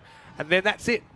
Before the ECC. So after this, there's only 3 more 2-week adventures. And don't forget all that T10 and T20 international cricket coming your way as well, men's and women's from the Netherlands, and also the Continental Cup men's from Romania. Let's get ready for over number 6. And Amjad Ahmed is coming back. Miss hit. And they think of throwing, and they don't. Now, here's my question. You can't really retire either of these guys out. But it would seem a waste if you didn't get Ankush Lal out there for a fair chunk of this innings. I think after given now their 5 overs and where they are, they're in a reasonable spot. 58 of 32 is the partnership. That it does give both of these guys the license to go very hard from this point in. There is still some batting to come. You want to give Lal, four overs at the very, very least. They've got a license to hit. Not that anyone doesn't in T10 cricket. 6-3 field at the moment. This will go to the leg side where there's 3 fielders, and they're not going to be able to stop it. Cuatro Carreras finds the gap, and the Zurich Lions move into the 60s. That was all about the placement. I don't know if it was 100% deliberate, but again, trying to go leg side. I think it's partly because there's very few fielders over there. It was a nice effort from Azim Nazir, who you wouldn't believe is 53 years old, but can't quite make the stomp. He's gone for the Lothario hair now too, which I think is a fantastic addition to his look. It does go up and over this time. Thick edge, running away, and 4. So you can see them chancing their arm here. Back-to-back boundaries. The Lions building something. Certainly are. And you just feel like they're getting enough momentum, and they've set a fantastic base. In fact, it's been one of the... it's not too often in T10 cricket you see a partnership that lasts for 5.5 overs. Yeah, true. These guys are moving along well. Prakash freeing his arms a little bit. Salanen's timing it well. Not often you see a 200-run partnership either. We had only our second one ever this morning between the two Nomads. Full toss, steps across, get targets that leg side where there's a few more gaps. This time they'll just get 1. So the first random question was from John Gray. And he's to Rhino. Rhino, how often does your team, Costonou, get to practice in a week? Good question. We're very fortunate up at Cosnay. We have a ground at a place called En Marche, just on the outskirts of Cosnay Central, and we will usually train at least 2. Occasionally, there might be an elective session where we're going for 3 in a week. So one's just fielded by Azim, showing plenty of spring in those 50-plus legs. Because that would be the exception rather than the rule in European cricket, I think. Maybe Switzerland's a little bit different. I mean, is that typical even for Swiss clubs that you get to train twice a week at least? No, I would say it's atypical. I think we probably focus on training a lot more. There's a lot of teams that won't train a huge amount, but they will play a lot of games. Might like play kind on of social Saturdays games, and Sundays. pickup games, that kind of thing. Absolutely. Full toss, hit straight, but there's a fairly straight fielder in Azim Nazir, and that will take us to the end of the 6th over. It's 69 without loss. So it's an interesting one, actually, and it's one thing that I think we've probably examined ourselves in light of T10 becoming a bigger part of the schedule, that a lot of these teams will end up playing, whether in pick-up tape ball games or sort of that type of cricket themselves, and they clearly benefit from doing that, whereas I think we have a lot of a focus on technical development and drilling ourselves for probably, I would say our club's almost 50-50 now between the T20 content is very important because that's what the national team is playing. The 40-over competition is seen as, it's the Premier League. It's the one that is almost the one that establishes your dominance in Swiss cricket. But T10 becoming so much more important every year. I think that's a no ball, and he might be run out of it. He will be. So this is a no ball for off the pitch. He drives it anyway, which I think is smart. But Prakash has found a way to run himself out anyway. One will step aside, one will come in. I think it'll be Ankush Lal coming in, and he'll be facing a free hit first up. So a pretty unusual dismissal. Dinesh able to take the stumps in time, and then applies the tag. So the score, according to me, it'll be 70 for 1. Yeah, to tell you what, he actually timed that shot not too badly, Too considering well, it hit the edge of the pitch. So fair play to the man Prakash. But anyway, he's done his job at the top of the order. That's really put his team into a fair position here and given Ankush Lal a platform to strike from. He's got plenty of shots. He's a strong hitter over mid-wicket, got one of the best cut shots in Switzerland. So he's a tough man to keep down because he plays both sides of the wicket. Yeah, so nothing against Prakash because he did actually strike pretty well, 31 off 16. But you would say it would be a little bit wasteful if they don't end up with kind of 13 plus and over, which would be a pass score or better if this guy doesn't face a few deliveries, or at least get the opportunity to face a few deliveries. So, again, we're going to have another backyard cricket rules. Can't get out first ball for Ankush Lal this time. Tanabala Singham just completely losing his line there. Yeah, interesting what you're saying about the value of training, traditional training, technical-based training, trying to improve your technical skills versus improving your match skills. So one thing about training is that typically all players will get a similar go. People get to bat the same amount. People will get to bowl constantly. So people are in the game, well, in the session more often. You're wide, which means that he won't get to face a free hit because Salonen is going to steal it from him. So, so that's one thing. So as far as like people that aren't maybe batting in the top 4 or 5, probably training's better for them. But for match practice, the guys that aren't kind of premier players, maybe they're getting a bit of both technical work and match practice at the same time. In the air, and the free hit is cashed in. Maximo. That's been a really weird over so far, but Salonen moves into the 40s here. Nice shot, takes on the fielder and wins. Yeah, it certainly is, and they've clearly got a team plan, the Zurich Lions, to use their feet down to there, and he's bowling very flat. It's almost round arm, left arm orthodox. Salonen crouching down, swings sweetly. Great shot. Oh, I think he's gone now. Salanen's going to tell his story walking. And so Tanabala Singham has gone, from memory, no ball off the pitch resulting in a run out, then a wide, then +1, then a 6, and now stump. So, got that one on your bingo card. Again, he's very close at being too close to the in front of the stumps or to the side of the stumps, but I think he's just okay.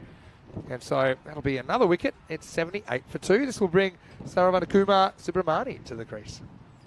Disappointed not to see the handstand from the wicketkeeper there. Yeah. It was almost a subdued, I guess, action from him after that wicket. I don't know if it's because they've only taken the 2 wickets in 6 and a bit overs or what it is, but maybe they're just exhausted because it's the third game of the day. Sore forearms. With a little bit of the sprinkling rain around. Probably not great cartwheeling conditions either. So, can you do a cartwheel? Not. I mean, Yes, but I wouldn't say I'm getting my feet again into the vertical. You know, people say they can do it and they barely. So it looks more like breakdancing. Good random question, though. This is belted. I think that's gone all the way. Maximo! Subramani on the mark. Off the mark as Nazir takes off despite not knowing where he was going to land, jumping the fence. And that's a risk as well.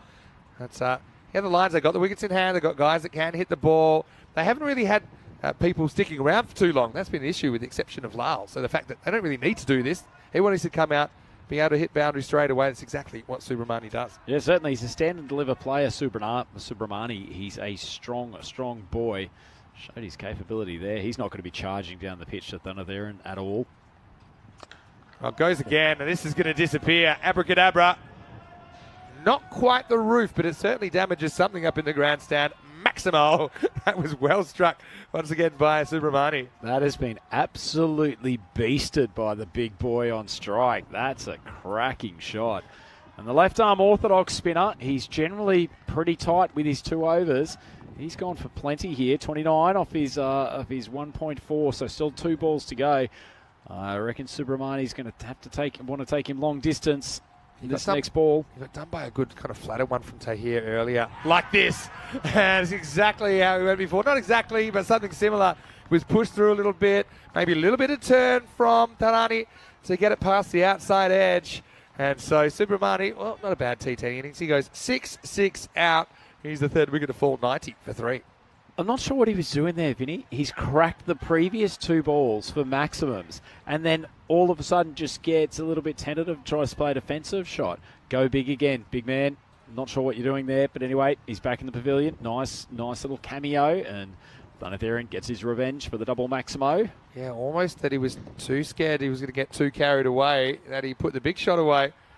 Whether he would have hit it or not, we'll never know. That's twice he gets out, basically just trying to defend Subramani.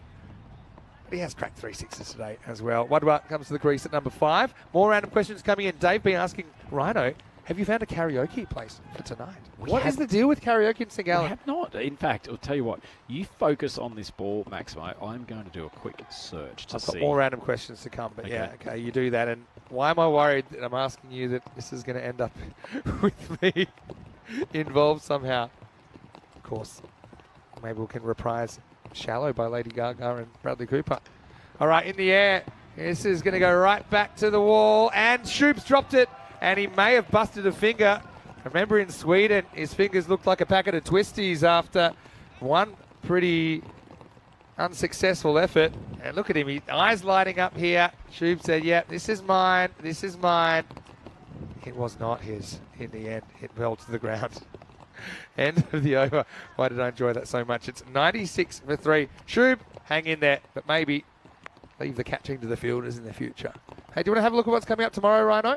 Certainly do. Here you go. Okay, you take me through it, and I'll tell you about karaoke in St. Gallen. So I'll tell you a team that tamed the Nomads, the Zurich Crickets. They actually beat them in a pretty high-scoring contest earlier in the series. They're going to take on Alton first thing in the morning. That should be a very good one. Paktoon Zalmi are back as well. They'll play twice. We'll get to see Geneva again. Their games are wrapping up pretty quickly. As this has worked away, no fine leg. This will be 4. Rain's just started to fall here. Just kind of lightly raining at the moment. The clouds have come in. They've rolled out. It's been a strange kind of a day. This isn't very well directed by Amjad Rahmani. Gets outside the front leg. Glanced away for 4. While you're looking for that, I'm going to come back to Kroom's question, which I love, which is favourite Simpsons character, but I want Rhino to be able to answer that as well. Zishan Khan watching from Malta. Hello, Zishan. Saying Hoball is good. Zishan and Bilal are watching. They've started the 30 overs tournament in Malta. Oh, it's a T30. Just lose this footing here. Yeah, hello to all my friends in Malta. I was there only about 3 weeks ago, I think it was, for the Valletta Cup, where Malta actually made the final. Switzerland beat them in a pretty close game in the end. Zishan actually took a catch out in front of the grandstand that was packed. That was one of my favourite memories of that tournament. And everyone in the background were riding it with him. And when he took the catch, it was one-handed, popped up, took it on the second opportunity. All the crowd went nuts, kind of spilling onto the ground like the old days. Remember when the crowd would kind of spill towards the boundary line? Yeah, Maximo, you can stop talking now. You can stop going for filler. We have found the answer. No. But what night is it? It's Monday. Well, Nothing's you open have on Monday. you in have a Switzerland. reprieve tonight. You have a reprieve tomorrow night. The Gallus Bar in St. Gallen, the second floor dedicated to karaoke, is open Wednesday, Thursday, Friday, and Saturday evening. Oh, dear me. Oh, it dropped twice. It was hit pretty hard at Kazim Chowdhury. That's Hassan Ahmed's brother, by the way. It popped out, and he almost swallowed it in the second attempt.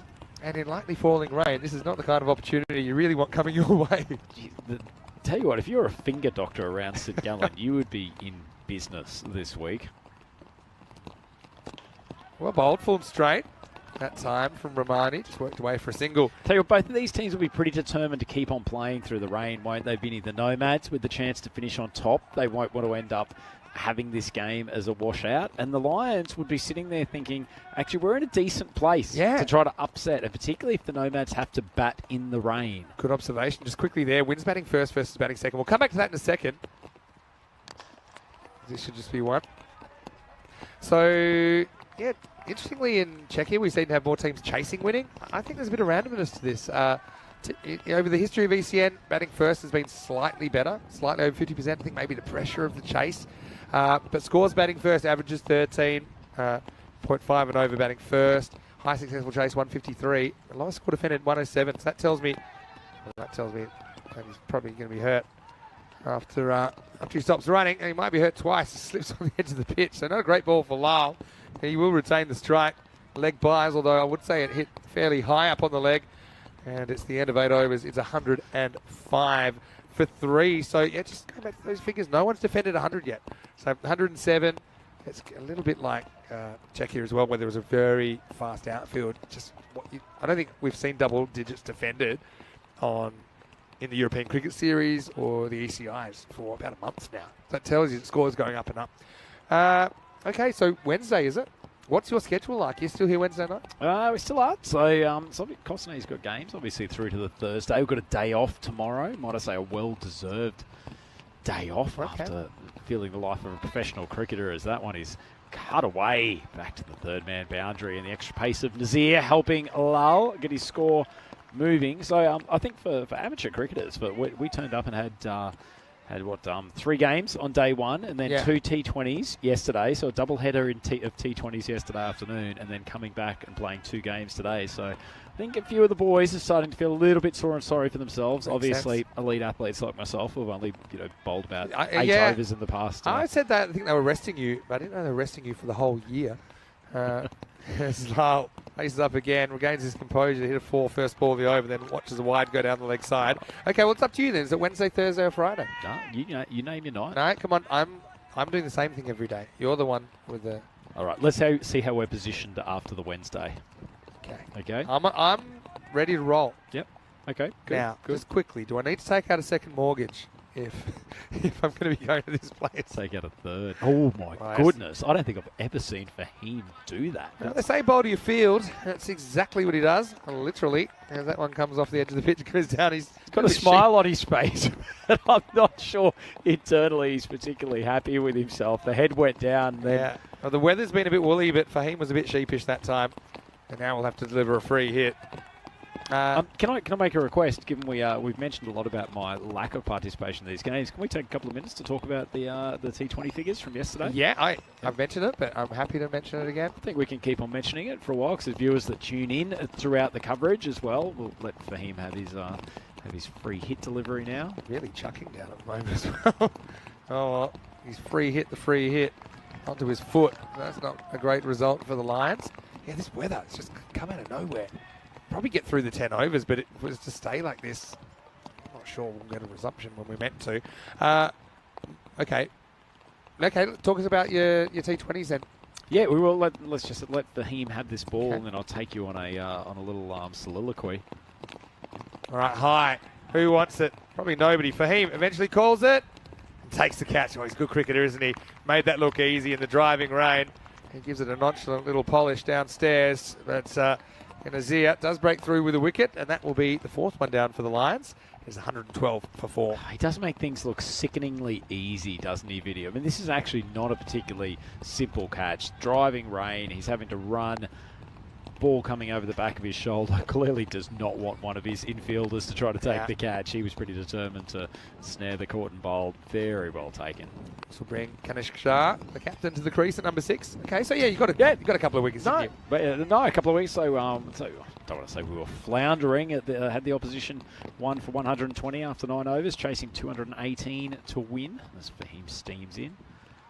Gets it through to the bowler, and then yours truly came on. Just a simple little 4-for, turned the game.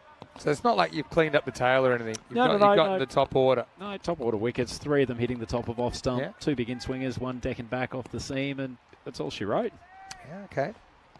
Well, still can't quite understand. We haven't seen you bowling more, but maybe your trivia will be that your last ball in the European Cricket Series was a wicket, because you did take a wicket with the last ball you bowled. Just won't mention the 5 that came before. I wasn't going to mention that. Or the fact that you cost your team 5 penalty runs by bowling a wide. I did actually rewatch the video of that. That was highly amusing. Well, you're a basketball, you're in the basketball industry, so you'd appreciate a good buzzer beater. The shot clock.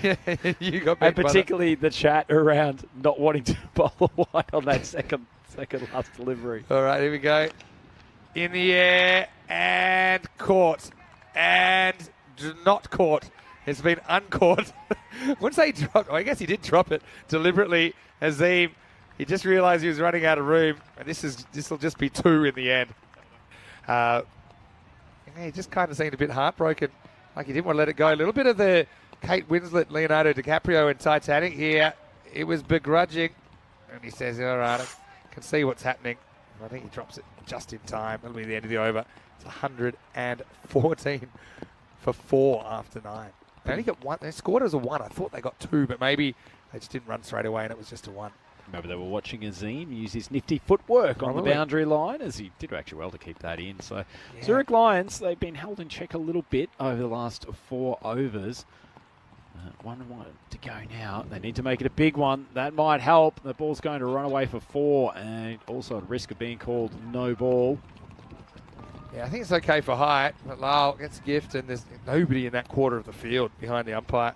So anything here, there's no one to chase it. You can see the rain really picking up. We'll have one more look. Yeah, I think he's crouched. Right. I think he's all right. I don't mind that as a no call. Generally, I'm in favour of the batters getting those, but he was pretty low. I think he was pretty low when he hit it. So that's fair enough.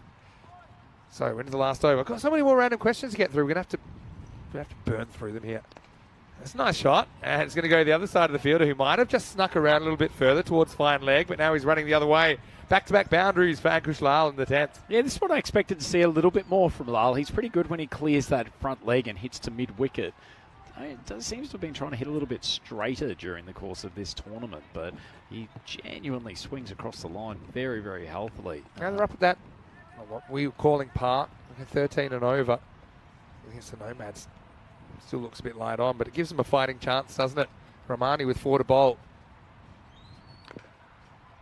This should just be 1. Okay, so random questions, and thank you to everyone, and thanks to all the warm wishes for Jay on his birthday. Jay's actually popped into the chat as well.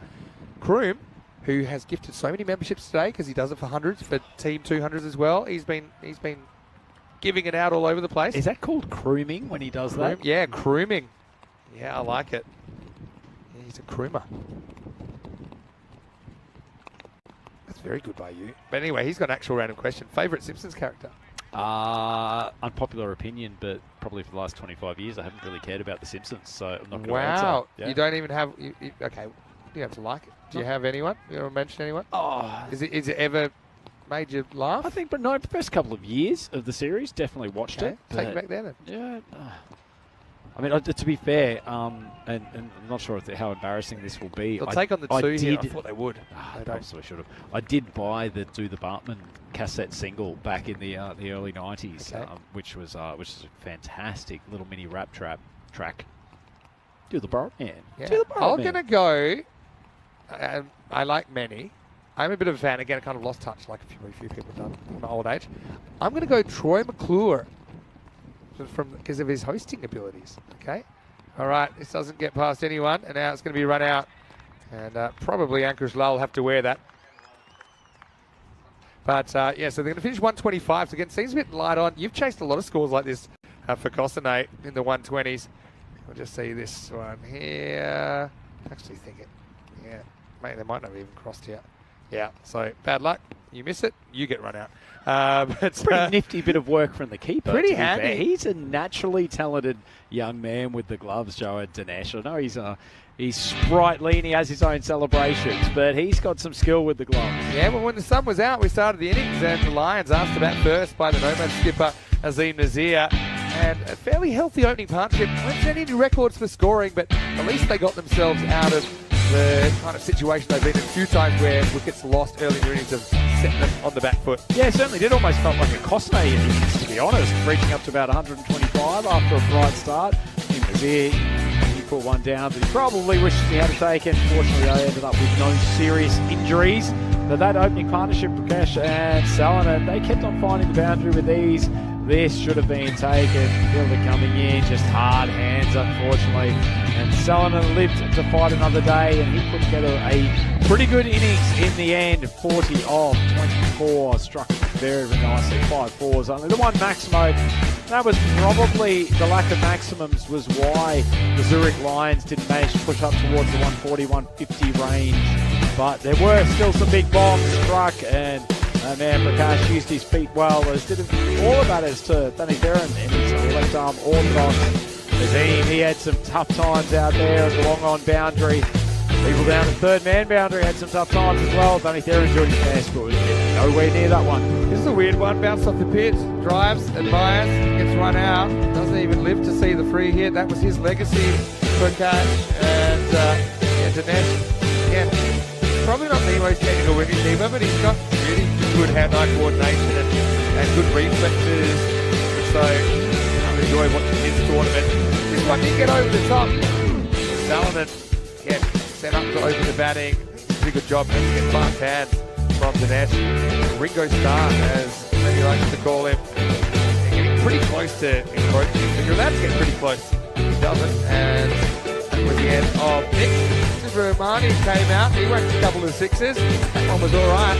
The next one was even bigger. The next one, it was almost like day 5 in the test match here, trying to keep it out. Got done by the turn. That was the end of him for a very quick dozen. And then Ankush Lal tried to get them to a reasonable score.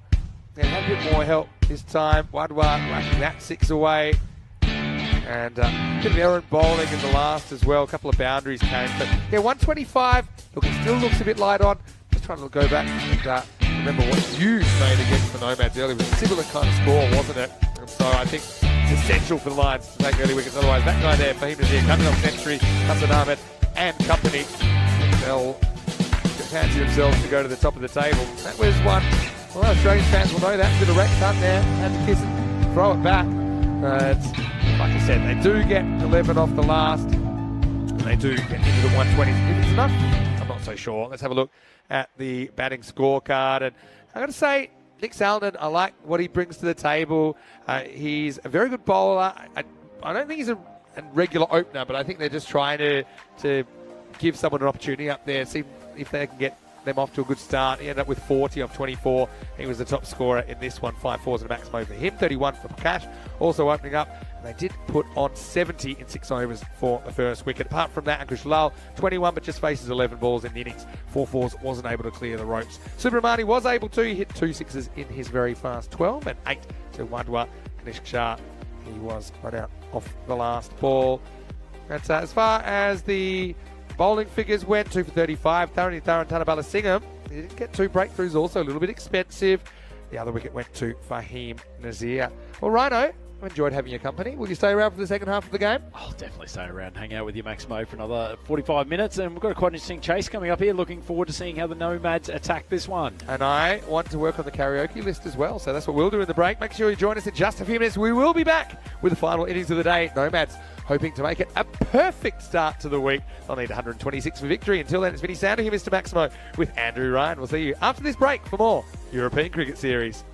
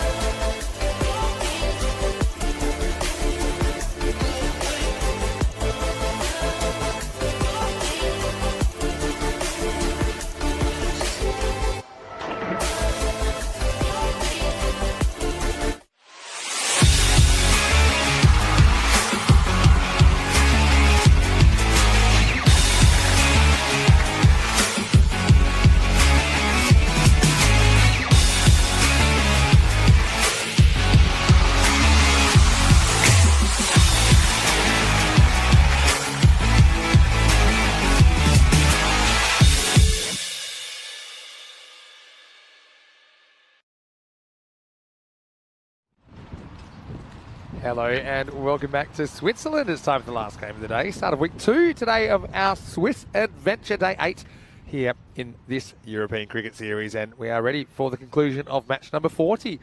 This is a Zurich derby between the Nomads and the Lions. The story of the match so far is that the Lions were asked to bat first by the Nomads skipper Azim Nazir. They have compiled 125 runs off their 10 overs, so the target for the Nomads to win will be 126. And striding to the crease, the absolute showstoppers from the first match of the day.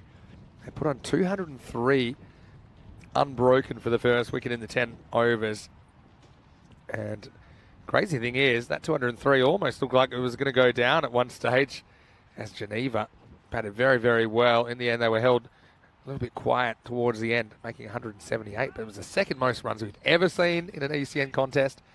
And right now, it's time to see the last things of the day. It's going to be Kanish Shah to get us going. Starts with a wide. So, yeah, the two left-handers, they're going to be super important. We know that they love to attack. Lenny's just sent me a nice picture of him watching on Swiss Sport TV. So, hello, Lenny. Nice to see you putting your feet up. I know that I was a bit worried that he might get frostbite on his toes earlier. He was a little bit chilly. And Lenny's doing a great job. We'll see him again tomorrow. Down leg side. The swing's just a bit too far. Doesn't grab the pad. This is the difficult thing about bowling to players with no obvious weaknesses. What he's trying to do here is swing the ball in. Maybe get one to go through the gate. Clean him up.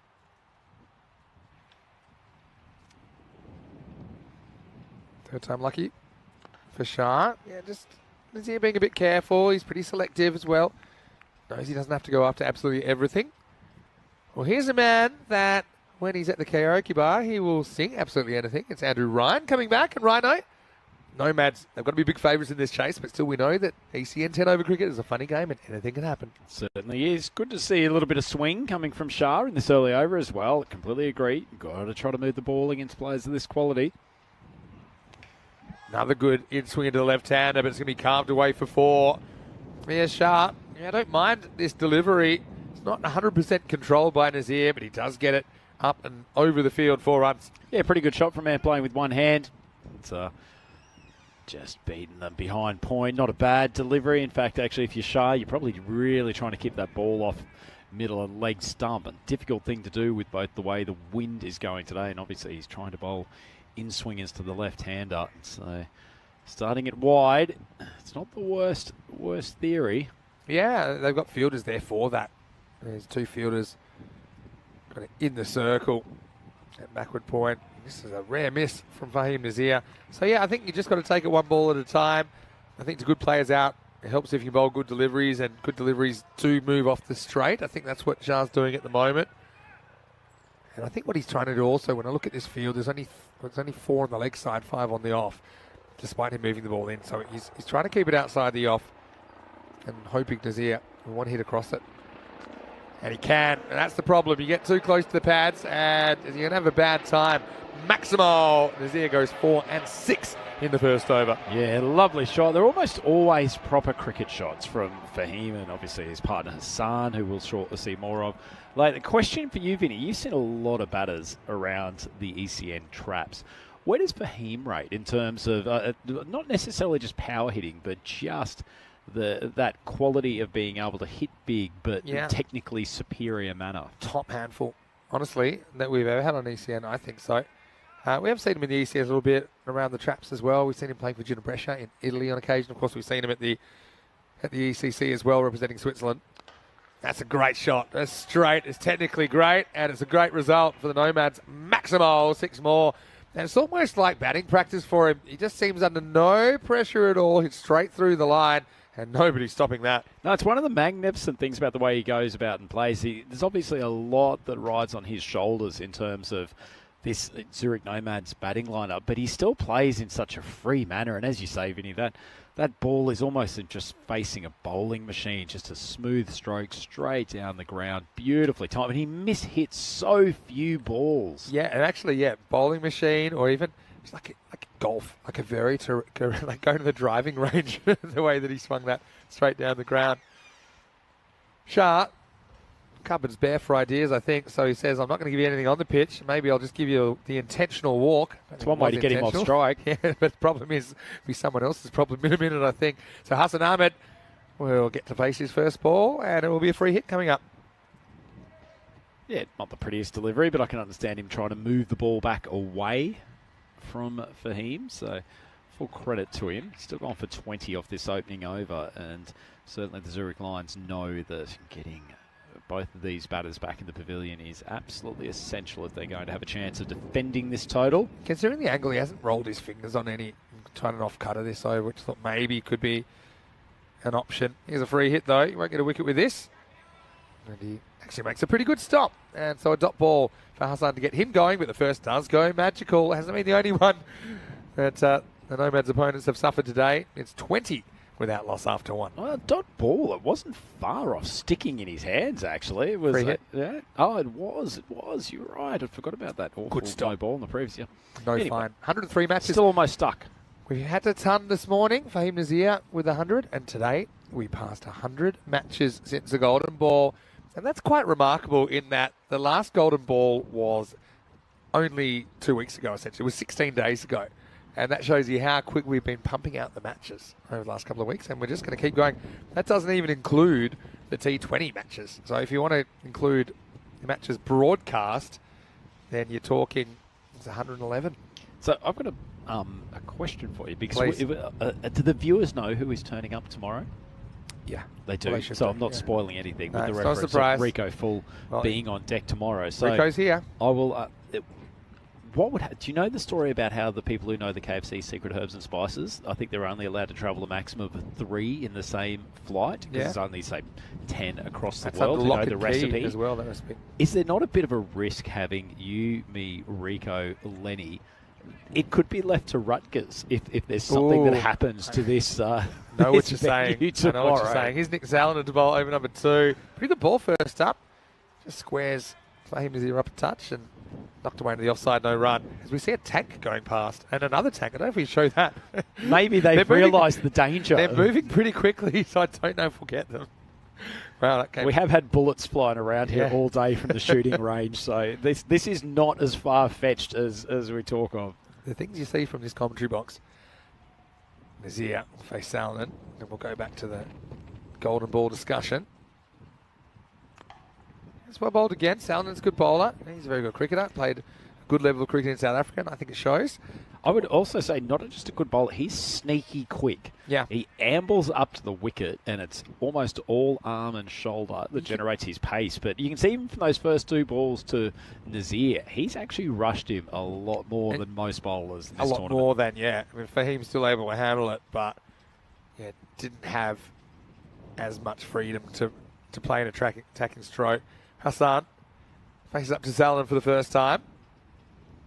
And he's going to pull away and nobody in the outfield. So that's going to be 4. So that's going to crash into our camera. Maximal. 6 runs to Hussey and he's off the mark. Yeah, nice shot from Hassan. Just a little bit short, but he's so effective when he plays that shot, just helping it around to the square leg boundary. Lovely strike. Don't think there's incentives to hit the camera, but Is it almost wait for it. Oh, well, that must be a very good stand. sturdy? Yeah, it didn't even make an impact. Yeah, so that's true. We have a very good stable of commentators here. Some by luck, such as the fact that you live here. And a bit more than a guest, though, for us. But are you not the least bit concerned that if something happens to us all Well, in this I venue, know. that Here's essentially people will why I'm not listen to concerned. Corey for the next 6 months? Here's why I'm not concerned, okay? That's going to be called a wide, I think, in the end. Because it's actually bounced after the stumps. So I think this won't be a free hit yet. It's been fixed. The Rut only has 1 week that he's commentating before the ECC. Is that right? Such as is his lifestyle at the moment. Of course, he just did Portugal. Okay, so he did 2nd week of Portugal, to be fair. But he is doing week 1 of Rome with me. And I'll be there, keeping an eye on him. Not that he wasn't trusted by himself. This is going to be cracked through the offside, and this is just a brilliant cricket shot from Hassan Ahmed. Salman slightly over pitch, you'd say, and we know that this pitch doesn't give a lot of assistance to the seamers. That one was placed beautifully and struck very, very well. Yeah, for all the Maximos that we've seen today, that is one of the shots of the day, Vinny. That is brutalised through the offside. Not a monumental amount of footwork from Hassan, but he's absolutely cracked it. It's a fantastic cricket shot. So the thing is that the Lions had a pretty good opening partnership as well, but it just wasn't as quick as this one. It's 32 off 10 at the moment. This will be a wide. So, yeah, I think we'll be okay. So if you want commentary roster updates, those of you, if you're watching here last game of the day, we know you must be interested. So I am actually going to take Dresden off. Got a few things I've got to catch up on because I've got a fairly hefty schedule running into the ECC then and even after. So Dresden will be Rico and Charlie. Charlie will be back for a couple of weeks. Rico will also do Krefeld. So Rico's doing all 4 weeks in Germany. He'll do the first 2 with Charlie and the second 2 with me. This will be a no ball for off the pitch and another free hit. So, yeah, Rico will do the first half of Germany with Charlie. He'll do the second half with me. Then in Rome, I'll be on with Corey. And then we're still working on a few things leading to the ECC because the schedule actually does have us playing ECI cricket on the Sunday. And Corey has to coach Spain on the Monday, and I need to be there as well. So we'll get back to you. Let's see what Srinath's doing, actually. This is cracked down the ground, and Hassan Ahmed's going to get another 4. It's just kind of muscled, not quite as well timed as the other one, but still races for 4. Salden, he's clever bowled. He pulls the length back a bit, still gets driven down the ground. So yeah, I thought that was a nice bit of bowling from Yeah. Salden, and actually he put it on a decent length, banged it into the pitch hard, but Hassan just good enough to get his hands through the ball, hit it straight down the ground, and the mid-off's fairly wide, so no chance of a catch. in Rome, we always get golden balls as well. Roma CC, I think they're one of the few teams that have 3 golden balls as a team. I think it's 3 or 4 of them now. I think Madrid United are another one. I think that United in Czechia have 3 as well. All right, goes up and over the offside, and there's no outfielder back here, so it's going to be 4. So what I think these guys do really well, they have a mental picture of where the outfielders are. So he plays this shot knowing, okay, I don't actually have to hit it for 6. As long as I hit it over the infield, I'm fine. And so there will be 4 runs to finish the over, and a magical start for the Nomads. They're 42 without loss after 2. They just do it so easily, don't they? And you've just hit the nail on the head there, Vinny. They're just smart cricketers as well as being good strikers of a cricket ball. And that is why the Nomads are well on their way to taking top place, or at least being up there for the moment. Nomads lost their first 2 games as well, don't forget. They lost to Alton when they put 152 on the board, but then Alton chased it down. This would put them to 14 points, and the question is who can catch them? Theoretically, Geneva, Vettingen, and Alton could all catch them. I suppose Alton would be the one most likely. And if you finish top, you're straight through to the final. Whereas if you finish 2nd, 3rd, 4th, or 5th, you've got to play off, and essentially you're going to have to win 3 games straight to win the trophy. Whereas if you finish top, you just need to win 1. What do you think of that format? I got it from a... Honestly. Given that we're currently 2 and 3, I love it. Okay. I'd much rather have 5 teams get through to the finals than 4, so I think it's fantastic for this year. I'm not sure it sort of necessarily rewards in the same way that the other format does, but but that's just an opinion. This is beautifully swept. Prakash comes on. It's a low full toss, but he's got such a good eye. Cracks it into the boards. 4 runs. Yeah, lovely shot. Just the range of shot making as well. It's just waits until the last moment, lets his instinct take over, and beautifully placed between those 2 fielders in the leg. That's the issue with it. How we've been doing it this year up until now is 4 out of 11, but we don't have a double chance. We say, look, you make the 4. It's a 1 versus 4, 2 versus 3. We felt that all teams had earned the right to kind of be on an equal footing. This is up, and it's out of here. Too short over the correction from Prakash. Maximo as the 50, and the 50 partnership comes up for the Zurich Nomads in just 2.2 overs. Is it any fun for these 2 getting 50 partnerships anymore? It's just so blasé. Do you know what? I normally see players that are having this good of a time get bored and try something crazy, but these 2 just seem to have an insatiable appetite to twist the knife into their opponents. Very disciplined, a pair of batters. If Prakash could find the time machine and go back 2 minutes, I think he's probably... I might have said I'll have the 4. Yeah, Thanks, Skip. I won't have this one. And some more as Shub trips over the rope, going back for an impossible catch. Maximo! 6 more to Fahim. And we've got to be close to world record pace of Maximos in a day. I think we had 135 in one day in in Hungary recently, but with 46 in the first game and with these two going the way they're going, maybe we are on record pace. 46 out of 120 balls is extraordinary, isn't it? Unbelievable hitting. Well, just cannot get the length right at the moment, and it's another one that's going to disappear. 3 rows back, Maximo, as Prakash started badly, but somehow has gotten worse. He's going magical now with 2 balls to go in his first over. Yes, not the greatest start for the young man. So I'll pose a question of it, and it'll be an interesting thing for the Nomads to think about as they go through. Sometimes we do see this in T10 competitions of where you have such a reliance on either a top 2 or a top 3, and then you get to the semi-finals and the bowling attacks come into play a little bit more. They haven't had a great amount of exposure, that middle order. Earlier in the tournament they did, to be fair. Earlier in the tournament they did. The issue with, like, say, if you weren't going to bat these guys at the top this game, you kind of got to because top spot's on the line and it's worth so much. I certainly do. So, not questioning that they have. But ordinarily you'd say, hey, you know what? Give 3 and 4 a go. Give 4 and 5 a go. It's a rare false shot. This will be no run. Prakash finally gets something going his way. Yeah, but I think, with this format, it makes it tough. Just go back to the format before we go to that. Yeah, I've got to say, the other thing I'm a bit worried about is, say, a Geneva comes and only, makes the big journey and only plays 1 game. At least with the Final 4, you're guaranteed 2 games. Because even if you lose, you'll play the bronze final. It does make the day an hour longer as well for our viewers and everything. But aside from that, we love it. Yeah, and I'm just being honest. We're trying it. We're trying it now, and we'll kind of make a call on it as we get to the end of the 3rd over. And it's a 65-run power play.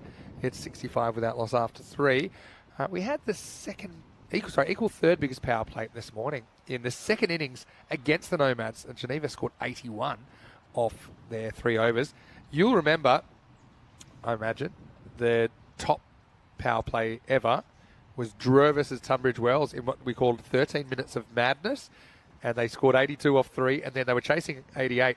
The next ball went for 6. They chased it in 3.1 overs. Still the highest run rate in a completed innings, which I think was about 27.78 that they were going. And the other was actually matched by Paco Care, though, in the Barcelona Bash last year. Also scored 82. Bit of a difference doing it in the Barcelona Bash versus the ECL competition against the English representatives. Yes, but I mean, still a pretty good standard of cricket there in Barcelona, as we know. And it's played on a similar pitch such as this. This is whipped away, and the field's gone back, but it'll be to no avail. Nazir moves to 46. What a day he's having. I think he's scored more runs today than I scored in some seasons. He certainly has. It's a great comparison. So question for you. Put you on the line here. Okay. You've now seen, what is this, 8 days of cricket here. We've been talking about the top 5 structure. You have a pretty fair idea that St Gallen, Nomads, probably Alton, basically locked in there. So there's essentially the rest of the teams fighting for 2 spots. Who do you think are the most likely customers? Good question. An interesting one when you've had Geneva this morning, who have had what almost pulled off a miraculous chase against the Nomads. They had a very close loss to Cosnay on the first day. They could easily have been 6-1. Well, firstly, I'll say I think could be a run-out chance. If he could only stand up, and hopefully he's not hurt there. Sahil Joshi, I think he's all right. Just lost his footing at the critical moment. If I look at the table, if I see who's in the 5, you've got St Gallen and Nomads. They're locks at the moment. And Alton, can't see them missing out. So then I'm starting to look at who's outside the 5 that could get in. Okay, we've got Vetting in 4. We've got Geneva at 5 right now. Now, I think for Power, with some of their injury issues, it might be tough for them, even though I know that they're a very, very good side. We might even see them at the ECL. This is going to be hit, and it's going to find the gap. There's 4 runs to Hassan Ahmed as the Nomads just continue to plunder the bowling here. So, for me, Power, it's going to be tough. Cosnay as well, it's going to be tough for you guys, I think, with the 2 and 3 start. Can I make a little proviso on the Cosnay side of things? And obviously, I try to look at these things incredibly positively.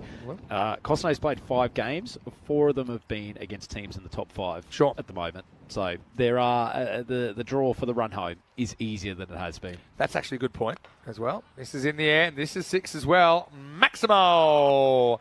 And Hassan Ahmed, again, just peppering the sight screen.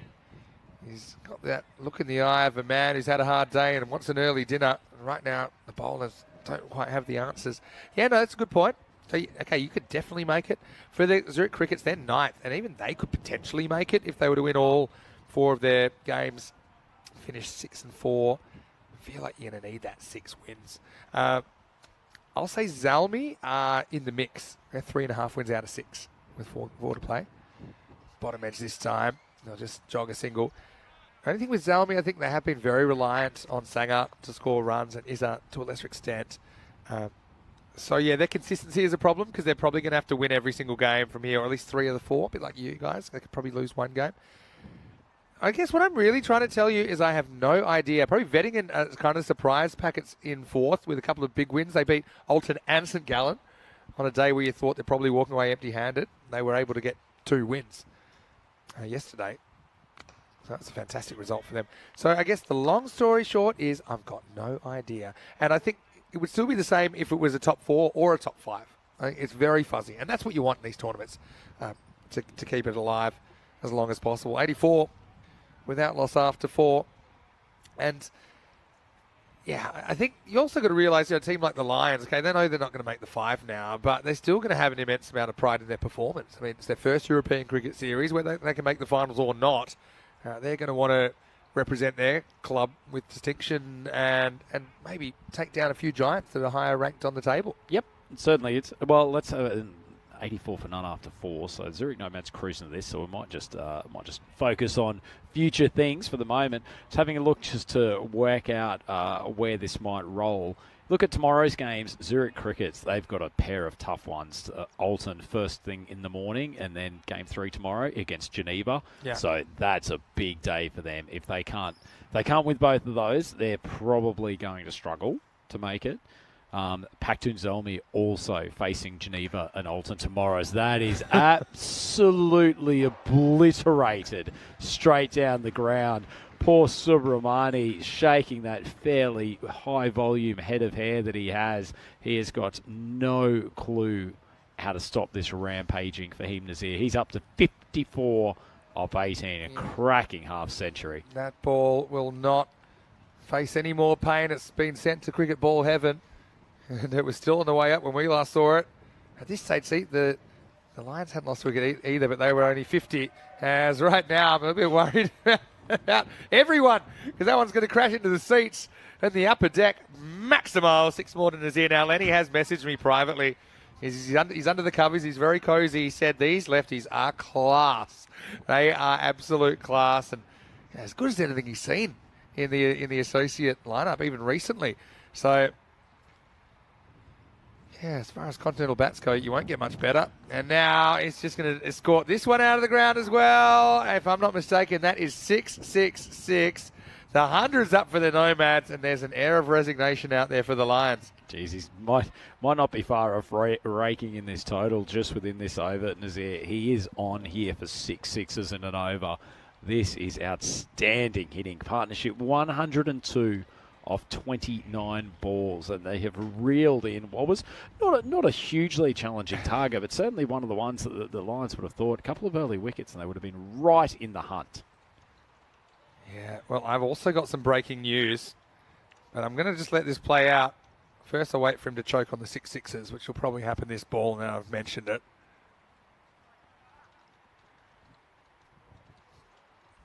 Well, Subramani, he handed out a couple of his own, but Nazir, probably anything for a 6 here. No? Fahim, you've let us down. Thank you, because he knew I've got breaking news. All right. So, Rico's flight, he was delayed and he's missed his connecting flight. Breaking Rico news, won't he be here? So, late drama here on day 8. There's emotions all around the team. The thought of the big man not making it. Goes after it offside this time, and so 4 out of 5 ain't bad. Doesn't quite have the ring of a Meatloaf song, but still, this game is rapidly drawing to its conclusion. Subramani just pushes one through, says, yeah, go and hit that for 6. And Nazir says, yes, I will. 6 close to the total. How good is that shot, Vinny, too? Because Subramani's actually done the right thing there. He's pushed his leg spinner really wide of off stump.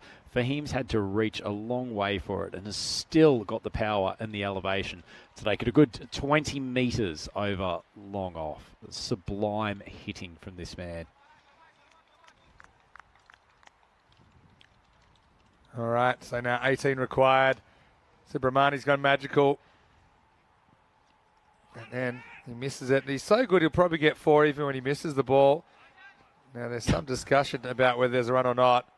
Unselfishly, Fahim says, no, it's okay, you can have it. So that'll be a dot ball. Wouldn't that have been an incredible way for them to get run out? Well, they had time to discuss it like adults. But 5 overs down, the score is 108 without loss. Let's have a look at what's coming up tomorrow. And Crickets versus Alton. Bit of a make or break for the Crickets. And you mentioned also they played Geneva in match 43. Geneva taking on Paktoon Zalmi. Again, 2 teams in the mix there. So these are the games that matter. Really, everyone you see there tomorrow is potentially still in the mix for the final 5. Finals on Friday, of course. But tomorrow we'll be back, 6:45 a.m. GMT, which is 8:45 in Central Europe, and 12:15 in India. Join us for day 9 in this European Cricket Series. So, Rico, won't he be here? You find out. Tune in the morning. Do we have a Rico tracker? Like, is there an API data feed you can get that you can find out where he is around the world? He seems too nice of a guy to actually be wearing an ankle bracelet or anything like that. But we'll try and keep up to date with Rico's movements. Hassani draws the short straw and has to bowl the next over. First one's a wide down the leg side. Yeah, interesting tactic. I think he might have just dragged that one just a touchdown. Love to see a bowler bowling with a towel as well. It's always great to see. Tell you what, I think if he drops another short of a length one on Hassan's leg side, Hassan's probably not going to tuck it for a single. Up and out of here. Mind the windows, Tino. Maximo. That one turns out to be a parther, not quite a full roofer. And these two, unlike other batters that have maybe been this dominant in periods, then do something kind of crazy like they're bored and they start trying to do a reverse or something like that. These two are just absolutely brutal and ruthless the way they're taking apart the bowling today. Yeah, I think they're so dominant. I don't think there's a single player who is padded up within the Nomads lineup at the moment. They have every confidence this is going to be done probably in the next 3 balls. That one is just struck down. Oh, well, it should have been a single out there. It's a long off, but unfortunately, Ankush Lal, he's a pretty good fielder most of the time, but end of a long day here at Grundamus, and it skips through his hands, and a fall for Hassan. I got to say, Craig Element has come up with some wonderful comments, and I like this one. Meatloaf-related cricket songs. I would do anything to take a catch, but I won't do that. 7 to win. Oh, make that 6 to win. And I feel that we are potentially one slightly errant ball away from an early finish. Disappointed we had the replay on where the keeper has thrown the ball back.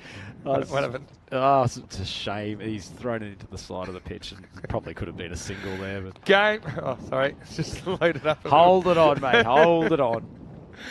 They don't even run. They have the luxury now. This is, talk about wealth inequality. This is runs inequality. They are just picking and choosing when they take runs. Oh, Hassani, good luck to you. Will he get through this over? Oh, yeah, okay. Slower ball. I like it. Credit to Hassani here. Not an easy situation. Yeah, the Lions. He's possibly bowled the most economical over of the entire innings. Could be. Well, he's still got 2 to go. But well, maybe not. Nazir faces up. 4 to tie it, 6 to win it.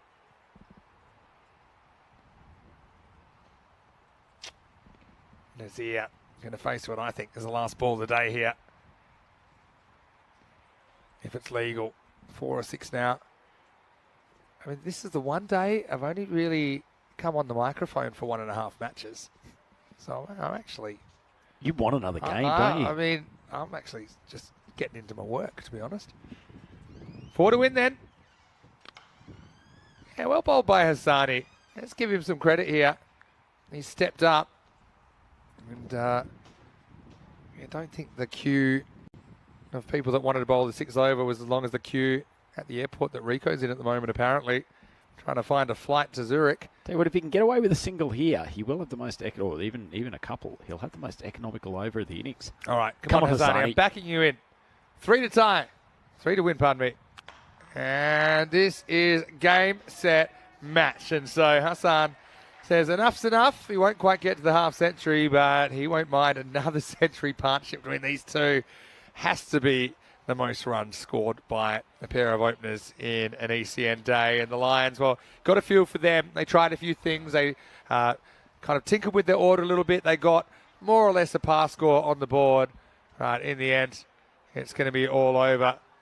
And the final score will be 129 off 6 of the Nomads, defeating the Lions 125. Let's roll to the highlights. Oh, sorry, I had to wake Rhino up. He was just dreaming about his plans for the 2 overs that he'll get, I'm sure, the next time that Kosnay hit the park. But right here, all of the hitting was done by Fahim Nazir and Hassan Ahmed as they put on an unbroken 129. Yeah, it just feels like deja vu every time these two come to the crease. They are just a step above in terms of batting talent, and they combine so well, and particularly the left-handers there enjoying hitting towards the stadium side and belting as many of these Grizzly Bear balls onto the roof of the Greenwich Stadium as they can, and they have been absolutely prolific, not just across this tournament, but in particular across the Nomads contest today. Absolutely wonderful display of hitting, clean hitting, strong striking, great placement, and you cannot ask for much more from an opening pair than you have from these two. The Lions, they tried hard, they battled both in the field, and particularly with the bat, I think they'll at least walk away from this and be fairly happy with the runs that they've put on the board to set the Nomads a target. But ultimately, if they couldn't get wickets of Fahim and Hassan early on, it was never going to be enough, and so it proved. And they have managed to chase down this target with still 24 balls remaining. So a very comprehensive win indeed, Vinny said. Crazy stuff. Really, even by ECN standards, that we had those two kind of bookending the day in the end with 2 huge opening stands. They bat through the first innings of the day. They bat through the last innings of the day as well. And, well, let's look at the score. And I was going to say that today, their opening partnership, they were only dismissed once, and they put on 338. It's not a bad day's work, is it? So, yeah, not too bad at all. You see Nazir with 73 not out in the last game of the day and 46 not out for Hassan Ahmed. They hit 14 sixes in 6 overs. And if you've got small children, maybe direct their eyes away from the television screen right now, because there's some egregious violence in there. Although I'm going to give a shout out to Hassani, even though history will show that he went magical with 21 coming off that over. And, well, the Lions, will see some more of them, and let's just hope they can regroup. That was tough, but they can just kind of find solace, I think, in the fact that they're in company. I don't think anyone really was able to contain those two. I know that when you guys played them, Kosnay played in match 38, were able to get Nazir early, but again, he couldn't really find a way through Hassan Ahmed. Big thanks to everyone for their contributions today, all the Blue crew, as well as our wonderful TV crew from Spring Productions, everyone here at the facility. I want to say a big thank you to all the players, officials, all the umpires, and, yeah, of course, everyone else involved, all the spectators that came down as well. Mostly good weather today, although it was a little bit chilly. Just a reminder, if you haven't already, to like this video if you're watching on YouTube and subscribe to our YouTube channel. Do you know we clicked over to 360,000 subscribers today? No. So it's a red letter day, Rhino. Also, don't forget our social media at European Cricket. And if you want more information about this and other tournaments being run on the European Cricket Network, just head to europeancricket.com. So, Rhino, what are you going to get up to tonight? We've actually got a team dinner, so as you've all probably heard, Kosnay has a day off tomorrow to rest our weary bodies, and the team's getting together for a dinner in Zurich this evening. So if there's any Kosnay groupies around the Zurich town centre, wander through the streets of the old town and you may see some of the young studs from CCC trotting around the place, but I'm sure we'll be back and ready to go for some T10 action on Wednesday, and a big day of cricket indeed. Careful, because I might put on my Kosnay Cricket Club shirt and meet you out there in the streets, but we're going to leave it here for now. Hope you enjoyed the action. What a day. It was a record-breaking day. We saw the game with the most sixes ever in an ECN match. That's in over 3,000 matches. That was nuts, and we're so glad that we could share it with you. On behalf of everyone here at the European Cricket Network and the European Cricket family, this is Vinny Sander here, Mr. Maximo, alongside Andrew Ryan. On behalf of Andrew Lennon and the whole team, and on behalf of Rico Full, that we'll see you tomorrow, we'll leave you with some of the best bits of Day 8, and we'll see you tomorrow right here in Switzerland for more European Cricket Series. Auf Wiedersehen.